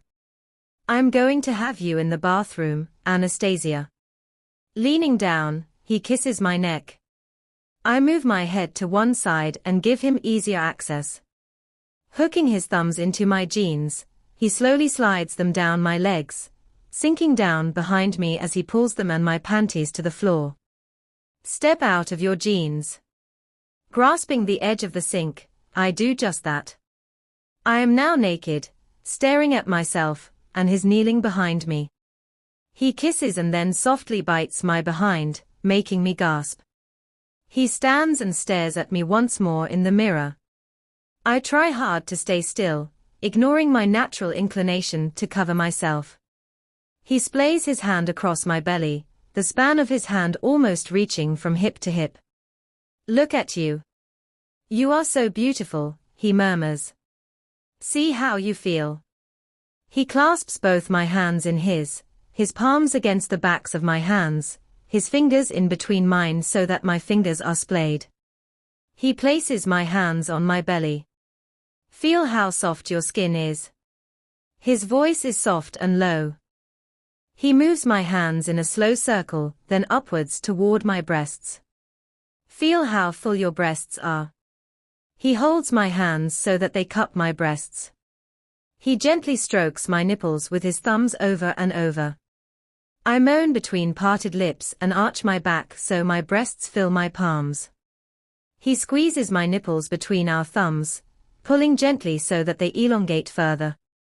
I watch in fascination at the wanton creature writhing in front of me. Oh, this feels good.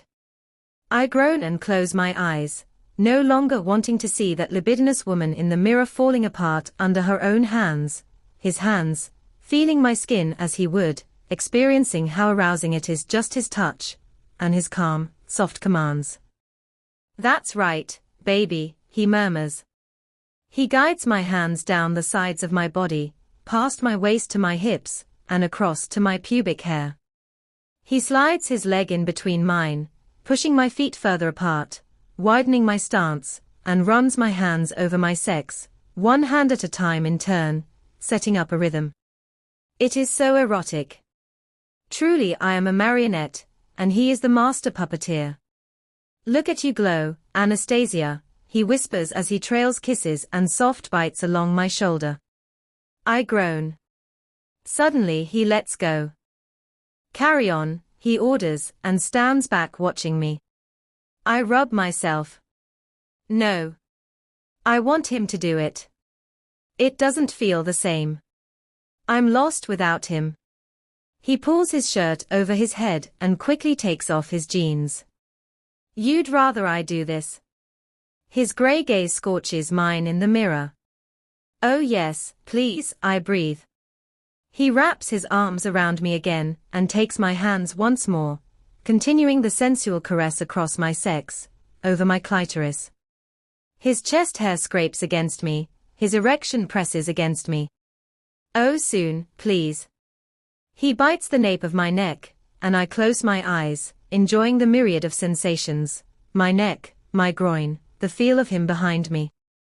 He stops abruptly and spins me around, circling my wrists with one hand, imprisoning my hands behind me, and pulling at my ponytail with the other.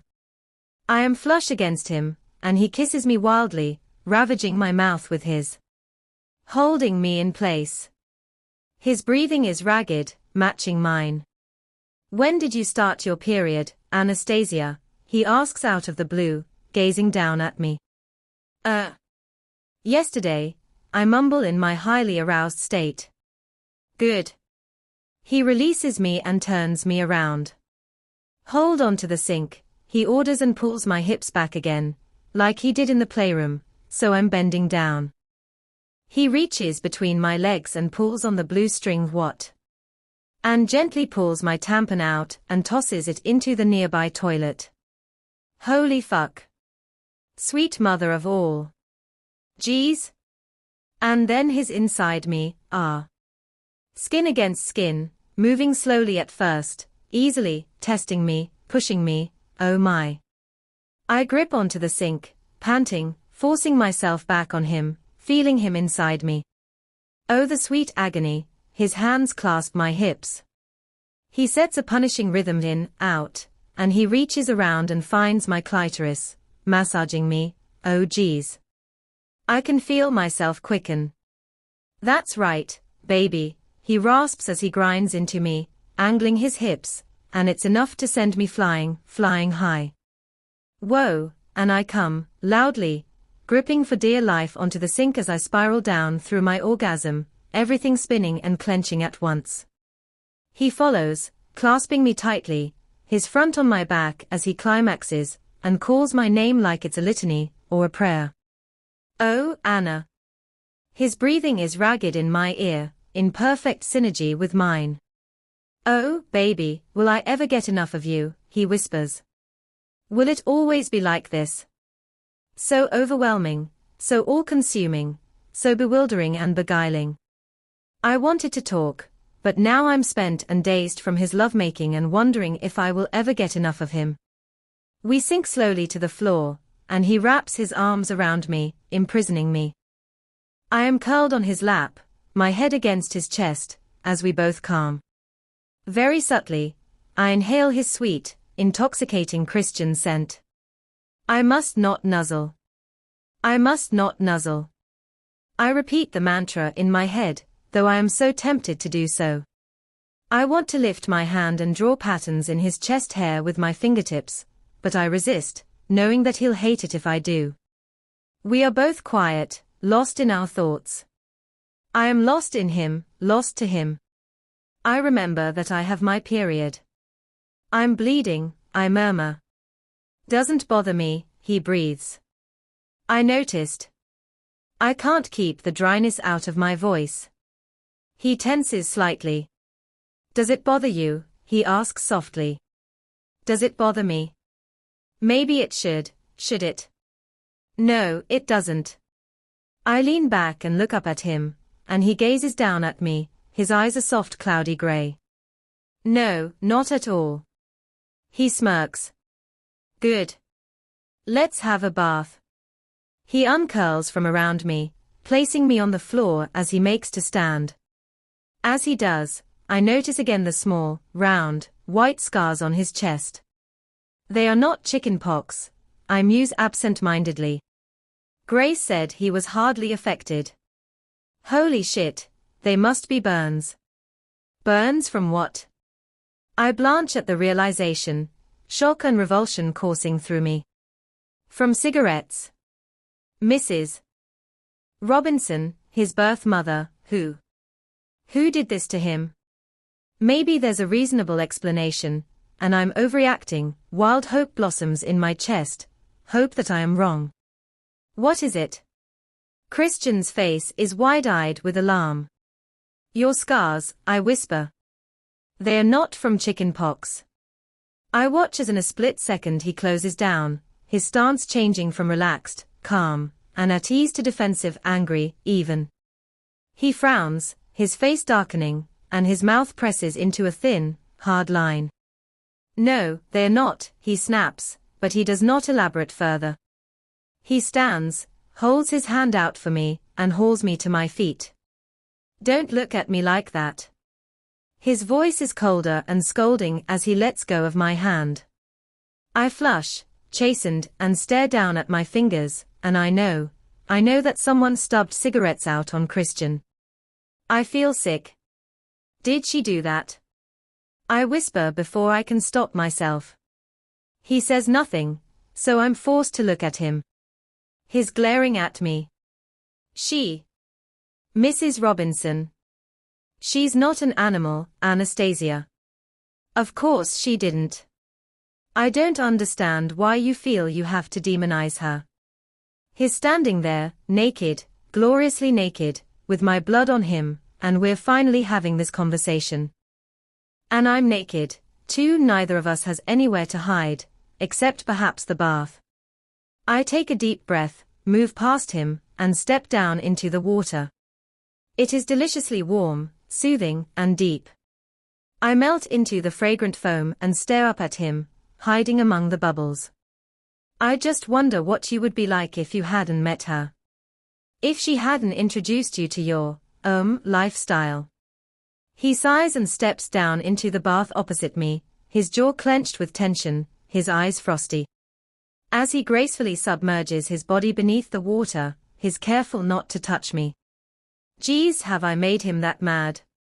He stares impassively at me, his face unreadable, saying nothing. Again the silence stretches between us, but I hold my counsel.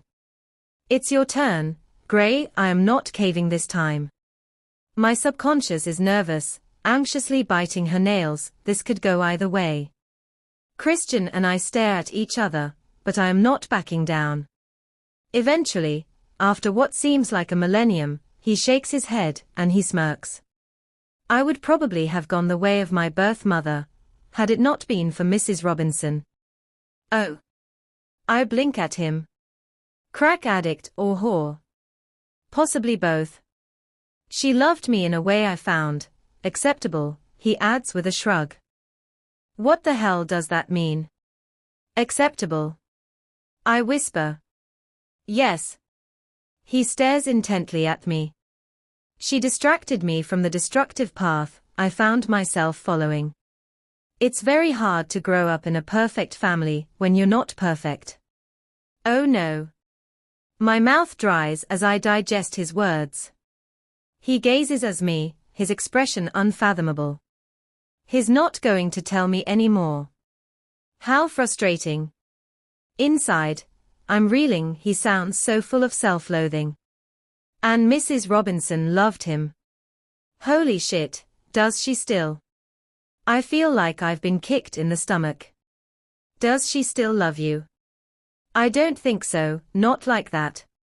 He frowns as if he hasn't thought about the idea. I keep telling you it was a long time ago. It's in the past. I couldn't change it even if I wanted to, which I don't. She saved me from myself. He's exasperated and runs a wet hand through his hair. I've never discussed this with anyone. He pauses. Except Dr. Flynn, of course. And the only reason I'm talking about this now, to you, is because I want you to trust me. I do trust you, but I do want to know you better, and whenever I try to talk to you, you distract me. There's so much I want to know. Oh, for pity's sake, Anastasia. What do you want to know? What do I have to do? His eyes blaze, and though he doesn't raise his voice, I know he's trying to rein in his temper. I glance quickly down at my hands, clear beneath the water as the bubbles have started to disperse. I'm just trying to understand. You're such an enigma. Unlike anyone I've met before. I'm glad you're telling me what I want to know. Geez, maybe it's the cosmopolitans making me brave, but suddenly I cannot bear the distance between us. I move through the water to his side and lean against him so we're touching, skin to skin. He tenses and eyes me warily, as if I might bite. Well, that's a turnaround. My inner goddess gazes at him in quiet, surprised speculation. Please don't be angry with me, I whisper. I am not angry with you, Anastasia. I'm just not used to this kind of talking, this probing. I only have this with Dr. Flynn, and with he stops and frowns. With her. Mrs. Robinson. You talk to her. I prompt, trying to rein in my own temper. Yes, I do. What about? He shifts in the bath, so that is facing me, causing the water to lap over the sides onto the floor. He places his arm around my shoulders, resting on the ledge of the bath. Persistent aren't you, he murmurs, a trace of irritation in his voice. Life, the universe business. Anastasia, Mrs. R and I go way back. We can discuss anything. Me? I whisper. Yes. Grey eyes watch me carefully. I bite my bottom lip, trying to curb the sudden rush of anger that surfaces. Why do you talk about me? I endeavor not to sound whiny and petulant, but I don't succeed. I know I should stop. I am pushing him too hard. My subconscious has her Edvard Munch face on again. I've never met anyone like you, Anastasia. What does that mean? Anyone who just didn't automatically sign your paperwork, no questions asked. He shakes his head. I need advice. And you take advice from Mrs. Pado. I snap. The hold on my temper is more tentative than I thought. Anastasia enough, he snaps back sternly, his eyes narrowing. I'm skating on thin ice, and I'm heading into danger. Or I'll put you across my knee. I have no sexual or romantic interest in her whatsoever. She's a dear, valued friend and a business partner. That's all. We have a past, a shared history, which was monumentally beneficial for me, though it fucked up her marriage, but that side of our relationship is over. Geez, another part one just can't understand.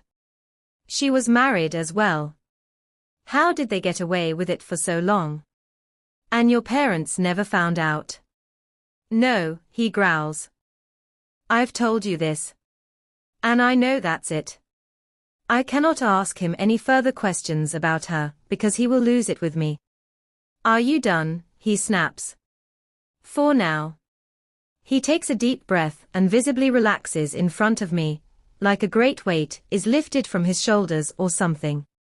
Right, my turn, he mutters, and his glare turns steely, speculative. You haven't responded to my email. I flush. Oh, I hate the spotlight on me, and it seems he's going to get angry every time we have a discussion. I shake my head. Perhaps that's how he feels about my questions. He's not used to being challenged. The thought is revelatory, distracting, and unnerving. I was going to respond. But now you're here. You'd rather I wasn't, he breathes, his expression impassive again. No, I'm pleased, I murmur. Good. He gives me a genuine, relieved smile. I'm pleased I'm here, too, in spite of your interrogation. So, while it's acceptable to grill me, you think you can claim some kind of diplomatic immunity, just because I've flown all this way to see you. I'm not buying it, Miss Steele. I want to know how you feel. Oh no. I told you. I am pleased you're here. Thank you for coming all this way, I say feebly. It's my pleasure, Miss Steele. His eyes shine as he leans down and kisses me gently. I feel myself responding automatically. The water is still warm, the bathroom still steamy. He stops and pulls back, gazing down at me. No. I think I want some answers first before we do any more. More? There's that word again. And he wants answers. Answers to what? I don't have a secret past. I don't have a harrowing childhood. What could he possibly want to know about me that he doesn't already know? I sigh, resigned. What do you want to know? Well, how you feel about our would-be arrangement, for starters. I blink at him. Truth or dare time, my subconscious and inner goddess glance nervously at one another. Hell, let's go for truth. I don't think I can do it for an extended period of time. A whole weekend being someone I'm not. I flush and stare at my hands. He tips my chin up, and he's smirking at me, amused. No, I don't think you could either. And part of me feels slightly affronted and challenged. Are you laughing at me? Yes, but in a good way, he says with a small smile. He leans down and kisses me softly, briefly. You're not a great submissive, he breathes as he holds my chin, his eyes dancing with humor. I stare at him, shocked, then I burst out laughing and he joins me. Maybe I don't have a good teacher. He snorts. Maybe. Perhaps I should be stricter with you. He cocks his head to one side and gives me an artful smile. I swallow. Geez, no. But at the same time, my muscles clench deliciously deep inside. It is his way of showing that he cares. Perhaps the only way he can show he cares, I realize that. He's staring at me, gauging my reaction. Was it that bad when I spanked you the first time? I gaze back at him, blinking. Was it that bad? I remember feeling confused by my reaction. It hurt, but not that much in retrospect. He said over and over again, it's more in my head. And the second time? Well, that was good, hot. No, not really, I whisper. It's more the idea of it, he prompts. I suppose. Feeling pleasure, when one isn't supposed to. I remember feeling the same. Takes a while to get your head around it. Holy hell. This was when he was a kid. You can always safe word, Anastasia. Don't forget that. And as long as you follow the rules, which fulfill a deep need in me for control and to keep you safe, then perhaps we can find a way forward. Why do you need to control me? Because it satisfies a need in me that wasn't met in my formative years. So it's a form of therapy. I've not thought of it like that, but yes, I suppose it is. This I can understand. This will help. But, here's the thing, one moment you say don't defy me, the next you say you like to be challenged. That's a very fine line to tread successfully. He gazes at me for a moment, then frowns. I can see that. But you seem to be doing fine so far. But at what personal cost? I'm tied up in knots here. I like you tied up in knots, he smirks. That's not what I meant. I splash him in exasperation. He gazes down at me, arching an eyebrow. Did you just splash me? Yes. Holy shit, that look. Oh, Miss Steele. He grabs me and pulls me onto his lap, sloshing water all over the floor. I think we've done enough talking for now. He clasps his hands on either side of my head and kisses me. Deeply. Possessing my mouth. Angling my head, controlling me. I moan against his lips. This is what he likes. This is what he's so good at. Everything ignites inside me and my fingers are in his hair, holding him to me, and I'm kissing him back and saying I want you, too, the only way I know how. He groans, shifting me so I'm astride him, kneeling over him, his erection beneath me. He pulls back and looks at me, his eyes hooded, glowing and lustful. I drop my hands to grab onto the edge of the bath, but he grips both my wrists and pulls my hands behind my back, holding them together in one hand. I'm going to have you now, he whispers and lifts me so that I'm hovering over him. Ready, he breathes. Yes, I whisper, and he eases me onto him, slowly, exquisitely slowly, filling me, watching me as he takes me. I groan, closing my eyes, and I revel in the sensation, the stretching fullness. He flexes his hips, and I gasp, leaning forward, resting my forehead against his. Please let my hands go, I whisper. Don't touch me, he pleads, and releasing my wrists, he grabs my hips. Clasping the bath ledge, I move up and then down slowly, opening my eyes to gaze at him. He's watching me, his mouth open slightly, his breathing halted, stilted, his tongue between his teeth. He looks so hot. We're wet and slippery, and moving against each other. I lean down and kiss him. He closes his eyes. Tentatively, I bring my hands up to his head and run my fingers through his hair, not taking my lips from his mouth. This is allowed. He likes this. I like this. And we move together. I tug his hair, tipping his head back and deepen the kiss, riding him faster, picking up the rhythm. I moan against his mouth. He starts to lift me faster, faster, holding my hips. Kissing me back. We are wet mouths and tongues, tangled hair, and moving hips. All sensation, all consuming again. I am close. I am starting to recognize this delicious tightening, quickening. And the water, it's swirling around us, our own whirlpool, a stirring vortex as our movements become more frantic, sloshing everywhere, mirroring what's happening inside me, and I just don't care. I love this man. I love his passion, the effect I have on him. I love that he's flown so far to see me.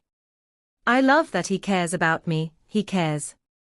It's so unexpected, so fulfilling. He is mine, and I am his. That's right, baby, he breathes. And I come, my orgasm ripping through me, a turbulent, passionate apogee that devours me whole. And suddenly Christian crushes me to him, his arms wrapped around my back as he finds his release. Anna, baby, he cries, and it's a wild invocation, stirring and touching the depths of my soul. We lie staring at each other, grey eyes into blue, face to face, in the Super King bed, both hugging our pillows on our fronts. Naked. Not touching. Just looking and admiring, covered by the sheet. Do you want to sleep? Christian asks, his voice soft. He is beautiful, the mix of colors in his hair vivid against the white Egyptian cotton pillowcase, gray eyes, smoldering, expressive. He looks concerned. No. I'm not tired. I feel strangely energized. It's been so good to talk, I don't want to stop. What do you want to do? He asks. Talk. He smiles. About what? Stuff. What stuff? You? What about me? What's your favorite film? He grins. Today, it's the piano.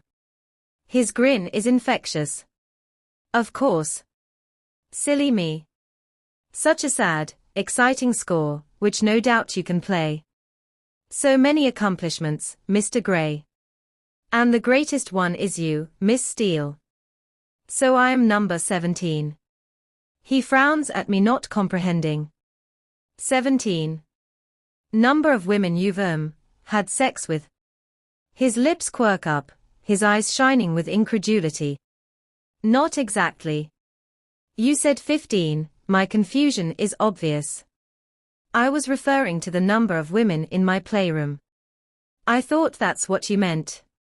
You didn't ask me how many women I'd had sex with. Oh? Holy shit, there's more. How? I gape at him. Vanilla. No. You are my one vanilla conquest. He shakes his head, still grinning at me. Why does he find this funny? And why am I grinning back at him like an idiot? I can't give you a number. I didn't put notches in the bedpost or anything. What are we talking, tens, hundreds, thousands? My eyes grow wilder as the numbers get larger. Tens. We're in the tens, for pity's sake. All submissives. Yes. Stop grinning at me, I scold him mildly, trying and failing to keep a straight face. I can't. You're funny. Funny peculiar or funny ha-ha. A bit of both, I think. His words mirror mine. That's a damned cheek, coming from you. He leans across and kisses the tip of my nose. This will shock you, Anastasia. Ready? I nod, wide-eyed, still with the stupid grin on my face. All submissives in training, when I was training. There are places in and around Seattle that one can go and practice. Learn to do what I do, he says. What? Oh? I blink at him. Yep, I've paid for sex, Anastasia. That's nothing to be proud of, I mutter haughtily. And you're right. I am deeply shocked. And cross that I can't shock you. You wore my underwear. Did that shock you? Yes. My inner goddess pole vaults over the 15-foot bar. You didn't wear your panties to meet my parents. Did that shock you? Yes. Geez, the bars moved to 16 feet. It seems I can only shock you in the underwear department. You told me you were a virgin. That's the biggest shock I've ever had. Yes, your face was a picture, a Kodak moment. I giggle. You let me work you over with a riding crop. Did that shock you? Yep. I grin. Well, I may let you do it again. Oh, I do hope so, Miss Steele. This weekend. Okay, I agree, shyly. Okay. Yes. I'll go to the Red Room of Pain again. You say my name. That shocks you. The fact that I like it shocks me. Christian. He grins. I want to do something tomorrow. His eyes glow with excitement. What? A surprise. For you. His voice is low and soft. I raise an eyebrow and stifle a yawn at the same time. Am I boring you, Miss Steele? His tone is sardonic. Never. He leans across and kisses me gently on my lips. Sleep, he commands, then switches off the light. And in this quiet moment as I close my eyes, spent and sated, I think I'm in the eye of the storm. And in spite of all he's said, and what he hasn't said, I don't think I have ever been so happy. Christian stands in a steel-barred cage. Wearing his soft, ripped jeans, his chest and feet are mouth-wateringly naked, and he's staring at me. His private joke smile is etched on his beautiful face, and his eyes are molten gray. In his hands he holds a bowl of strawberries. He ambles with athletic grace to the front of the cage, gazing intently at me. Holding up a plump ripe strawberry, he extends his hand through the bars. "Eat," he says, his tongue caressing the front of his palate as he enunciates the T. I try and move toward him, but I'm tethered, held back by some unseen force around my wrist, holding me. "Let me go." "Come, eat," he says, smiling his delicious crooked smile. I pull and pull, "Let me go." I want to scream and shout, but no sound emerges. I am mute. He stretches a little further, and the strawberry is at my lips. "Eat, Anastasia." His mouth forms my name, lingering sensually on each syllable. I open my mouth and bite, the cage disappears, and my hands are free. I reach up to touch him, graze my fingers through his chest hair. "Anastasia." "No." I moan. "Come on, baby." "No. I want to touch you." "Wake up." "No. Please." My eyes flicker, unwillingly open for a split second. I'm in bed and someone is nuzzling my ear. "Wake up, baby," he whispers, and the effect of his sweet voice spreads like warm melted caramel through my veins. It's Christian. Geez, it's still dark, and the images of him from my dream persist, disconcerting and tantalizing in my head. "Oh, no," I groan. I want back at his chest, back to my dream.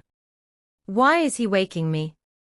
It's the middle of the night, or so it feels. Holy shit. Does he want sex now? Time to get up, baby. I'm going to switch on the side light. His voice is quiet. "No," I groan. "I want to chase the dawn with you," he says, kissing my face, my eyelids, the tip of my nose, my mouth, and I open my eyes. The side light is on. "Good morning, beautiful," he murmurs. I groan, and he smiles. "You are not a morning person," he murmurs.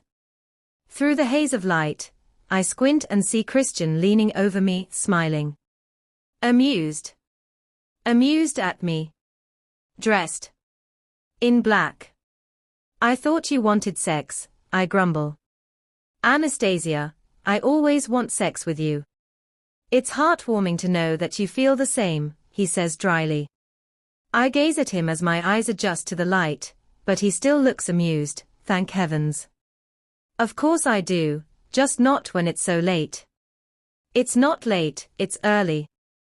Come on up you go. We're going out. I'll take a rain check on the sex.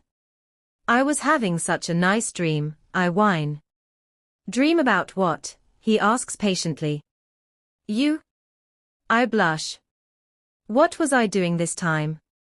Trying to feed me strawberries. His lips twitch with a trace of a smile. Dr. Flynn could have a field day with that. Up, get dressed. Don't bother to shower, we can do that later. I sit up, and the sheet pulls at my waist, revealing my body. He stands to give me room, his eyes dark. What time is it? 5:30 in the morning. Feels like 3 a.m. We don't have much time. I let you sleep as long as possible. Come. Can't I have a shower? He sighs. If you have a shower, I'll want one with you, and you and I know what will happen, then the day will just go. Come. He's excited. Like a small boy, he's iridescent with anticipation and excitement. It makes me smile. What are we doing? It's a surprise. I told you. I can't help but grin up at him. Okay. I clamber off the bed and search for my clothes. Of course they are neatly folded on the chair beside my bed. He's laid out a pair of his jersey boxer briefs, 2 Ralph Lauren, no less. I slip them on, and he grins at me. Another piece of Christian Grey's underwear, a trophy to add to my collection, along with the car, the BlackBerry, the Mac, his black jacket, and a set of old valuable first editions.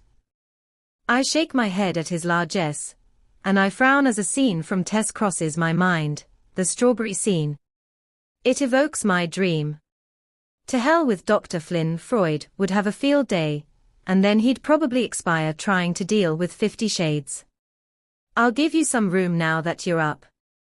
Christian exits toward the living area, and I wander into the bathroom. I have needs to attend to, and I want a quick wash. 7 minutes later, I am in the living area, scrubbed, brushed and dressed in jeans, my camisole, and Christian Grey's underwear. Christian glances up from the small dining table where he's eating breakfast. Breakfast? Geez, at this time. Eat, he says. Holy Moses, my dream. I gape at him, thinking about his tongue on his palate. His expert tongue. Anastasia, he says sternly, pulling me out of my reverie. It really is too early for me. How to handle this? I'll have some tea. Can I take a croissant for later? He eyes me suspiciously, and I smile very sweetly. Don't rain on my parade, Anastasia, he warns softly. I will eat later when my stomach's woken up. About 7:30 a.m. Okay. Okay. He peers down at me. Honestly. I have to concentrate hard on not making a face at him. I want to roll my eyes at you. By all means, do, and you will make my day, he says sternly. I gaze up at the ceiling. Well, a spanking would wake me up, I suppose. I purse my lips in quiet contemplation. Christian's mouth drops open. On the other hand, I don't want you to be all hot and bothered, the climate here is warm enough. I shrug nonchalantly. Christian closes his mouth and tries very hard to look displeased, but fails hopelessly. I can see the humor lurking in the back of his eyes. You are, as ever, challenging, Miss Steele. Drink your tea. I notice the Twinings label, and inside, my heart sings. See, he does care, my subconscious mouths at me. I sit and face him, drinking in his beauty. Will I ever get enough of this man? As we leave the room, Christian throws a sweatshirt at me. You'll need this. I look at him, puzzled. Trust me. He grins, leans over and kisses me quickly on the lips, then grabs my hand and we head out. Outside, in the relative cool of the half-light of pre-dawn, the valet hands Christian a set of keys to a flash sports car with a soft top. I raise an eyebrow at Christian, who smirks back at me. You know, sometimes it's great being me, he says with a conspiratorial, but smug grin that I simply can't help emulating. He's so lovable when he's playful and carefree. He opens my car door with an exaggerated bow, and I climb. He is in such a good mood. Where are we going? You'll see. He grins as he slips the car into drive, and we head out on Savannah Parkway. He programs the GPS, and presses a switch on the steering wheel and a classical orchestral piece fills the car. What's this? I ask as the sweet sound of 100 violin strings assails us. It's from La Traviata. An opera by Verdi. Oh my, it's lovely. La Traviata. I've heard of that. I can't think where. What does it mean? Christian glances at me and smirks. Well, literally, the woman led astray. It's based on Alexander Dumas' book, La Dame Auxiliary Camellias. Ah. I've read it. I thought you might. The Doomed Courtesan. I squirm uncomfortably in the plush leather seat. Is he trying to tell me something? It's a depressing story, I mutter. Too depressing. Do you want to choose some music? This is on my iPod. Christian has that secret smile again. I can't see his iPod anywhere. He taps the screen on the console between us, and behold, there is a playlist. You choose. His lips twitch up into a smile, and I know it's a challenge. Christian Grey's iPod, this should be interesting. I scroll through the touch screen, and find the perfect song. I press play. I wouldn't have figured him for a Britney fan. The club mix, techno beat assaults us both, and Christian turns the volume down. Maybe it's too early for this, Britney's at her most sultry. Toxic, eh? Christian grins. I don't know what you mean. I feign innocence. He turns the music down a little more, and inside I am hugging myself. My inner goddess is standing on the podium awaiting her gold medal. He turned the music down. Victory. I didn't put that song on my iPod, he says casually, and puts his foot down so that I am thrown back into my seat as the car accelerates along the freeway. What? He knows what he's doing, the bastard. Who did? And I have to listen to Britney going on and on. Who?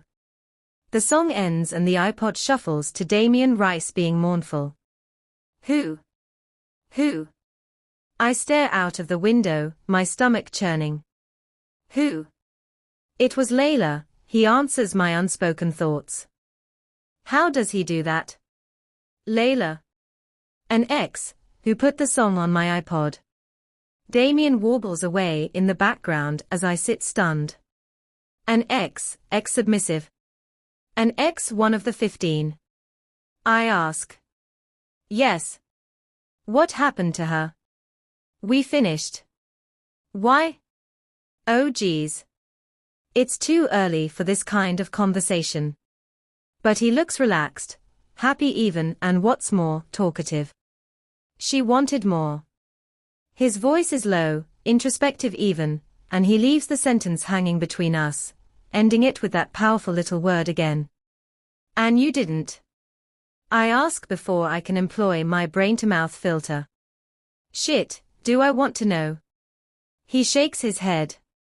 I've never wanted more, until I met you. I gasp, reeling. Oh my. Isn't this what I want? He wants more. He wants it, too. My inner goddess has backflipped off the podium and is doing cartwheels around the stadium. It's not just me. What happened to the other 14? I ask. Geez, his talking take advantage. You want a list? Divorced, beheaded, died. You're not Henry VIII. Okay. In no particular order. I've only had long-term relationships with 4 women, apart from Elena. Elena. Mrs. Robinson to you. He half smiles his secret private joke smile. Elena. Holy fuck. The evil one has a name and it's all foreign sounding. A vision of a glorious, pale-skinned vamp with raven hair and ruby-red lips comes to mind, and I know that she's beautiful. I must not dwell. What happened to the 4? I ask to distract myself. So inquisitive, so eager for information, Miss Steele, he scolds playfully. Oh, Mr. When is your period due? Anastasia, a man needs to know these things. Does he? I do. Why? Because I don't want you to get pregnant. Neither do I. Well, not for a few years yet. Christian blinks startled, then visibly relaxes. Okay. Christian doesn't want children. Now or never. I am reeling from his sudden, unprecedented attack of candor. Perhaps it's the early morning. Something in the Georgia water. The Georgia air. What else do I want to know? Carpe diem. So the other 4, what happened? I ask. One met someone else. The other three wanted more. I wasn't in the market for more then. And the others? I press. He glances at me briefly and just shakes his head. Just didn't work out. Whoa, a bucket load of information to process. I glance in the side mirror of the car, and I notice the soft swell of pink and aquamarine in the sky behind. Dawn is following us. Where are we headed? I ask, perplexed, gazing out at the I-95. We're heading south, that's all I know. An airfield. We're not going back to Seattle, are we? I gasp, alarmed. I haven't said goodbye to my mom. Geez, she's expecting us for dinner. He laughs. No, Anastasia, we're going to indulge in my second favorite pastime. Second. I frown at him. Yep. I told you my favorite this morning. I glance at his glorious profile, frowning, racking my brain. Indulging in you, Miss Steele.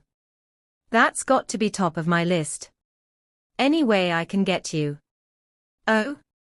Well, that's quite high up on my list of diverting, kinky priorities, too. I mutter, blushing. I'm pleased to hear it, he mutters dryly.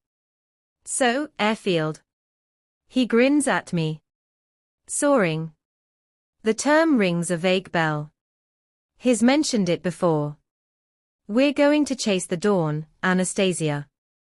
He turns and grins at me as the GPS urges him to turn right into what looks like an industrial complex. He pulls up outside a large white building with a sign reading Brunswick Soaring Association. Gliding. We're going gliding. He switches off the engine. You up for this? He asks. You're flying. Yes. Yes, please. I don't hesitate. He grins and leans forward and kisses me. Another first, Miss Steele, he says as he climbs out of the car. First. What sort of first? First time flying a glider, shit. No, he said that he's done it before. I relax. He walks round and opens my door. The sky has turned to a subtle opal, shimmering and glowing softly behind the sporadic childlike clouds.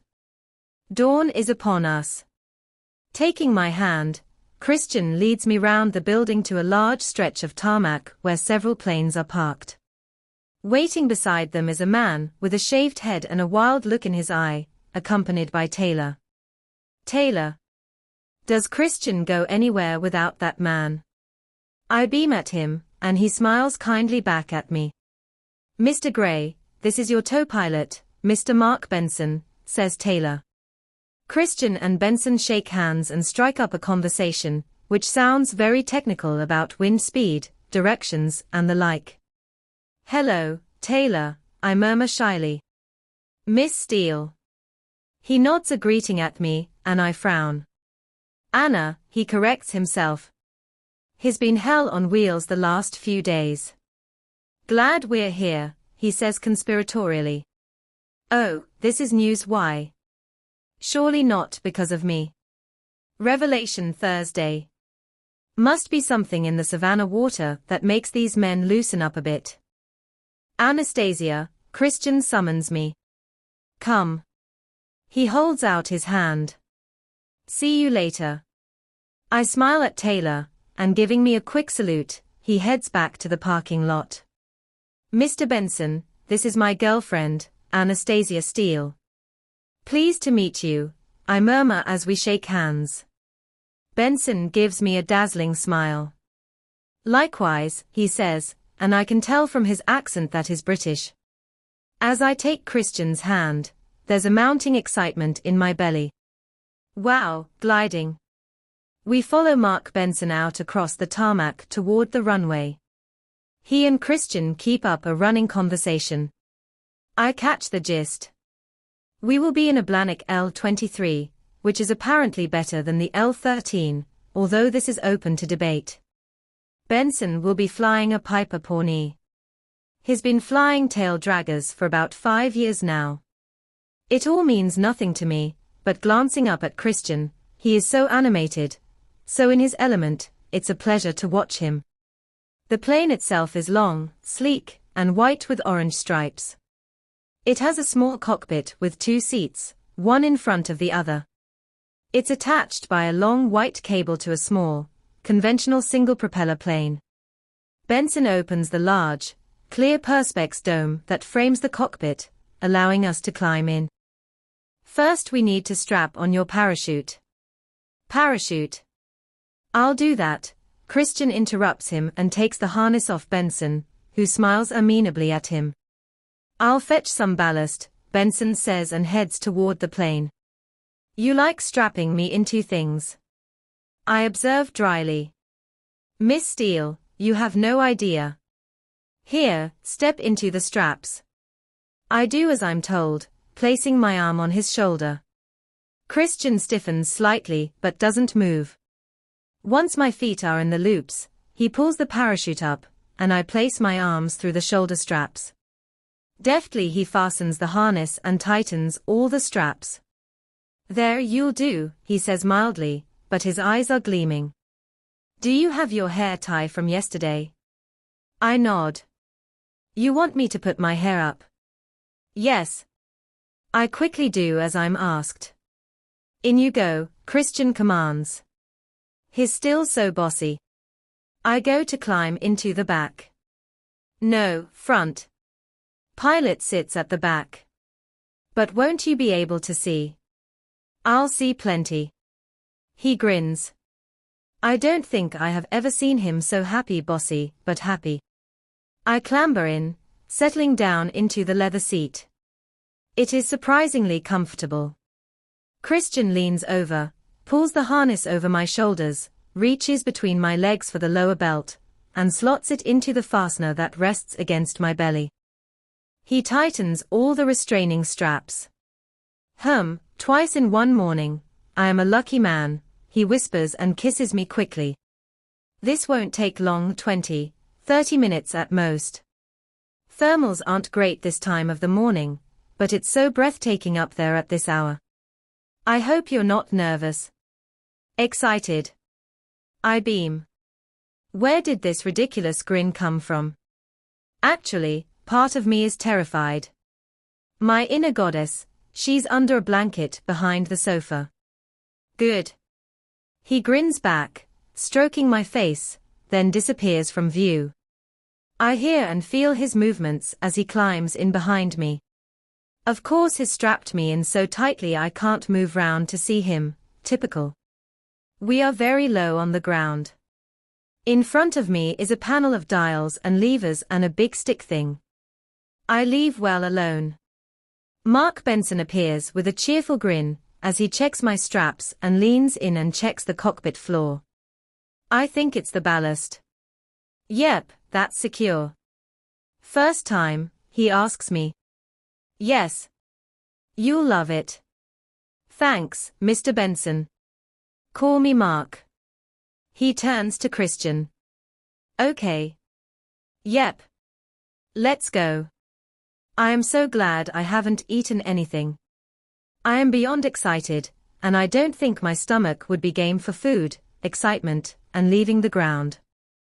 Once again, I am putting myself into this beautiful man's skilled hands.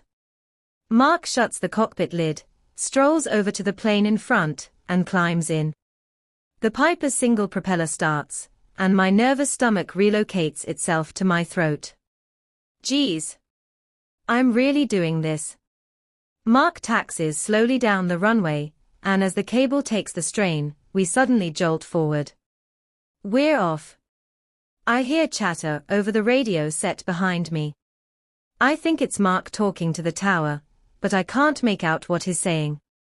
As the Piper picks up speed, so do we. It's very bumpy, and in front of us the single-prop plane is still on the ground. Geez, will we ever get up? And suddenly, my stomach disappears from my throat and free falls through my body to the ground. We're airborne. Here we go, baby. Christian shouts from behind me. And we are in our own bubble, just us two. All I hear is the sound of the wind ripping past and the distant hum of the Piper's engine. I'm gripping the edge of my seat with both hands, so tightly my knuckles are white. We head west, inland away from the rising sun, gaining height, crossing over fields and woods and homes and I-95. Oh my! This is amazing, above us only sky. The light is extraordinary, diffuse and warm in hue, and I remember Jose rambling on about magic hour, a time of day that photographers adore. This is it. Just after dawn, and I'm in it, with Christian. Abruptly, I'm reminded of Jose's show. I need to tell Christian. I wonder briefly how he'll react. But I won't worry about that, not now. I'm enjoying the ride. My ears pop as we gain height, and the ground slips further and further away. It is so peaceful. I completely get why he likes to be up here. Away from his BlackBerry, and all the pressures of his job. The radio crackles into life, and Mark mentions 3,000 feet. Geez, that sounds high. I check the ground, and I can no longer clearly distinguish anything down there. Release, Christian says into the radio, and suddenly the Piper disappears and the pulling sensation provided by the small plane ceases. We're floating over Georgia. Holy fuck, it's exciting. The plane banks and turns as the wing dips, and we spiral toward the sun. Icarus. This is it. I am flying close to the sun, but he's with me, leading me. I gasp at the realization. We spiral and the view in this morning light is spectacular. Hold on tight, he shouts, and we dip again, only this time he doesn't stop. Suddenly, I am upside down, looking at the ground through the top of the cockpit canopy. I squeal loudly, my arms automatically lashing out, my hands splayed on the perspex to stop me falling. I can hear him laughing. Bastard. But his joy is infectious, and I am laughing, too, as he rights the plane. I'm glad I didn't have breakfast. I shout at him. Yes, in hindsight, it's good you didn't, because I'm going to do that again. He dips the plane once more until we are upside down. This time, because I'm prepared, I hang on to the harness, but it makes me grin and giggle like a fool. He levels the plane once more. Beautiful, isn't it, he calls. Yes. We fly, swooping majestically through the air, listening to the wind and the silence, in the early morning light. Who could ask for more? See the joystick in front of you, he shouts again. I look at the stick that is moving slightly between my legs. Oh no, where's he going with this? Grab hold. Oh shit. He's going to make me fly the plane. No. Go on, Anastasia. Grab it, he urges more vehemently. Tentatively, I grasp it and feel the pitch and yaw of what I assume are rudders and paddles, or whatever keeps this thing in the air. Hold tight, keep it steady. See the middle dial in front. Keep the needle dead center. My heart is in my mouth. Holy shit. I am flying a glider. I am soaring. Good girl. Christian sounds delighted. I am amazed you let me take control, I shout. You'd be amazed what I'd let you do, Miss Steele.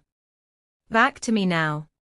I feel the joystick move suddenly, and I let go as we spiral down several feet, my ears starting to pop again.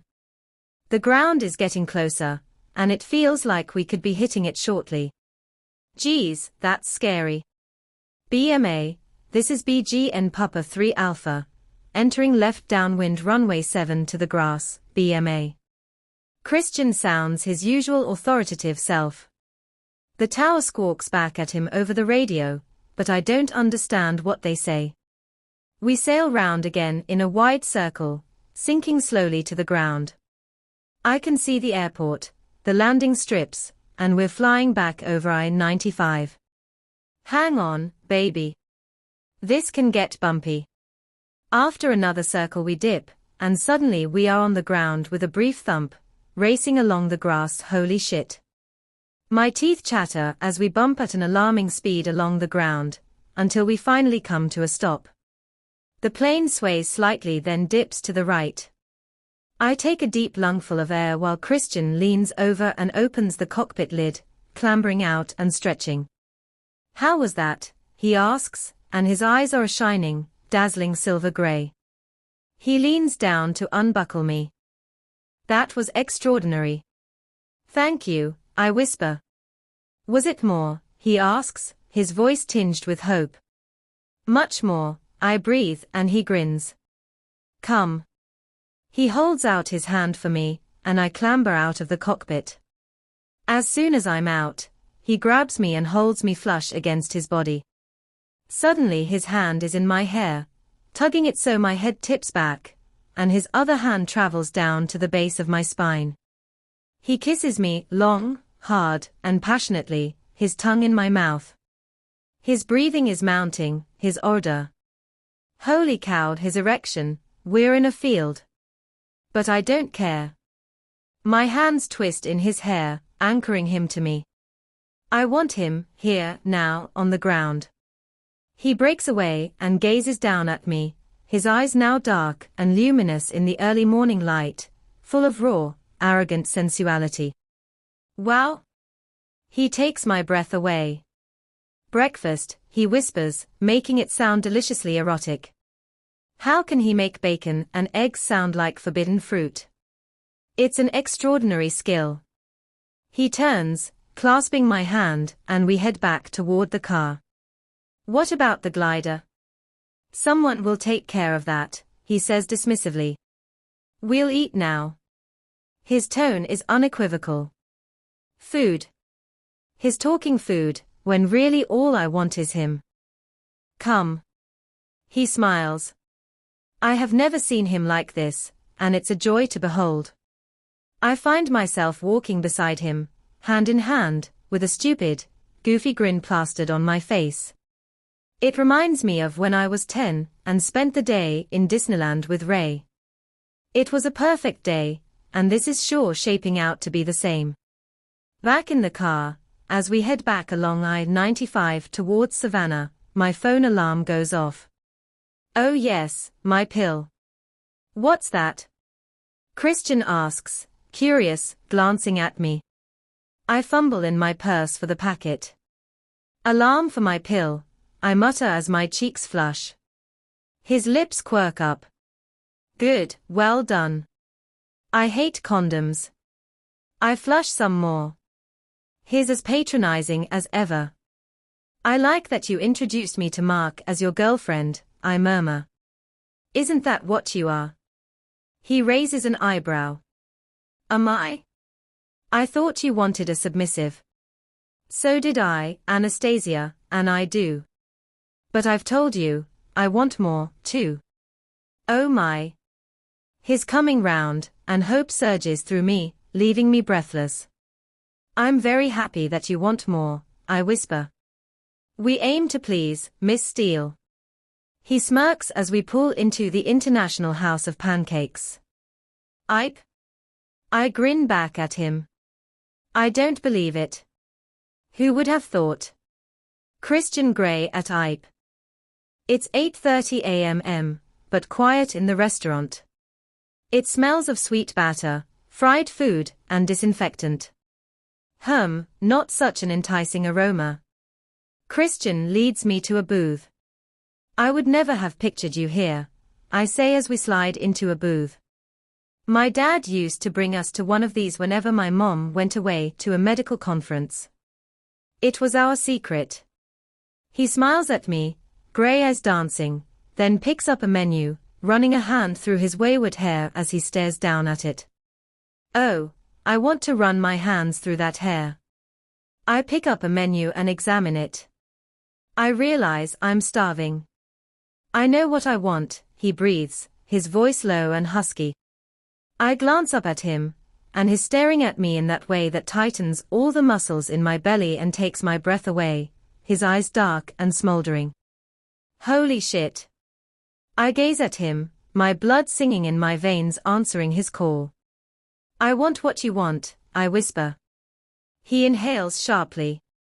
Here, he asks suggestively, raising an eyebrow at me, smiling wickedly, his teeth trapping the tip of his tongue. Oh my, sexinipe.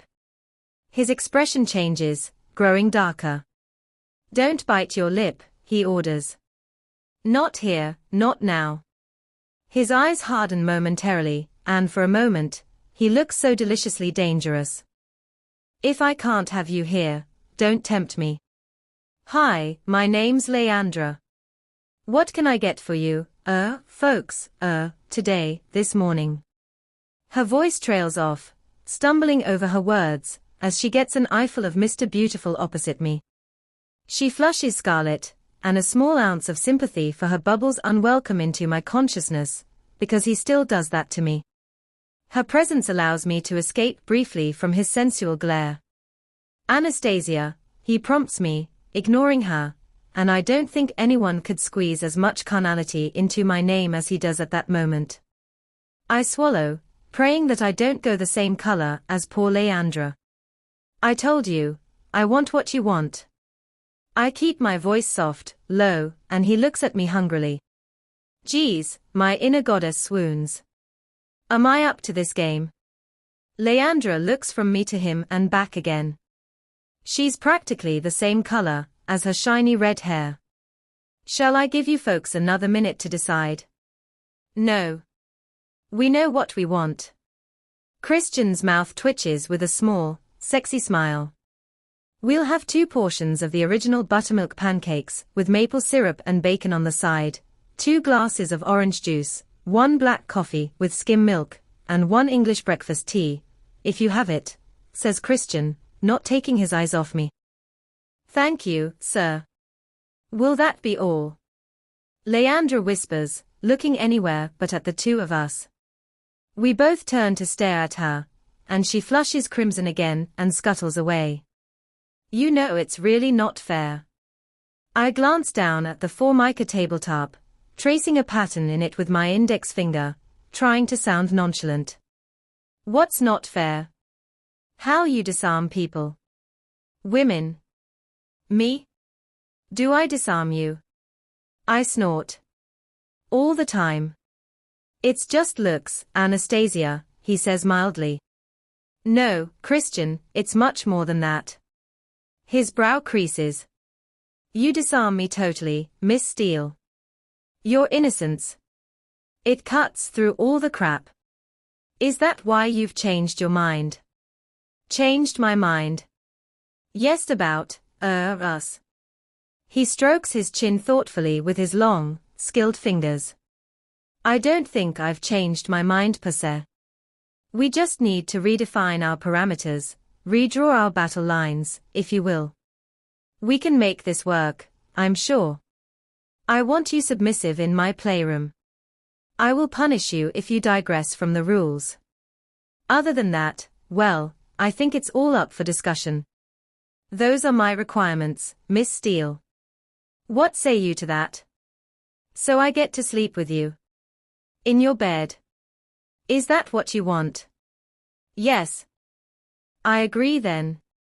Besides, I sleep very well when you're in my bed. I had no idea. His brow creases as his voice fades. I was frightened you'd leave me if I didn't agree to all of it, I whisper. I'm not going anywhere, Anastasia. Besides. He trails off, and after some thought, he adds. We're following your advice, your definition, compromise. You emailed it to me. And so far, it's working for me. I love that you want more, I murmur shyly. I know. How do you know? Trust me. I just do. He smirks at me. He's hiding something. What? At that moment, Leandra arrives with breakfast and our conversation ceases. My stomach rumbles, reminding me how ravenous I am. Christian watches with annoying approval as I devour everything on my plate. Can I treat you? I ask Christian. Treat me how? Pay for this meal. Christian snorts. I don't think so, he scoffs. Please. I want to. He frowns at me. Are you trying to completely emasculate me? This is probably the only place that I'll be able to afford to pay. Anastasia, I appreciate the thought. I do. But no. I purse my lips. Don't scowl, he threatens, his eyes glinting ominously. Of course he doesn't ask me for my mother's address. He knows it already, stalker that he is. When he pulls up outside the house, I don't comment. What's the point? Do you want to come in? I ask shyly. I need to work, Anastasia, but I'll be back this evening. What time? I ignore the unwelcome stab of disappointment. Why do I want to spend every single minute with this controlling sex god? Oh yes, I've fallen in love with him, and he can fly. Thank you, for the more. My pleasure, Anastasia. He kisses me, and I inhale his sexy Christian smell. I'll see you later. Try and stop me, he whispers. I wave goodbye as he drives off into the Georgia sunshine. I'm still wearing his sweatshirt and his underwear, and I'm too warm. In the kitchen, my mom is in a complete flap. It's not every day she has to entertain a multizillionaire, and it's stressing her out. How are you, darling? She asks, and I flush because she must know what I was doing last night. I'm good. Christian took me gliding this morning. I hope the new information will distract her. Gliding. As in a small plane with no engine. That sort of gliding. I nod. Wow. She's speechless, the novel concept for my mother. She gapes at me, but eventually recovers herself and resumes her original line of questioning. How was last night? Did you talk? Geez. I flush bright scarlet. We talked last night and today. It's getting better. Good. She turns her attention back to the 4 cookery books she has open on the kitchen table. Mom, if you like, I'll cook this evening. Oh, honey, that's kind of you, but I want to do it. Okay. I grimace, knowing full well that my mother's cooking is pretty hit or miss. Perhaps she's improved since she moved to Savannah with Bob. There was a time I wouldn't subject anyone to her cooking, even who do I hate. Oh yes, Mrs. Robinson, Elena. Well, maybe her. Will I ever meet this damned woman? I decide to send a quick thank you to Christian. From Anastasia Steele, subject: soaring as opposed to sawing, date June 2, 2011, 10:20 Eastern Standard Time. To Christian Grey, SOM Etimus. YOU really know how to show a girl a good Tim E. Thank YOU Anna X. From Christian Grey, subject: soaring vs sawing, date June 2, 2011, 10:24 Eastern Standard Time. To Anastasia Steele, I'll take either of those over YR snoring. I had a good Tim E too.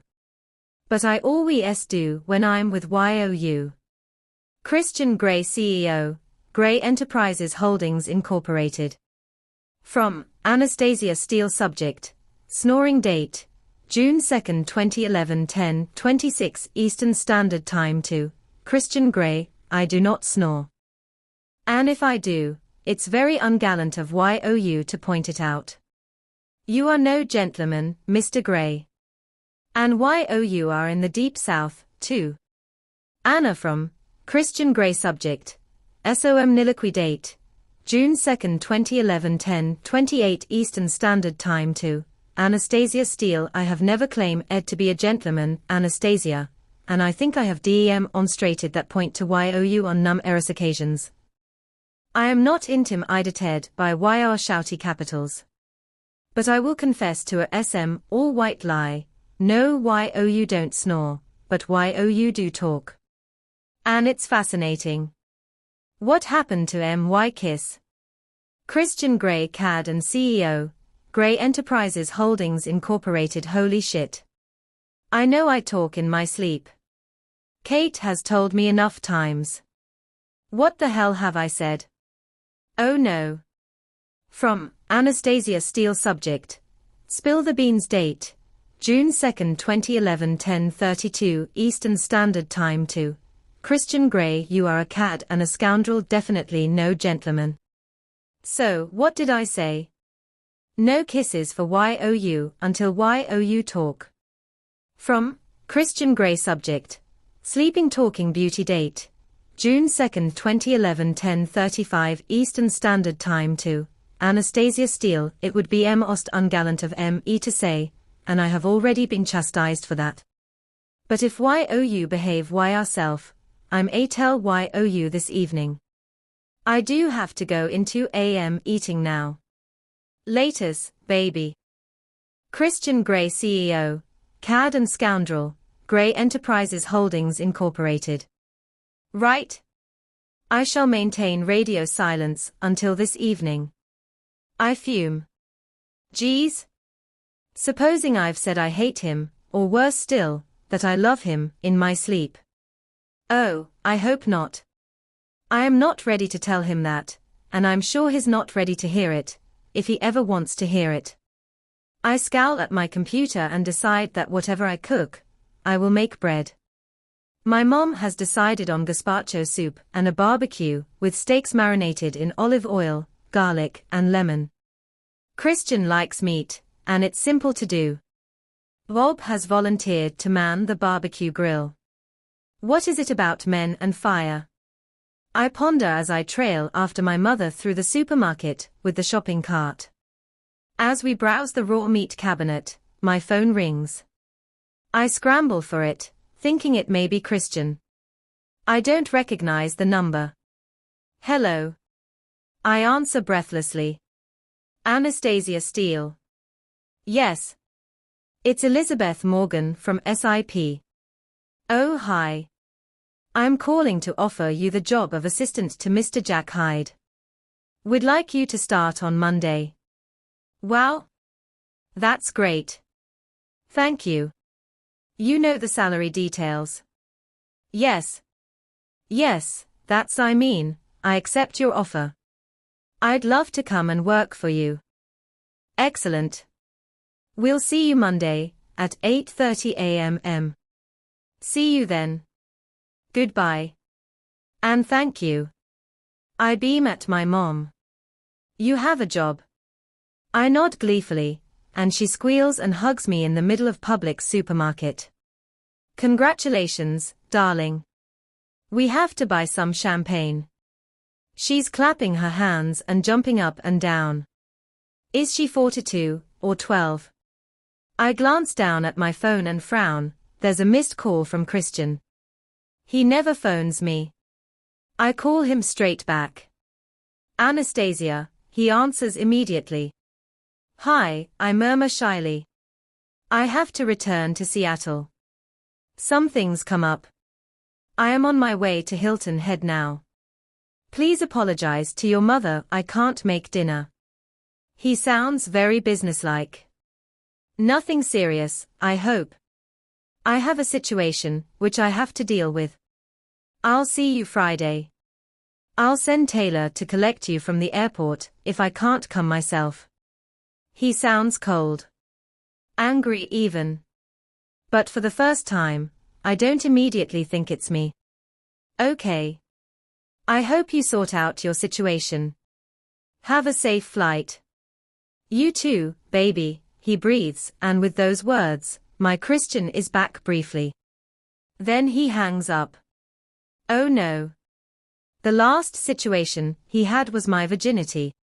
Geez, I hope it's nothing like that. I gaze at my mom. Her earlier jubilation has metamorphosed into concern. It's Christian. He's had to go back to Seattle. He apologizes. Oh. That's a shame, darling. We can still have our barbecue, and now we have something to celebrate your new job. You have to tell me all about it. It's late afternoon, and Mom and I are lying beside the pool. My mother has relaxed to the point where she is literally horizontal now that Mr. Megabucks is not coming to dinner. As I lie in the sun, endeavoring to lose the pail, I think about yesterday evening and breakfast today. I think about Christian, and my ridiculous grin refuses to subside.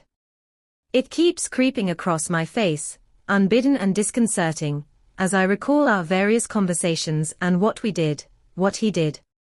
There seems to be tidal shift in Christian's attitude. He denies it, but he admits his trying for more. What could have changed? What has altered since he sent his long email, and when I saw him yesterday? What has he done? I sit up suddenly, almost spilling my Dr. Pepper. He had dinner with her. Elena. Holy fuck. My scalp prickles at the realization. Did she say something to him? Oh, to have been a fly on the wall during their dinner. I could have landed in her soup or on her wine glass and choked her. What is it, Anna, honey? Mom asks, startled from her torpor. I'm just having a moment, Mom. What time is it?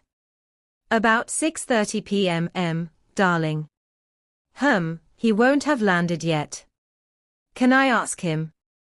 Should I ask him? Or perhaps she has nothing to do with it.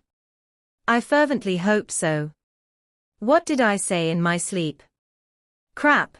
Some unguarded remark while dreaming about him, I bet. Whatever it is, or was, I hope the sea of change is coming from within him and not because of her. I am sweltering in this damned heat. I need another dip in the pool. As I get ready for bed, I switch on my computer. I have heard nothing from Christian. Not even a word that has arrived safely. From Anastasia Steele. Subject: Safe arrival. Date: June 2, 2011, 22:32 Eastern Standard Time. To Christian Grey. Dear Sir, please let me know that you have arrived safely. I am starting to worry. Thinking of you. Your Anna. 3 minutes later, I hear the ping from my email inbox. From Christian Grey. Subject: Sorry. Date: June 2, 2011, 19:36 To Anastasia Steele. Dear Miss Steele, I have arrived safely, and please accept my apologies for not letting you know. I don't want to cause you any worry. It's heartwarming to know that you care for me. I am thinking of you, too, and as ever looking forward to seeing you tomorrow. Christian Grey, CEO, Grey Enterprises Holdings Incorporated. I sigh, Christian is back to formality. From Anastasia Steele. Subject: The situation. Date: June 2, 2011, 22:40 Eastern Standard Time. To Christian Grey. Dear Mr. Grey, I think it is very evident that I care for you deeply. How could you doubt that? I hope our situation is in hand. Your Anna XPS. Are you going to tell me what I said in my sleep? From Christian Grey. Subject: Pleading the fifth. Date: June 2, 2011, 19:45 To Anastasia Steele. Dear Miss Steele, I like very much that you care for me. The situation here is not yet resolved. With regard to our PS, the answer is no. Christian Grey, CEO, Grey Enterprises Holdings Incorporated. From Anastasia Steele. Subject: Pleading insanity. Date: June 2, 2011, 22:48 Eastern Standard Time. To Christian Grey, I hope it was amusing. But you should know I cannot accept any responsibility for what comes out of my mouth when I am unconscious. In fact, you probably is heard me. And of our advanced ears is surely a little deaf. From Christian Grey. Subject: Pleading guilty. Date: June 2, 2011, 19:52 To Anastasia Steele. Dear Miss Steele, sorry. Could you speak up? I can't hear you. Christian Grey, CEO, Grey Enterprises Holdings Incorporated. From Anastasia Steele. Subject: Pleading insanity again. Date: June 2, 2011, 22:54 Eastern Standard Time. To Christian Grey, you are driving me crazy. From Christian Grey. Subject: I hope so. Date: June 2, 2011, 19:59 To Anastasia Steele. Dear Miss Steele, I intend to do exactly that on Friday evening. Looking forward to it, winky face. Christian Grey, CEO, Grey Enterprises Holdings Incorporated. From Anastasia Steele. Subject: GRRR. Date: June 2, 2011, 23:02 Eastern Standard Time. To Christian Grey, I am officially pissed at you.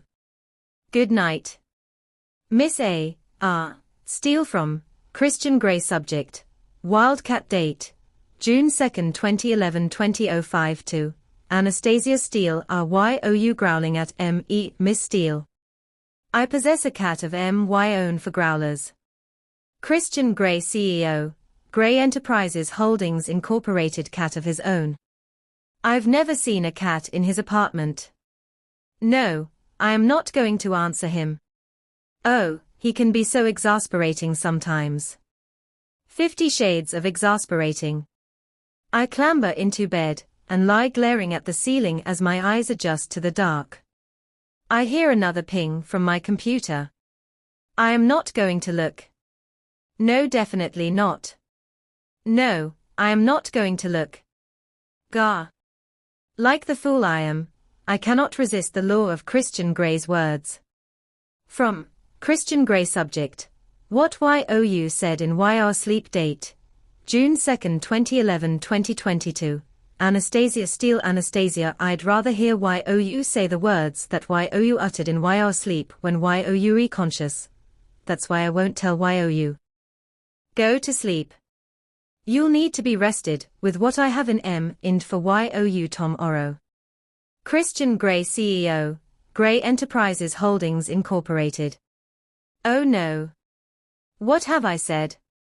It's as bad as I think, I'm sure. My mother hugs me tightly.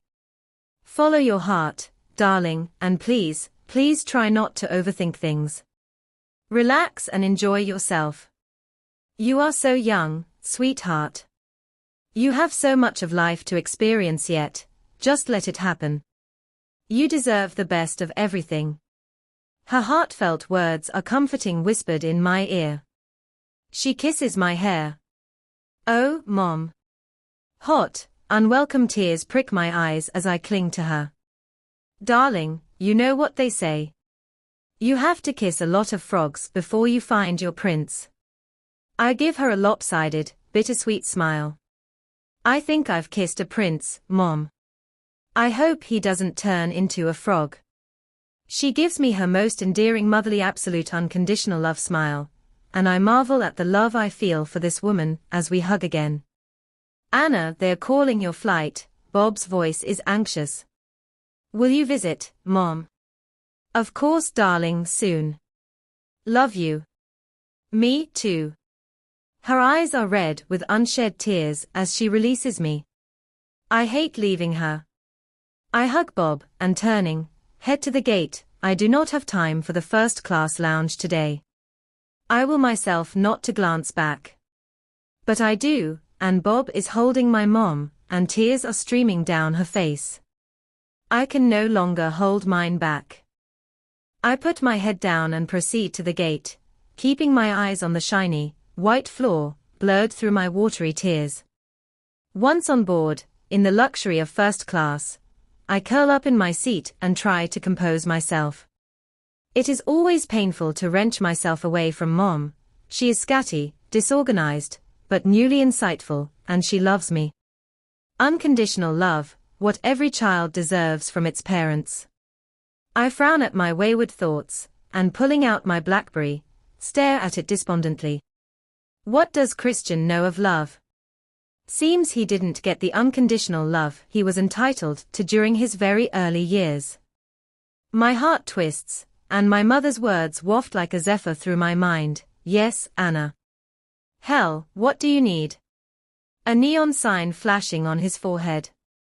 She thinks Christian loves me, but then she's my mother, of course she'd think that. She thinks I deserve the best of everything. I frown. It's true, and in a moment of startling clarity, I see it. It's very simple. I want his love. I need Christian Grey to love me. This is why I am so reticent about our relationship, because on some basic, fundamental level, I recognize within me a deep-seated compulsion to be loved and cherished. And because of his 50 Shades, I am holding myself back. The BDSM is a distraction from the real issue.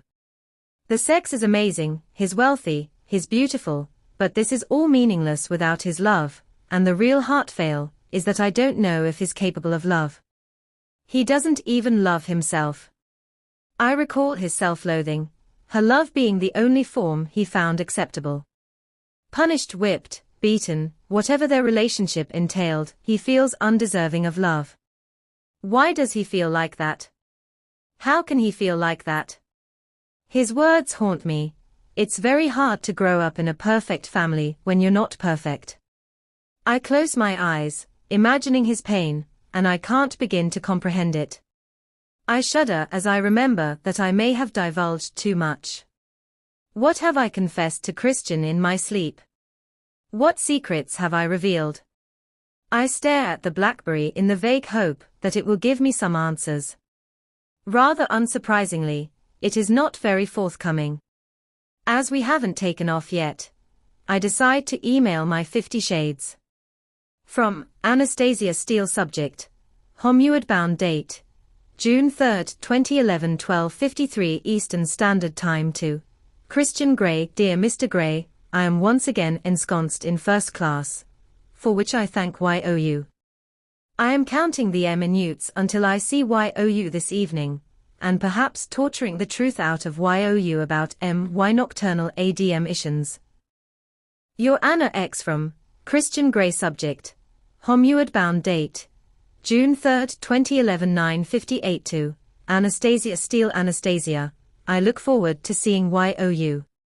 Christian Grey, CEO, Grey Enterprises Holdings Incorporated.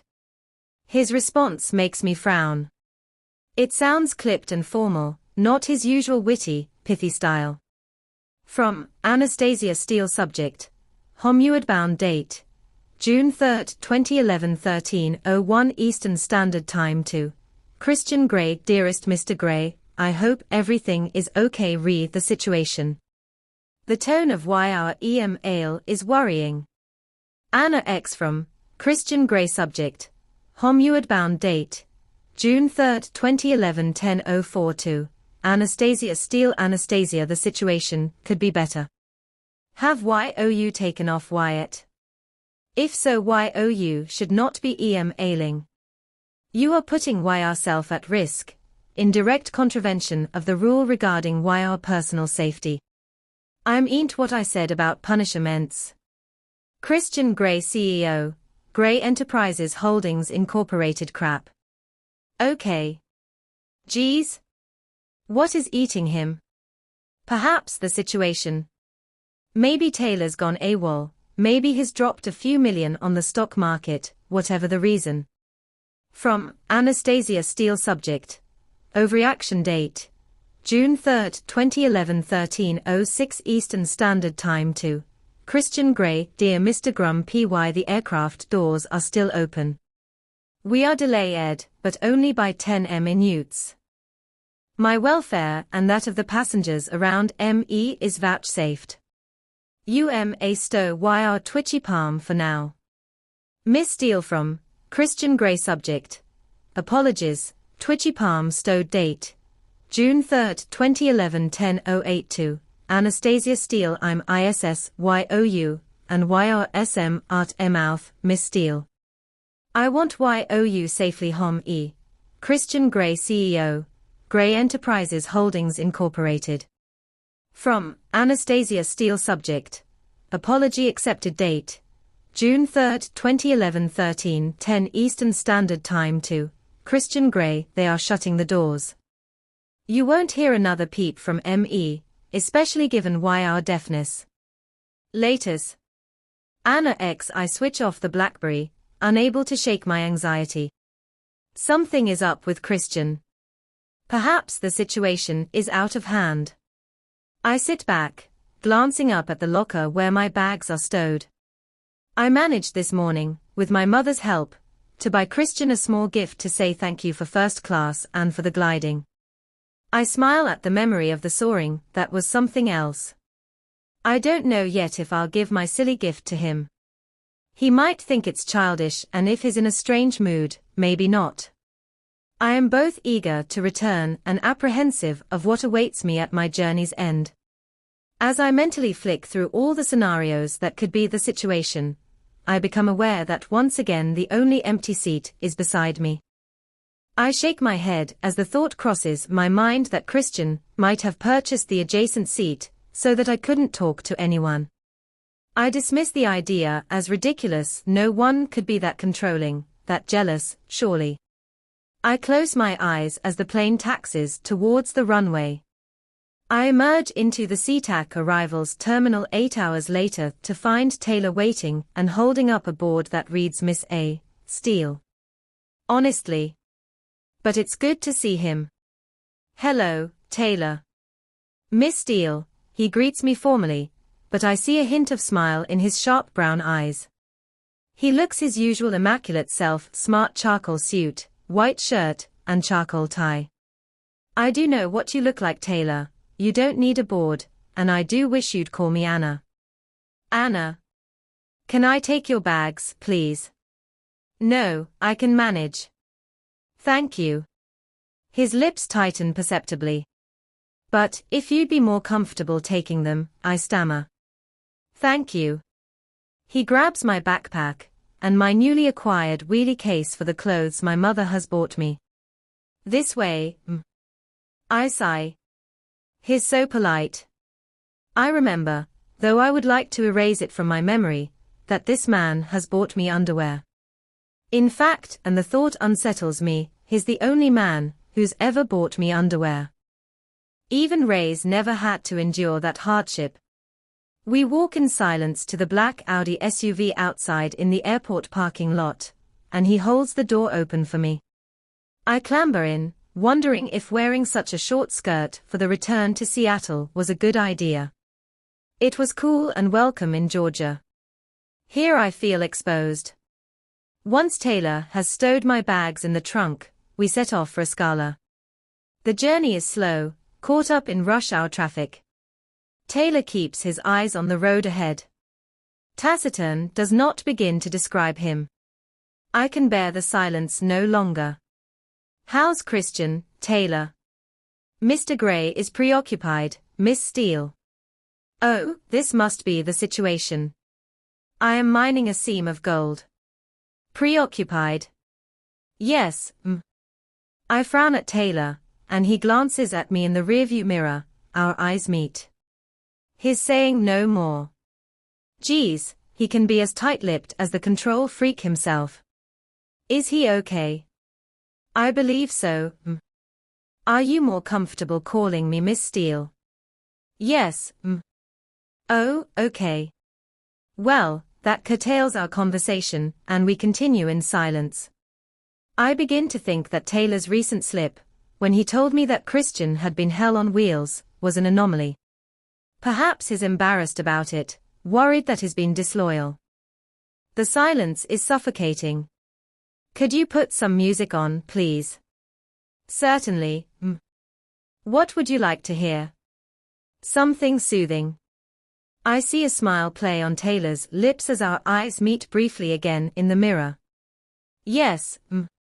He pushes a few buttons on the steering wheel, and the gentle strains of Pachelbel's canon fills the space between us. Oh yes, this is what I need. Thank you. I sit back as we drive slowly, but steadily along the I-5 into Seattle. 25 minutes later, he drops me outside the impressive facade that is the entrance to Escala. In you go, he says, holding the door open for me. I'll bring up your luggage. His expression is soft, warm, avuncular even. Geez. Uncle Taylor, what a thought. Thank you for meeting me. It's a pleasure, Miss Steele. He smiles, and I head into the building. The doorman nods and waves. As I ride up to the 30th floor, 1,000 butterflies stretch their wings and flutter erratically in my stomach. Why am I so nervous? And I know it's because I have no idea what kind of mood Christian's going to be in when I arrive. My inner goddess is hopeful for one type of mood, my subconscious, like me, is fraught with nerves. The elevator doors open, and I'm in the foyer. It is so strange not to be met by Taylor. Of course, he's parking the car. In the great room, Christian is on his BlackBerry talking quietly, as he stares out of the glass doors at the early evening Seattle skyline. He's wearing a gray suit with the jacket undone, and he's running his hand through his hair. He's agitated, tense even. Oh no, what's wrong? Agitated or not, he's still beyond beautiful. How can he look so arresting? It's such a pleasure to stand and drink in the sheer sight of him. No trace. Okay. Yes.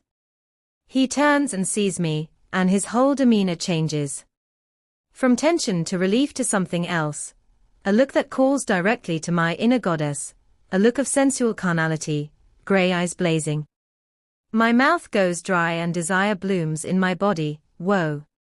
Keep me informed. He snaps and shuts off his phone as he strides purposefully toward me. I stand paralyzed as he closes the distance between us, devouring me with his eyes. Holy shit. Something's amiss, the strain in his jaw, the anxiety around his eyes. He shrugs out of his jacket, undoes his dark tie, and slings them both onto the couch en route to me. Then his arms are wrapped around me, and he's pulling me to him, hard, fast, gripping my ponytail to tilt my head up, kissing me like his life depends on it. What the hell? He drags the hair tie painfully out of my hair, but I don't care. There's a desperate, primal quality to his kiss. He needs me, for whatever reason, at this point in time, and I have never felt so desired and coveted. It's dark and sensual and alarming all at the same time. I kiss him back with equal fervor, my fingers twisting and fisting in his hair. Our tongues entwine, our passion and order erupting between us. He tastes divine, hot, sexy, and his scent all body wash and Christian is so arousing. He drags his mouth away from mine, and is staring down at me, gripped by some unnamed emotion. What's wrong? I breathe. I'm so glad you're back. Shower with me now.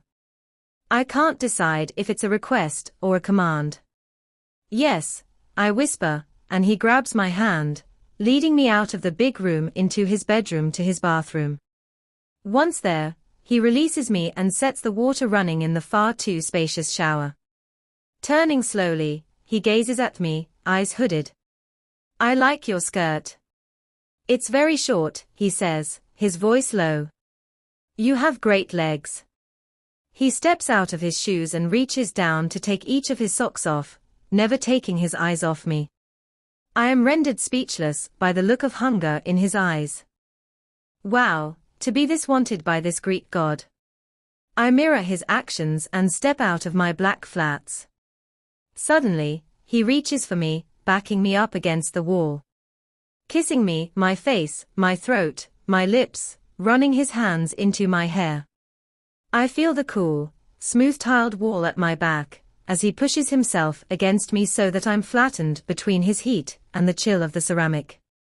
Tentatively, I place my arms on his upper arms, and he groans as I squeeze tightly. I want you now. Here, fast, hard, he breathes, and his hands are on my thighs, pushing up my skirt. Are you still bleeding? No.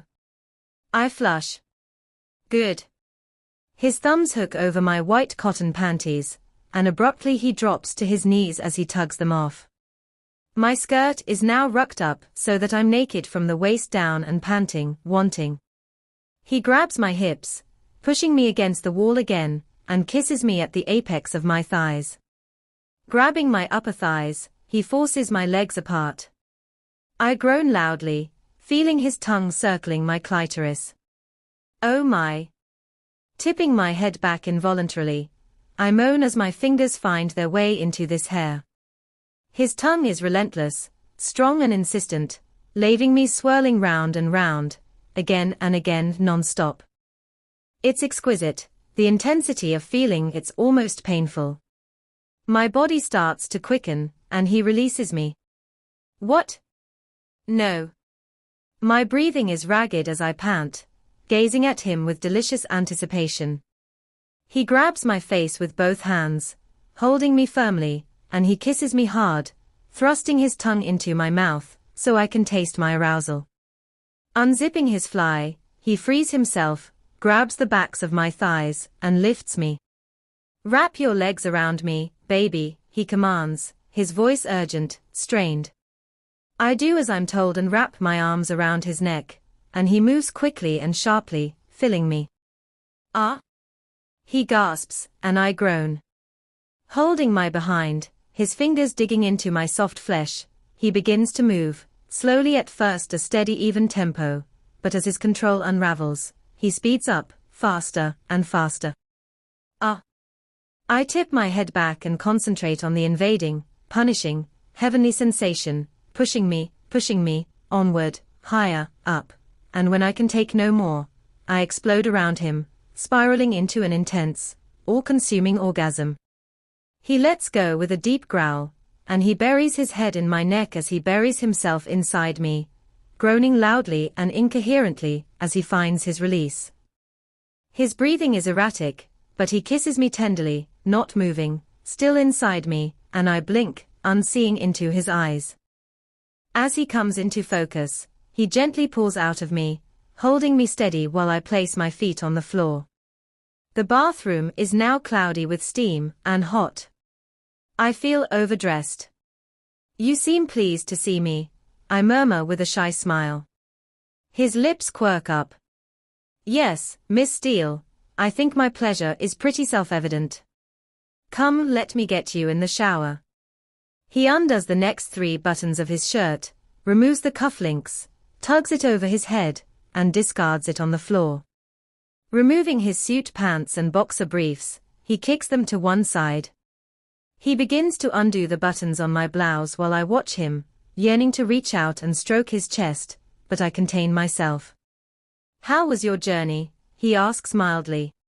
He seems so much calmer now, his apprehension gone, dissolved by sexual congress. Fine, thank you, I murmur, still breathless. Thanks once again for first class. It really is a much nicer way to travel. I smile shyly at him. I have some news, I add nervously. Oh? He looks down at me as he undoes the last button, slips my blouse down my arms, and throws it on top of his discarded clothes. I have a job. He stills, then smiles at me, his eyes warm and soft. Congratulations, Miss Steele. Now will you tell me where, he teases. You don't know. He shakes his head, frowning slightly. Why would I know? With your stalking capabilities, I thought you might have. I trail off as his face falls. Anastasia, I wouldn't dream of interfering in your career, unless you ask me to, of course. He looks wounded. So you have no idea which company? No. I know there are 4 publishing companies in Seattle, so I am assuming it's one of them. Sip. Oh, the small one, good. Well done. He leans forward and kisses my forehead. Clever girl. When do you start? Monday. That soon, eh? I'd better take advantage of you while I still can. Turn round. I am thrown by his casual command, but do as I'm bid, and he undoes my bra and unzips my skirt. He pushes my skirt down, cupping my behind as he does, and kissing my shoulder. He leans against me and his nose nuzzles my hair, inhaling deeply. He squeezes my buttocks. You intoxicate me, Miss Steele, and you calm me. Such a heady combination. He kisses my hair. Grabbing my hand, he tugs me into the shower.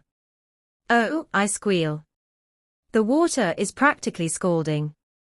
Christian grins down at me as the water cascades over him. It's only a little hot water.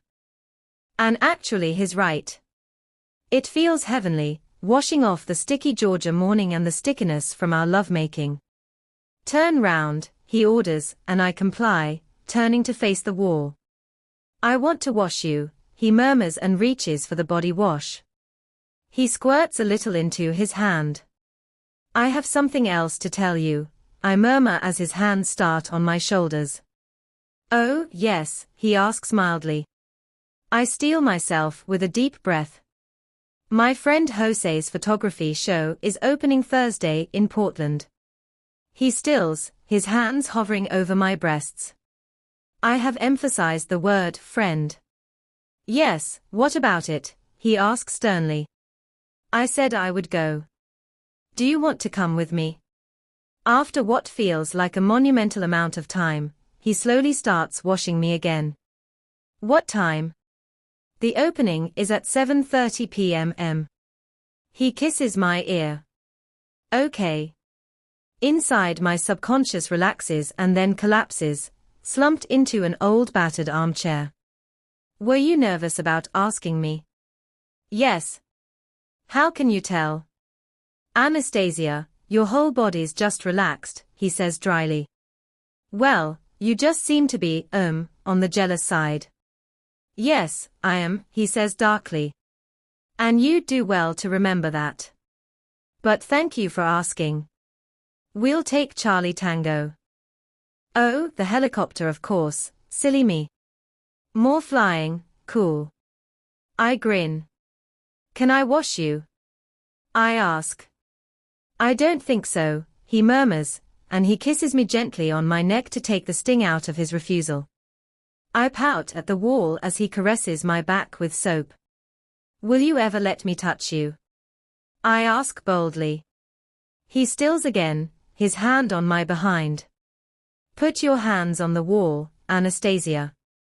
I'm going to take you again, he murmurs in my ear as he grabs my hips, and I know that the discussion is over.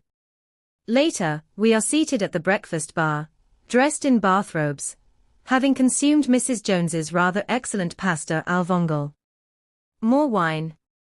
Christian asks, grey eyes glowing. A small glass, please. The Sancerre is crisp and delicious. Christian pours one for me and one for himself. How's the, situation that brought you to Seattle? I ask tentatively. He frowns. Out of hand, he murmurs bitterly. But nothing for you to worry about, Anastasia. I have plans for you this evening. Oh? Yes. I want you ready and waiting in my playroom in 15 minutes. He stands and gazes down at me. You can get ready in your room.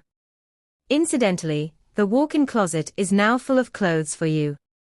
I don't want any arguments about them.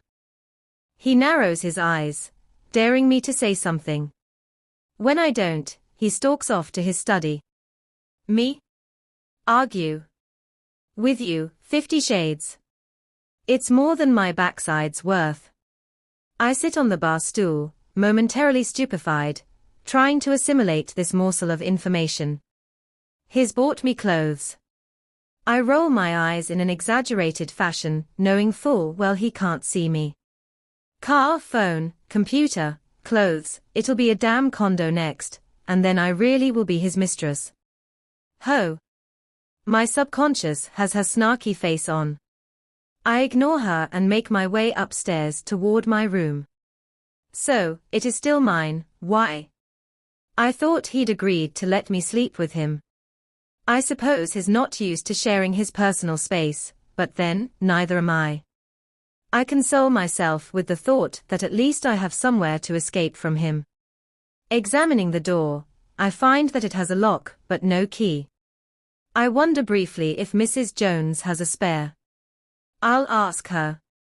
I open the closet door and close it again quickly. Holy crap, he's spent a fortune. It resembles Kate's, So many clothes hanging neatly on the rail. Deep down, I know that they'll all fit. But I have no time to think about that. I have to get kneeling in the red room of pain, or pleasure, hopefully this evening. Kneeling by the door, I am naked except for my panties. My heart is in my mouth. Geez, I thought after the bathroom he would have had enough. The man is insatiable, or maybe all men are like him. I have no idea, no one to compare him to. Closing my eyes, I try to calm myself down, to connect with my inner sub. She's there somewhere, hiding behind my inner goddess. Anticipation runs bubbling like soda through my veins. What will he do? I take a deep steadying breath, but I cannot deny it. I'm excited, aroused, wet already. This is so. I want to think wrong, but somehow it's not. It's right for Christian. It's what he wants, and after the last few days, after all he's done, I have to man up and take whatever he decides he wants, whatever he thinks he needs. The memory of his look when I came in this evening, the longing in his face, his determined stride toward me like I was an oasis in the desert. I'd do almost anything to see that look again. I press my thighs together at the delicious memory, and it reminds me that I need to spread my knees. I shuffle them apart. How long will he make me wait? The weight is crippling me with a dark and tantalizing desire. I glance quickly around the subtly lit room, the cross, the table, the couch, the bench, that bed. It looms so large, and it's made up with red satin sheets. Which piece of apparatus will he use? The door opens and Christian breezes in, ignoring me completely. I glance down quickly, staring at my hands, positioned with care on my spread thighs.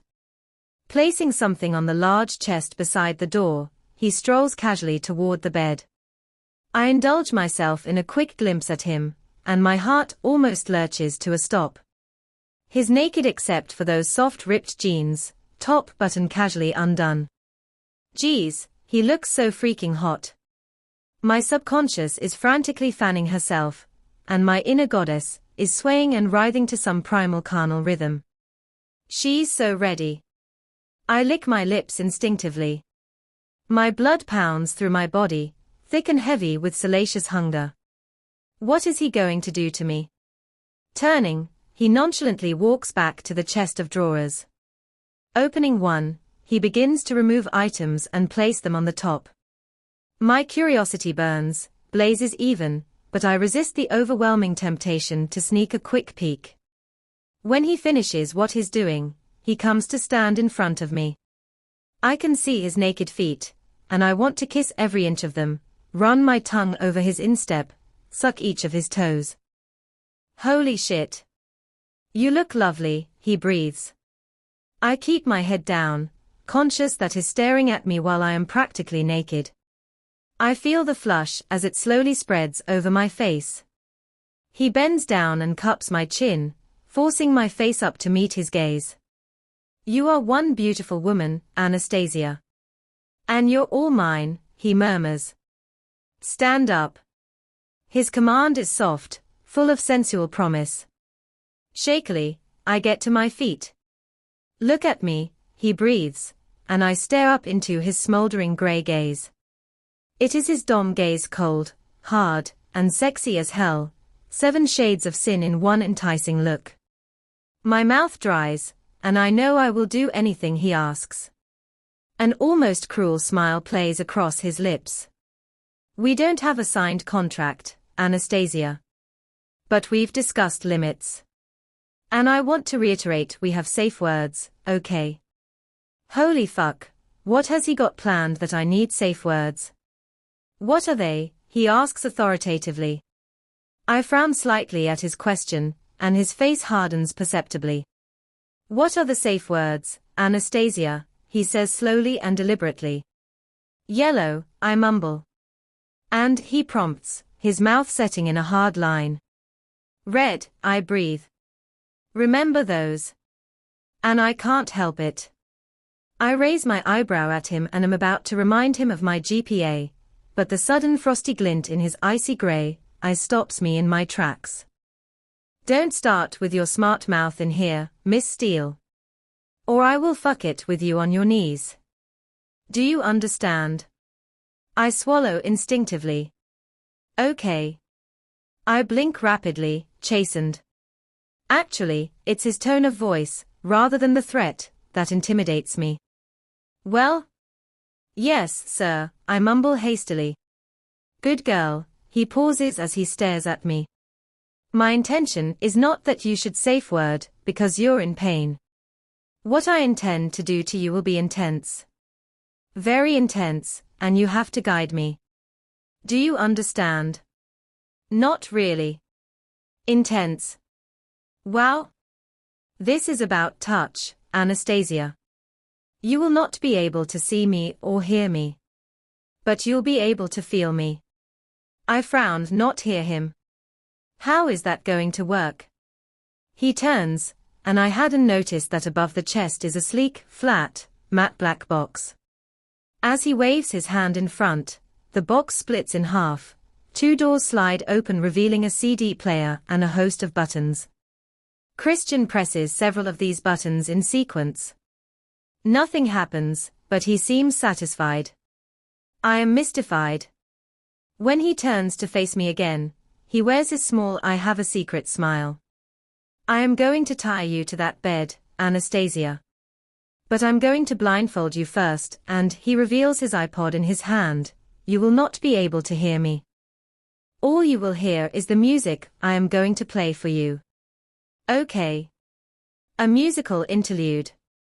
Not what I was expecting. Does he ever do what I expect? Geez, I hope it's not rap. Come.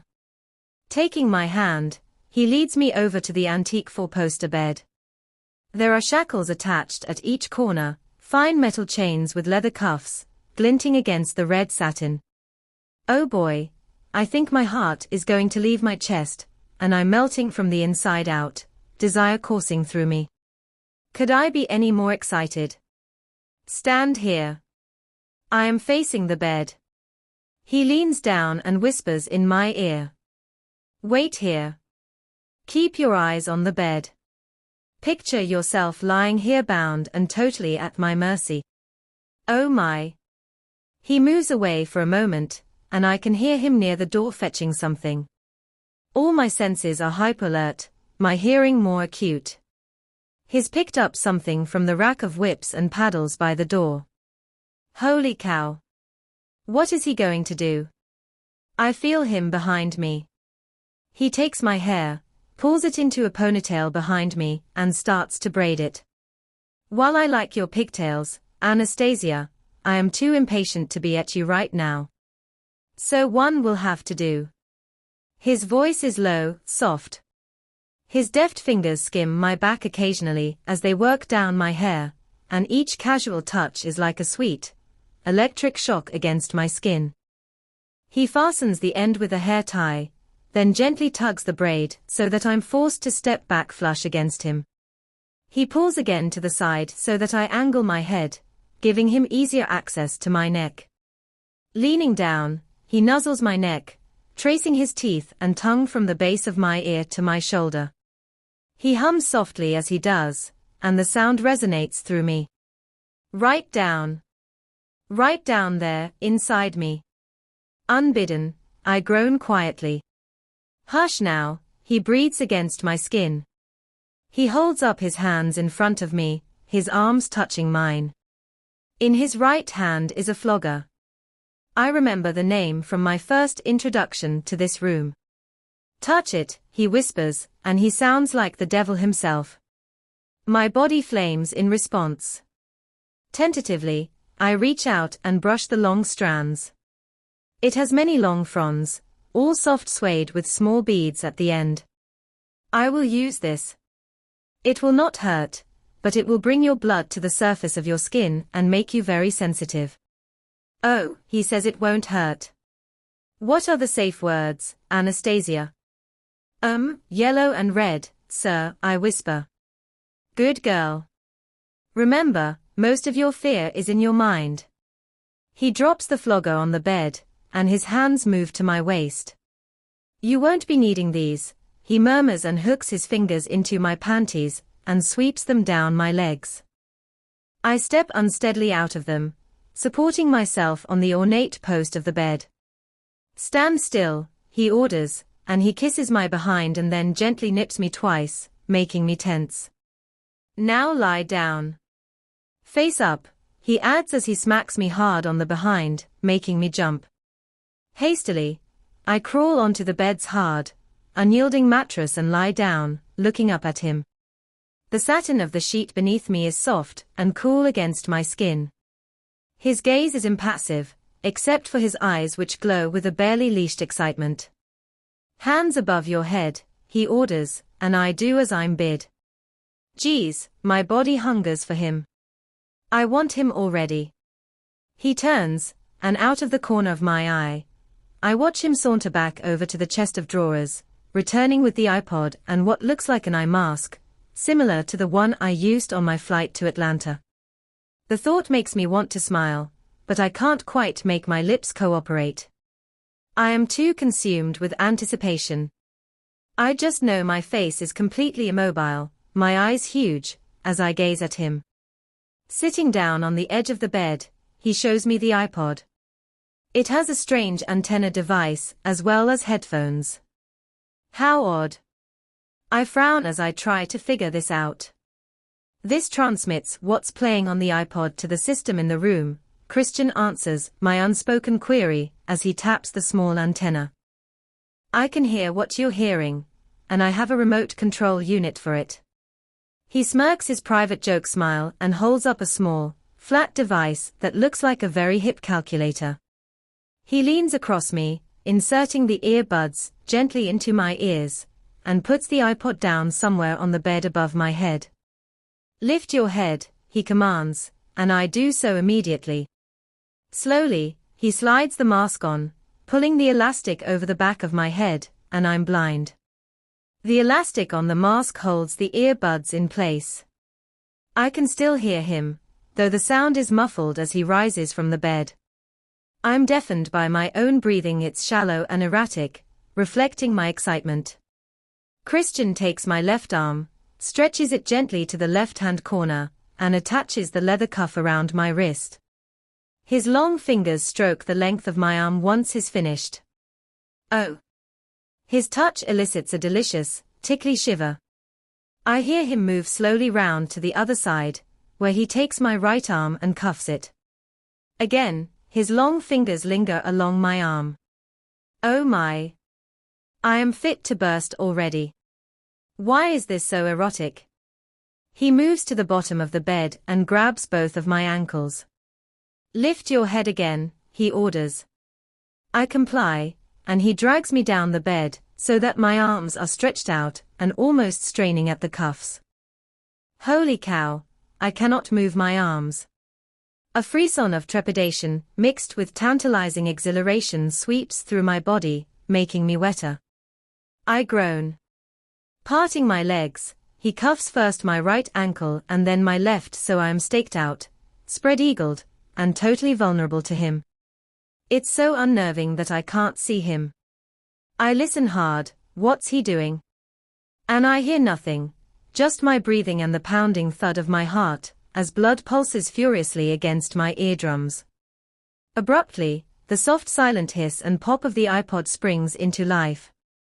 From inside my head, a lone angelic voice sings unaccompanied a long sweet note, and it's joined almost immediately by another voice, and then more voices. Holy cow, a celestial choir singing a cappella in my head, an ancient hymnal. What in heaven's name is this? I have never heard anything like it. Something almost unbearably soft brushes against my neck, running languidly down my throat, slowly across my chest, over my breasts, caressing me, pulling at my nipples. It's so soft, skimming underneath. It's so unexpected. It's fur. A fur glove. Christian trails his hand, unhurried and deliberate, down to my belly, circling my navel, then carefully from hip to hip, and I'm trying to anticipate where he's going next, but the music, it's in my head, transporting me. The fur across the line of my pubic hair, between my legs, along my thighs, down one leg, up the other, it almost tickles, but not quite. More voices join, the heavenly choir all singing different parts, their voices blending blissfully and sweetly together in a melodic harmony that is beyond anything I've ever heard. I catch one word, deus, and I realize they are singing in Latin. And still, the fur is moving down my arms and round my waist, back up across my breasts. My nipples harden beneath the soft touch, and I'm panting, wondering where his hand will go next. Suddenly, the fur is gone, and I can feel the fronds of the flogger flowing over my skin, following the same path as the fur, and it's so hard to concentrate with the music in my head. It sounds like 100 voices singing, weaving an ethereal tapestry of fine, silken gold and silver through my head, mixed with the feel of the soft suede against my skin, trailing over me. Oh my, abruptly, it disappears. Then suddenly, sharply, it bites down on my belly. Arg! I cry out. It takes me by surprise, and it doesn't exactly hurt, but tingles all over, and he hits me again. Harder. Ah! I want to move, to writhe, to escape, or to welcome each blow. I don't know, it's so overwhelming. I can't pull my arms, my legs are stuck. I am held very firmly in place, and again he strikes across my breasts. I cry out. And it's a sweet agony, bearable, just, pleasant, no, not immediately, but as my skin sings with each blow in perfect counterpoint to the music in my head, I am dragged into a dark, dark part of my psyche that surrenders to this most erotic sensation. Yes, I get this. He hits me across my hip, then moves in swift blows over my pubic hair, on my thighs, and down my inner thighs, and back up my body, across my hips. He keeps going as the music reaches a climax, and then suddenly the music stops. And so does he. Then the singing starts again, building and building, and he rains down blows on me, and I groan and writhe. Once again, it ceases and all is quiet, except my wild breathing, and wild yearning. For, oh, what's happening? What's he going to do now? The excitement is almost unbearable. I've entered a very dark, carnal place. The bed moves and shifts as I feel him clamber over me, and the song starts again. He's got it on repeat. This time it's his nose and lips that take the place of the fur, running down my neck and throat, kissing, sucking, trailing down to my breasts. Ah! Taunting each of my nipples in turn, his tongue swirling round one while his fingers relentlessly tease the other. I groan, loudly I think, though I can't hear. I am lost. Lost in him, lost in the astral, seraphic voices, lost to all the sensations I cannot escape. I am completely at the mercy of his expert touch. He moves down to my belly, his tongue circling my navel following the path of the flogger and the fur. I moan. His kissing and sucking and nibbling, moving south, and then his tongue is there. At the junction of my thighs. I throw my head back and cry out as I almost detonate into orgasm. I'm on the brink, and he stops. No. The bed shifts, and he kneels between my legs. He leans toward the bedpost, and the cuff on my ankle is suddenly gone. I pull my leg to the middle of the bed, resting it against him. He leans over to the opposite post and frees my other leg. His hands travel quickly down both my legs, squeezing and kneading, bringing life back into them. Then, grasping my hips, he lifts me so that my back is no longer on the bed. I am arched, resting on my shoulders. What? He's kneeling up between my legs, and in one swift, slamming move he's inside me. Oh fuck, and I cry out again. The quiver of my impending orgasm begins, and he stills. The quiver dies. Oh no, he's going to torture me further. Please. I wail. He grips me harder, in warning. I don't know, his fingers digging into the flesh of my behind as I lay panting, so I purposefully still. Very slowly, he starts to move again, out and then in, agonizingly slowly. Holy fuck, please. I'm screaming inside. And as the number of voices in the choral piece increases, so does his pace, infinitesimally, he's so controlled, so in time with the music. And I can no longer bear it.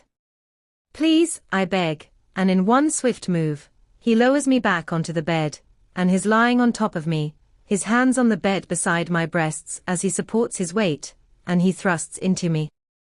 As the music reaches its climax, I fall, free fall, into the most intense, agonizing orgasm I have ever had, and Christian follows me, thrusting hard into me, 3 more times, finally stilling, then collapsing on top of me.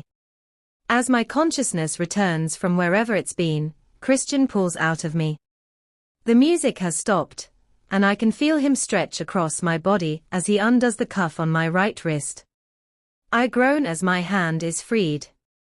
He quickly frees my other hand, gently pulls the mask from my eyes, and removes the earbuds. I blink in the dim soft light, and stare up into his intense grey gaze. Hi, he murmurs. Hi, yourself, I breathe shyly back at him. His lips quirk up into a smile, and he leans down and kisses me softly. Well done, you, he whispers. Turn over. Holy fuck, what's he going to do now? His eyes soften. I'm just going to rub your shoulders. Oh, okay. I roll stiffly onto my front. I am so tired. Christian sits astride me and starts to massage my shoulders. I groan loudly, he has such strong, knowing fingers. Leaning down, he kisses my head. What was that music? I mumble almost inarticulately. It's called Spem in Alium, or the 40-part motet, by Thomas Tallis. It was overwhelming. I've always wanted to fuck to it. Not another first, Mr. Gray. Indeed, Miss Steele. I groan again, as his fingers work their magic on my shoulders. Well, it's the first time I've fucked to it, too, I murmur sleepily. You and we're giving each other many firsts. His voice is matter-of-fact. What did I say to you in my sleep, sir? His hands pause their ministrations for a moment. You said lots of things, Anastasia. You talked about cages and strawberries, that you wanted more, and that you missed me. Oh, thank heavens for that. Is that all? The relief in my voice is evident. Christian stops his heavenly massage and shifts, so that he's lying beside me, his head propped up on his elbow. He's frowning. What did you think you'd said? Oh crap. That I thought you were ugly, conceited, and that you were hopeless in bed. The crease on his brow deepens. Well, naturally I am all those things, and now you've got me really intrigued. What are you hiding from me, Miss Steele? I blink at him innocently. I'm not hiding anything. Anastasia, you are a hopeless liar. I thought you were going to make me giggle after sex. This isn't doing it for me. His lips quirk up. I can't tell jokes. Mr. Gray. Something you can't do. I grin at him, and he grins back. No, hopeless joke teller. He looks so proud of himself that I start to giggle. I'm a hopeless joke teller, too. That is such a lovely sound, he murmurs, and he leans forward and kisses me. And you are hiding something, Anastasia. I may have to torture it out of you. I wake with a jolt. I think I've just fallen down some stairs in a dream, and I bolt upright, momentarily disorientated. It is dark, and I'm in Christian's bed alone. Something has woken me, some nagging thought. I glance over at the alarm clock on his bedside. It is 5 o'clock in the morning, but I feel rested. Why is that? Oh, it's the time difference, it would be 8 a.m. in Georgia. Holy crap. I need to take my pill. I clamber out of bed, grateful for whatever it is that has woken me. I can hear faint notes from the piano. Christian is playing. This I must see. I love watching him play. Naked, I grab my bathrobe from the chair and wander quietly down the corridor, slipping on my robe and listening to the magical sound of the melodic lament that's coming from the great room. Shrouded in darkness, Christian sits in a bubble of light as he plays, and his hair glints with burnished copper highlights. He looks naked, though I know he's wearing his PJ bottoms. He's concentrating, playing beautifully, lost in the melancholy of the music. I hesitate, watching from the shadows, not wanting to interrupt him. I want to hold him. He looks lost, sad even, and achingly lonely, or maybe it's just the music that's so full of poignant sorrow. He finishes the piece, pauses for a split second, then starts to play it again. I move cautiously toward him, drawn as the moth to the flame. The idea makes me smile.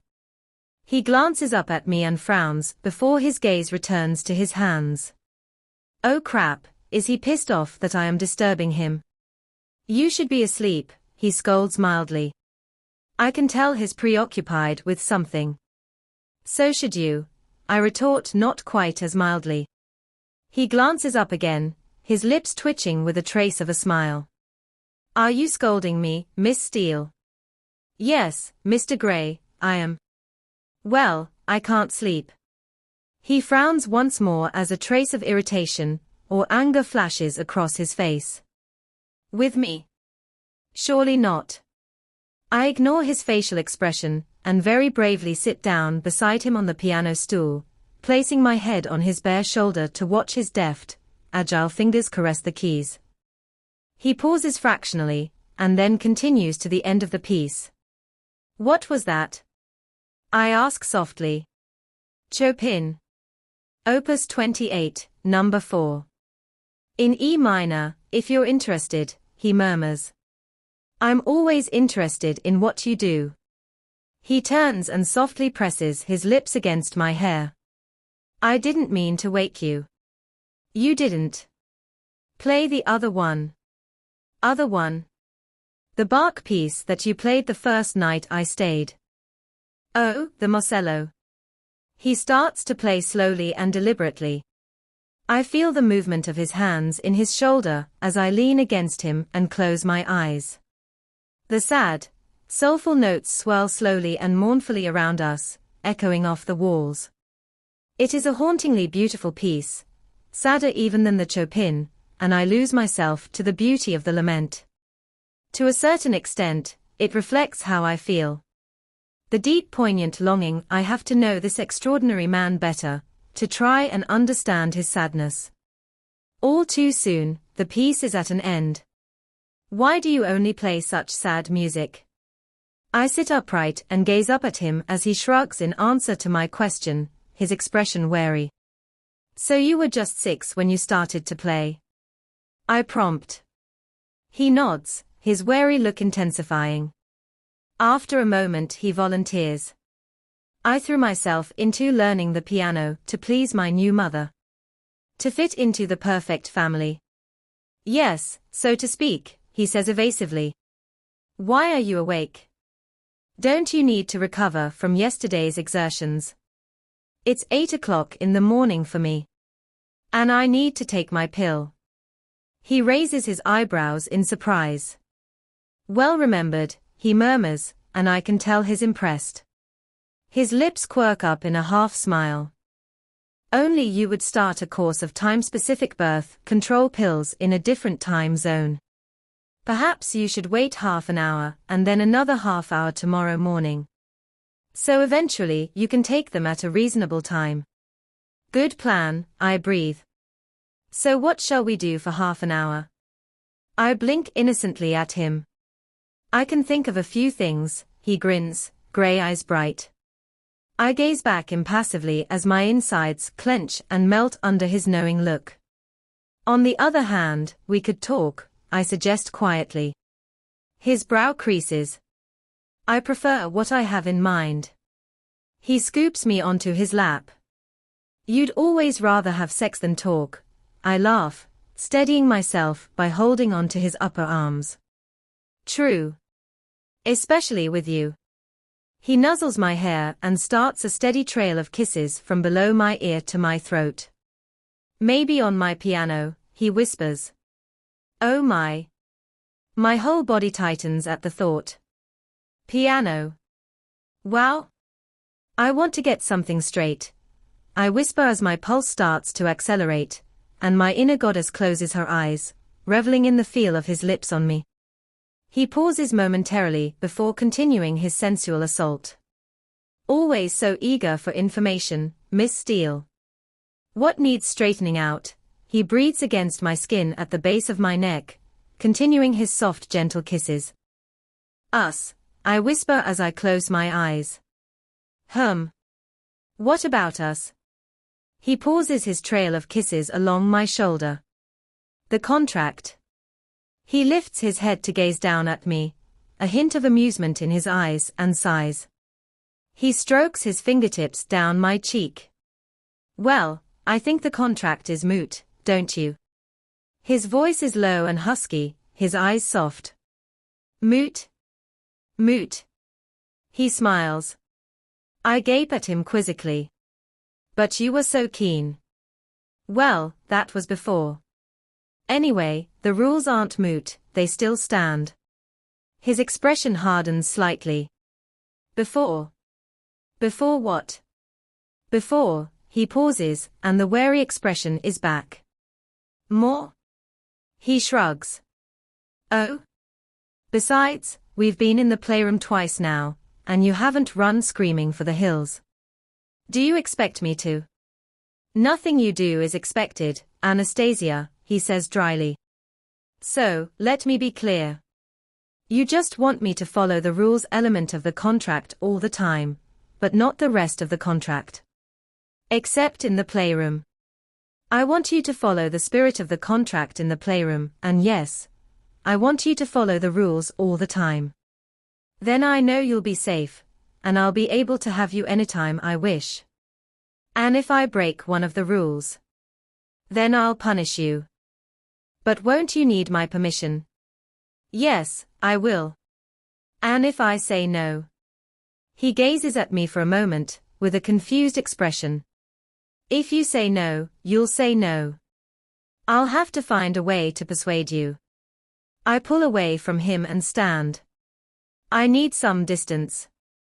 He frowns as I stare down at him. He looks puzzled and wary again. So the punishment aspect remains. Yes, but only if you break the rules. I'll need to reread them, I say, trying to recall the detail. I'll fetch them for you. His tone is suddenly businesslike. Whoa. This has gotten serious so quickly. He rises from the piano and walks lithely to his study. My scalp prickles. Geez, I need some tea. The future of our so-called relationship is being discussed at 5:45 in the morning when he's preoccupied with something else. Is this wise? I head into the kitchen, which is still shrouded in darkness. Where are the light switches? I find them, flick them on, and pour water into the kettle. My pill. I rummage in my purse that I left on the breakfast bar and find them quickly. One swallow and I'm done. By the time I finish, Christian is back, sitting on one of the bar stools, watching me intently. Here you go. He pushes a typed piece of paper toward me, and I notice that he's crossed some things out. Rules obedience. The submissive will obey any instructions given by the dominant immediately, without hesitation or reservation, and in an expeditious manner. The submissive will agree to any sexual activity deemed fit and pleasurable by the dominant, accepting those activities, which are outlined in hard limits, Appendix A. She will do so eagerly and without hesitation. Sleep.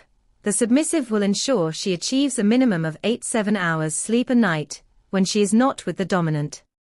Food. The submissive will eat regularly to maintain her health and well-being from a prescribed list of foods, Appendix 4. The submissive will not snack between meals, with the exception of fruit. Clothes. While with the dominant, the submissive will wear clothing only approved by the dominant. The dominant will provide a clothing budget for the submissive, which the submissive shall utilize. The dominant shall accompany the submissive to purchase clothing on an ad hoc basis. Exercise. The dominant shall provide the submissive with a personal trainer 3 times a week in hour-long sessions at times to be mutually agreed between the personal trainer and the submissive. The personal trainer will report to the dominant on the submissive's progress. Personal hygiene and beauty. The submissive will keep herself clean and shaved and or waxed at all times. The submissive will visit a beauty salon of the dominant's, choosing at times to be decided by the dominant, and undergo whatever treatments the dominant sees fit. Personal safety. The submissive will not drink to excess, smoke, take recreational drugs, or put herself in any unnecessary danger. Personal qualities. The submissive will not enter into any sexual relations with anyone other than the dominant. The submissive will conduct herself in a respectful and modest manner at all times. She must recognize that her behavior is a direct reflection on the dominant. She shall be held accountable for any misdeeds, wrongdoings and misbehavior committed when not in the presence of the dominant. Failure to comply with any of the above will result in immediate punishment, the nature of which shall be determined by the dominant. So the obedience thing still stands. Oh, yes. He grins. I shake my head amused, and before I realize it, I roll my eyes at him. Did you just roll your eyes at me, Anastasia? He breathes. Oh fuck. Possibly, depends what your reaction is. Same as always, he says, shaking his head slightly, his eyes alight with excitement. I swallow instinctively, and a frisson of exhilaration runs through me. So. Holy shit. What am I going to do? Yes? He licks his lower lip. You want to spank me now? Yes. And I will. Oh, really, Mr. Gray? I challenge, grinning back at him. Two can play this game. Are you going to stop me? You're going to have to catch me first. His eyes widen a fraction, and he grins, slowly getting to his feet. Oh, really, Miss Steele? The breakfast bar is between us. I have never been so grateful for its existence than in this moment. And you're biting your lip, he breathes, moving slowly to his left as I move to mine. You wouldn't, I tease. After all, you roll your eyes. I try reasoning with him. He continues to move toward his left, as do I. Yes, but you've just raised the bar on the excitement stakes with this game. His eyes blaze, and wild anticipation emanates from him. I'm quite fast, you know. I try for nonchalance. So am I. He's stalking me, in his own kitchen. Are you going to come quietly, he asks. Do I ever? Miss Steele, what do you mean, he smirks. It'll be worse for you if I have to come and get you. That's only if you catch me, Christian. And right now, I have no intention of letting you catch me. Anastasia, you may fall and hurt yourself. Which will put you in direct contravention of rule number 7. I have been in danger since I met you, Mr. Gray, rules or no rules. Yes, you have. He pauses, and his brow furrows slightly. Suddenly, he lunges for me, making me squeal and run for the dining room table. I manage to escape, putting the table between us. My heart is pounding and adrenaline has spiked through my body, boy. This is so thrilling. I'm a child again, though that's not right. I watch him carefully as he paces deliberately toward me. I inch away. You certainly know how to distract a man, Anastasia. We aim to please, Mr. Gray. Distract you from what? Life? The universe. He waves one of his hands vaguely. You did seem very preoccupied as you were playing. He stops and folds his arms, his expression amused. We can do this all day, baby, but I will get you, and it will just be worse for you when I do. No, you won't.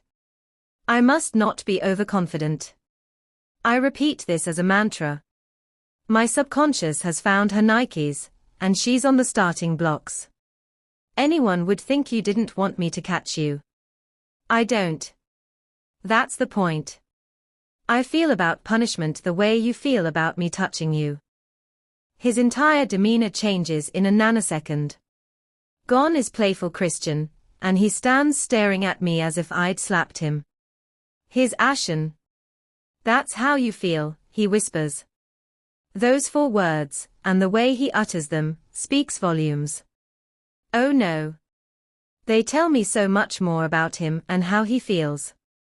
They tell me about his fear and loathing. I frown. No, I don't feel that bad. No way. Do I? No. It doesn't affect me quite as much as that, but it gives you an idea, I murmur, staring anxiously at him. Oh, he says. Crap. He looks completely and utterly lost, like I've pulled the rug from under his feet. Taking a deep breath, I move round the table until I am standing in front of him, gazing into his apprehensive eyes. You hate it that much, he breathes, his eyes filled with horror. Well, no, I reassure him. Geez, that's how he feels about people touching him. No. I feel ambivalent about it. I don't like it, but I don't hate it. But last night, in the playroom, he trails off. I do it for you, Christian, because you need it. I don't. You didn't hurt me last night. That was in a different context, and I can rationalize that internally, and I trust you. But when you want to punish me, I worry that you'll hurt me. His gray eyes blaze like a turbulent storm. Time moves, and expands and slips away before he answers softly. I want to hurt you. But not beyond anything that you couldn't take. Fuck. Why? He runs his hand through his hair, and he shrugs. I just need it. He pauses, gazing at me with anguish, and he closes his eyes and shakes his head. I can't tell you, he whispers. Can't or won't? Won't. So you know why? Yes. But you won't tell me. If I do, you will run screaming from this room, and you'll never want to return. He stares at me warily. I can't risk that, Anastasia. You want me to stay. More than you know. I couldn't bear to lose you. Oh my.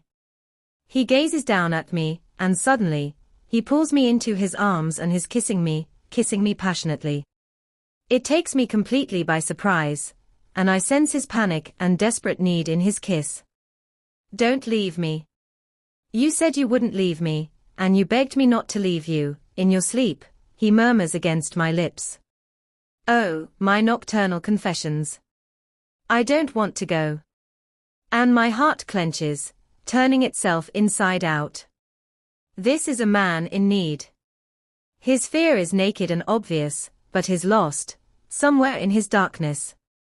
His eyes are wide and bleak and tortured. I can soothe him, join him briefly in the darkness, and bring him into the light. Show me, I whisper. Show you. Show me how much it can hurt. What? Punish me. I want to know how bad it can get. Christian steps back away from me, completely confused. You would try? Yes. I said I would. But I have an ulterior motive. If I do this for him, maybe he will let me touch him. He blinks at me. Anna, you're so confusing. I'm confused, too. I'm trying to work this out. And you and I will know, once and for all, if I can do this. If I can handle this, then maybe my words fail me, and his eyes widen again. He knows I am referring to the touch thing. For a moment, he looks torn, but then a steely resolve settles on his features, and he narrows his eyes, gazing at me speculatively as if weighing up alternatives. Abruptly, he clasps my arm in a firm grip and turns, leading me out of the great room, up the stairs, and to the playroom. Pleasure and pain, reward and punishment, his words from so long ago echo through my mind. I'll show you how bad it can be, and you can make your own mind up. He pauses by the door. Are you ready for this? I nod, my mind made up, and I'm vaguely lightheaded, faint as all the blood leaves my face. He opens the door, and still grasping my arm, grabs what looks like a belt from the rack beside the door, then leads me over to the red leather bench in the far corner of the room. Bend over the bench, he murmurs softly. Okay. I can do this. I bend over the smooth soft leather. He's left my bathrobe on. In a quiet part of my brain, I'm vaguely surprised that he hasn't made me take it off. Holy fuck, this is going to hurt. I know. My subconscious has passed out, and my inner goddess is endeavoring to look brave. We're here because you said yes, Anastasia. And you ran from me. I am going to hit you 6 times, and you will count with me. Why the hell doesn't he just get on with it? He always makes such a meal of punishing me. I roll my eyes, knowing full well he can't see me. He lifts the hem of my bathrobe, and for some reason, this feels more intimate than being naked. He gently caresses my behind, running his warm hand all over both cheeks, and down to the tops of my thighs. I am doing this so that you remember not to run from me, and as exciting as it is, I never want you to run from me, he whispers. And the irony is not lost on me. I was running to avoid this. If he'd opened his arms, I'd run to him, not away from him. And you rolled your eyes at me. You know how I feel about that. Suddenly, it's gone, that nervous edgy fear in his voice. He's back from wherever he's been. I hear it in his tone, in the way he places his fingers on my back, holding me, and the atmosphere in the room changes. I close my eyes, bracing myself for the blow. It comes hard, snapping across my backside, and the bite of the belt is everything I feared. I cry out involuntarily, and take a huge gulp of air. Count, Anastasia, he commands. 1. I shout at him, and it sounds like an expletive. He hits me again, and the pain pulses and echoes along the line of the belt. Holy shit, that smarts. 2. I scream. It feels so good to scream. His breathing is ragged and harsh, whereas mine is almost non-existent as I desperately scrabble around my psyche looking for some internal strength. The belt cuts into my flesh again. 3. Tears spring unwelcome into my eyes. Geez, this is harder than I thought, so much harder than the spanking. He's not holding anything back. 4. I yell as the belt bites me again, and now the tears are streaming down my face. I don't want to cry. It angers me that I am crying. He hits me again. 5. My voice is more a choked, strangled sob, and in this moment I think I hate him. 1 more, I can do 1 more. My backside feels as if it's on fire. 6. I whisper as the blistering pain cuts across me again, and I hear him drop the belt behind me, and he's pulling me into his arms, all breathless and compassionate, and I want none of him. Let go, no. And I find myself struggling out of his grasp, pushing him away. Fighting him. Don't touch me. I hiss. I straighten and stare at him, and he's watching me as if I might bolt, grey eyes wide, bemused. I dash the tears angrily out of my eyes with the backs of my hands, glaring at him. This is what you really like. Me like this. I use the sleeve of the bathrobe to wipe my nose. He gazes at me warily. Well, you are one fucked up son of a bitch. Anna, he pleads, shocked. Don't you dare Anna me. You need to sort your shit out, Gray. And with that, I turn stiffly, and I walk out of the playroom, closing the door quietly behind me. I clasp the door handle behind me and briefly lean back against the door. Where to go? Do I run? Do I stay? I am so mad, angry scalding tears spill down my cheeks, and I brush them furiously aside. I just want to curl up. Curl up and recuperate in some way. Heal my shattered faith. How could I have been so stupid? Of course it hurts. Tentatively, I rub my backside. It's sore. Where to go? Not his room. My room, or the room that will be mine, no, is mine, was mine. This is why he wanted me to keep it. He knew I would need distance from him. I launch myself stiffly in that direction, conscious that Christian may follow me. It is still dark in the bedroom, dawn only a whisper in the skyline. I climb awkwardly into bed, careful not to sit on my aching and tender backside. I keep the bathrobe on, wrapping it around me, and curl up and really let go, sobbing hard into my pillow. What was I thinking? Why did I let him do that to me? I wanted the dark, to explore how bad it could be, but it's too dark for me. I cannot do this. Yet, this is what he does, this is how he gets his kicks. What a monumental wake-up call. And to be fair to him, he warned me and warned me, time and again. He's not normal. He has needs that I cannot fulfill. I realize that now. I don't want him to hit me like that again, ever. I think of the couple of times he has hit me, and how easy he was on me by comparison. Is that enough for him? I sob harder into the pillow. I am going to lose him. He won't want to be with me if I can't give him this. Why have I fallen in love with 50 Shades? Why can't I love Jose, or Paul Clayton, or someone like me?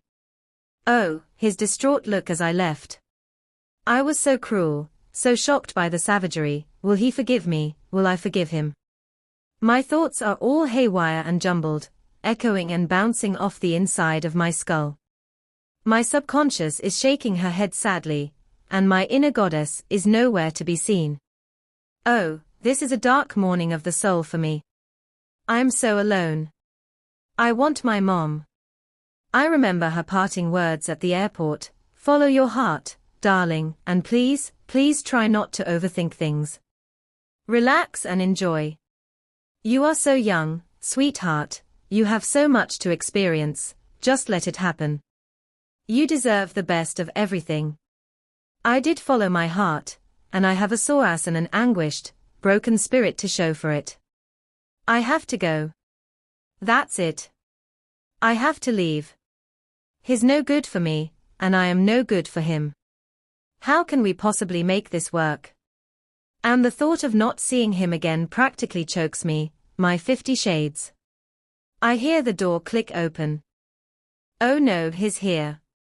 He puts something down on the bedside table, and the bed shifts under his weight as he climbs in behind me.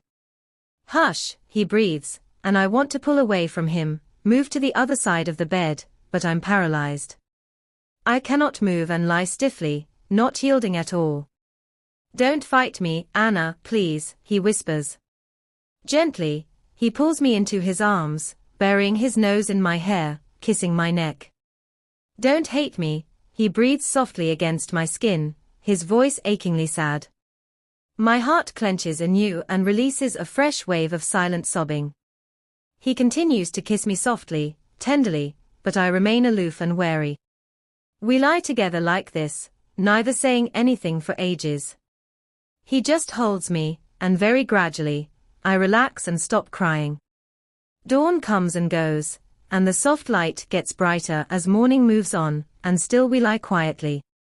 I brought you some Advil and some arnica cream, he says after a long while. I turn very slowly in his arms so I can face him. I am resting my head on his arm. His eyes are flinty gray and guarded. I gaze at his beautiful face. He's giving nothing away, but he keeps his eyes on mine, hardly blinking. Oh, he is so breathtakingly good-looking. In such a short time, he's become so dear to me. Reaching up, I caress his cheek and run the tips of my fingers through his stubble. He closes his eyes and exhales slightly. "I'm sorry," I whisper. He opens his eyes and looks at me puzzled. "What for?" "What I said. You didn't tell me anything I didn't know." And his eyes soften with relief. "I am sorry I hurt you." I shrug. "I asked for it. And now I know." I swallow. "Here goes. I need to say my piece." "I don't think I can be everything you want me to be," I whisper. His eyes widen slightly, and he blinks, his fearful expression returning. "You are everything I want you to be." "What?" "I don't understand." "I'm not obedient, and you can be as sure as hell I'm not going to let you do that to me again." "And that's what you need, you said so." He closes his eyes again, and I can see a myriad of emotions cross his face. When he reopens them, his expression is bleak. "Oh no. You're right. I should let you go. I am no good for you." My scalp prickles as every single hair follicle on my body stands to attention, and the world falls away from me, leaving a wide, yawning abyss for me to fall into. "Oh no. I don't want to go," I whisper. "Fuck this, is it? Pay or play?" Tears swim in my eyes once more.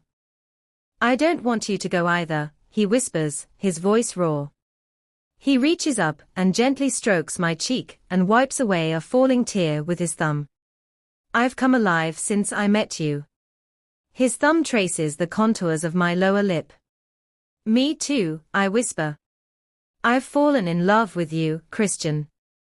His eyes widen again, but this time, with pure, undiluted fear. "No," he breathes as if I've knocked the wind out of him. "Oh no. You can't love me, Anna."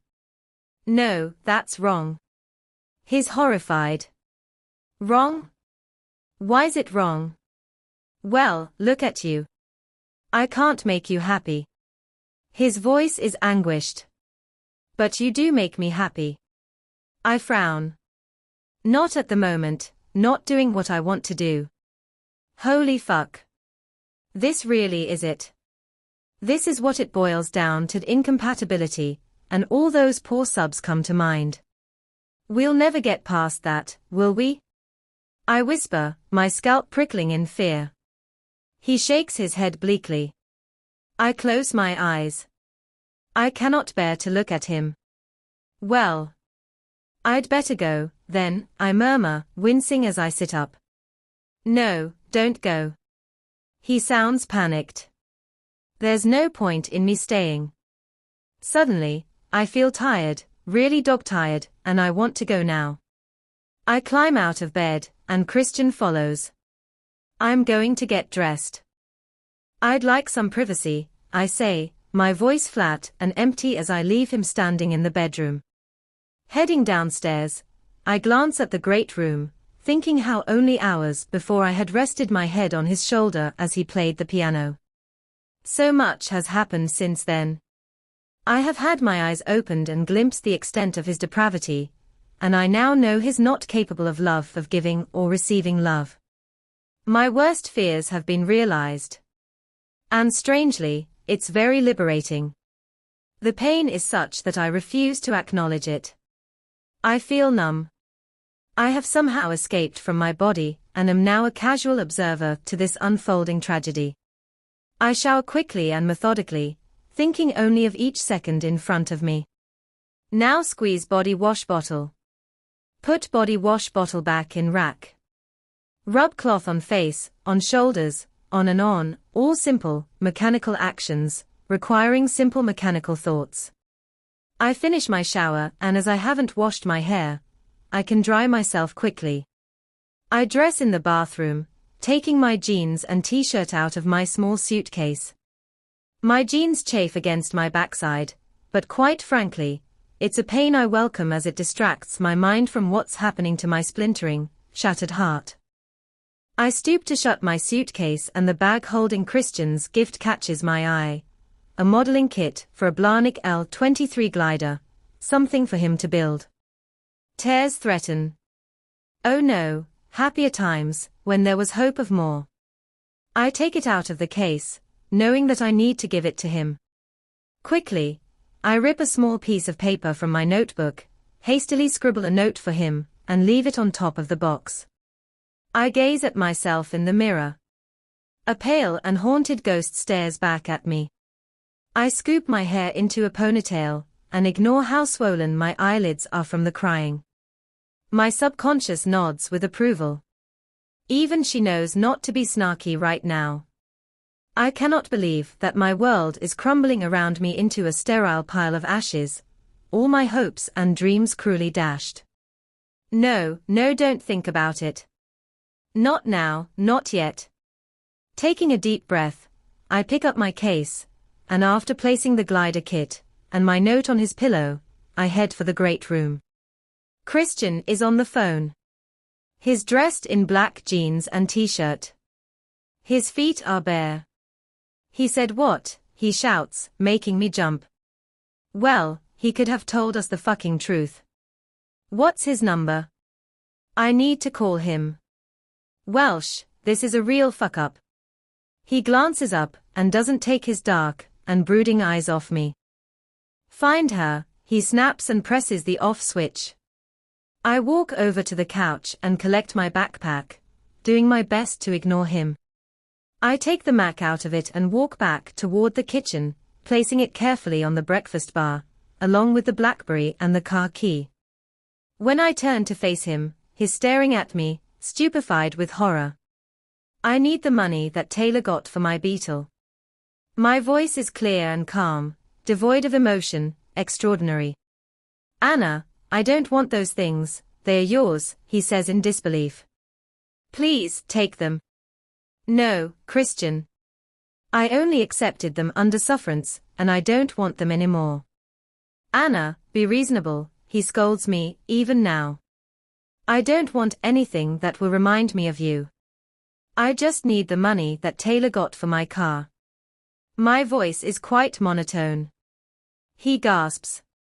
Are you really trying to wound me? No. I frown, staring at him. Of course not.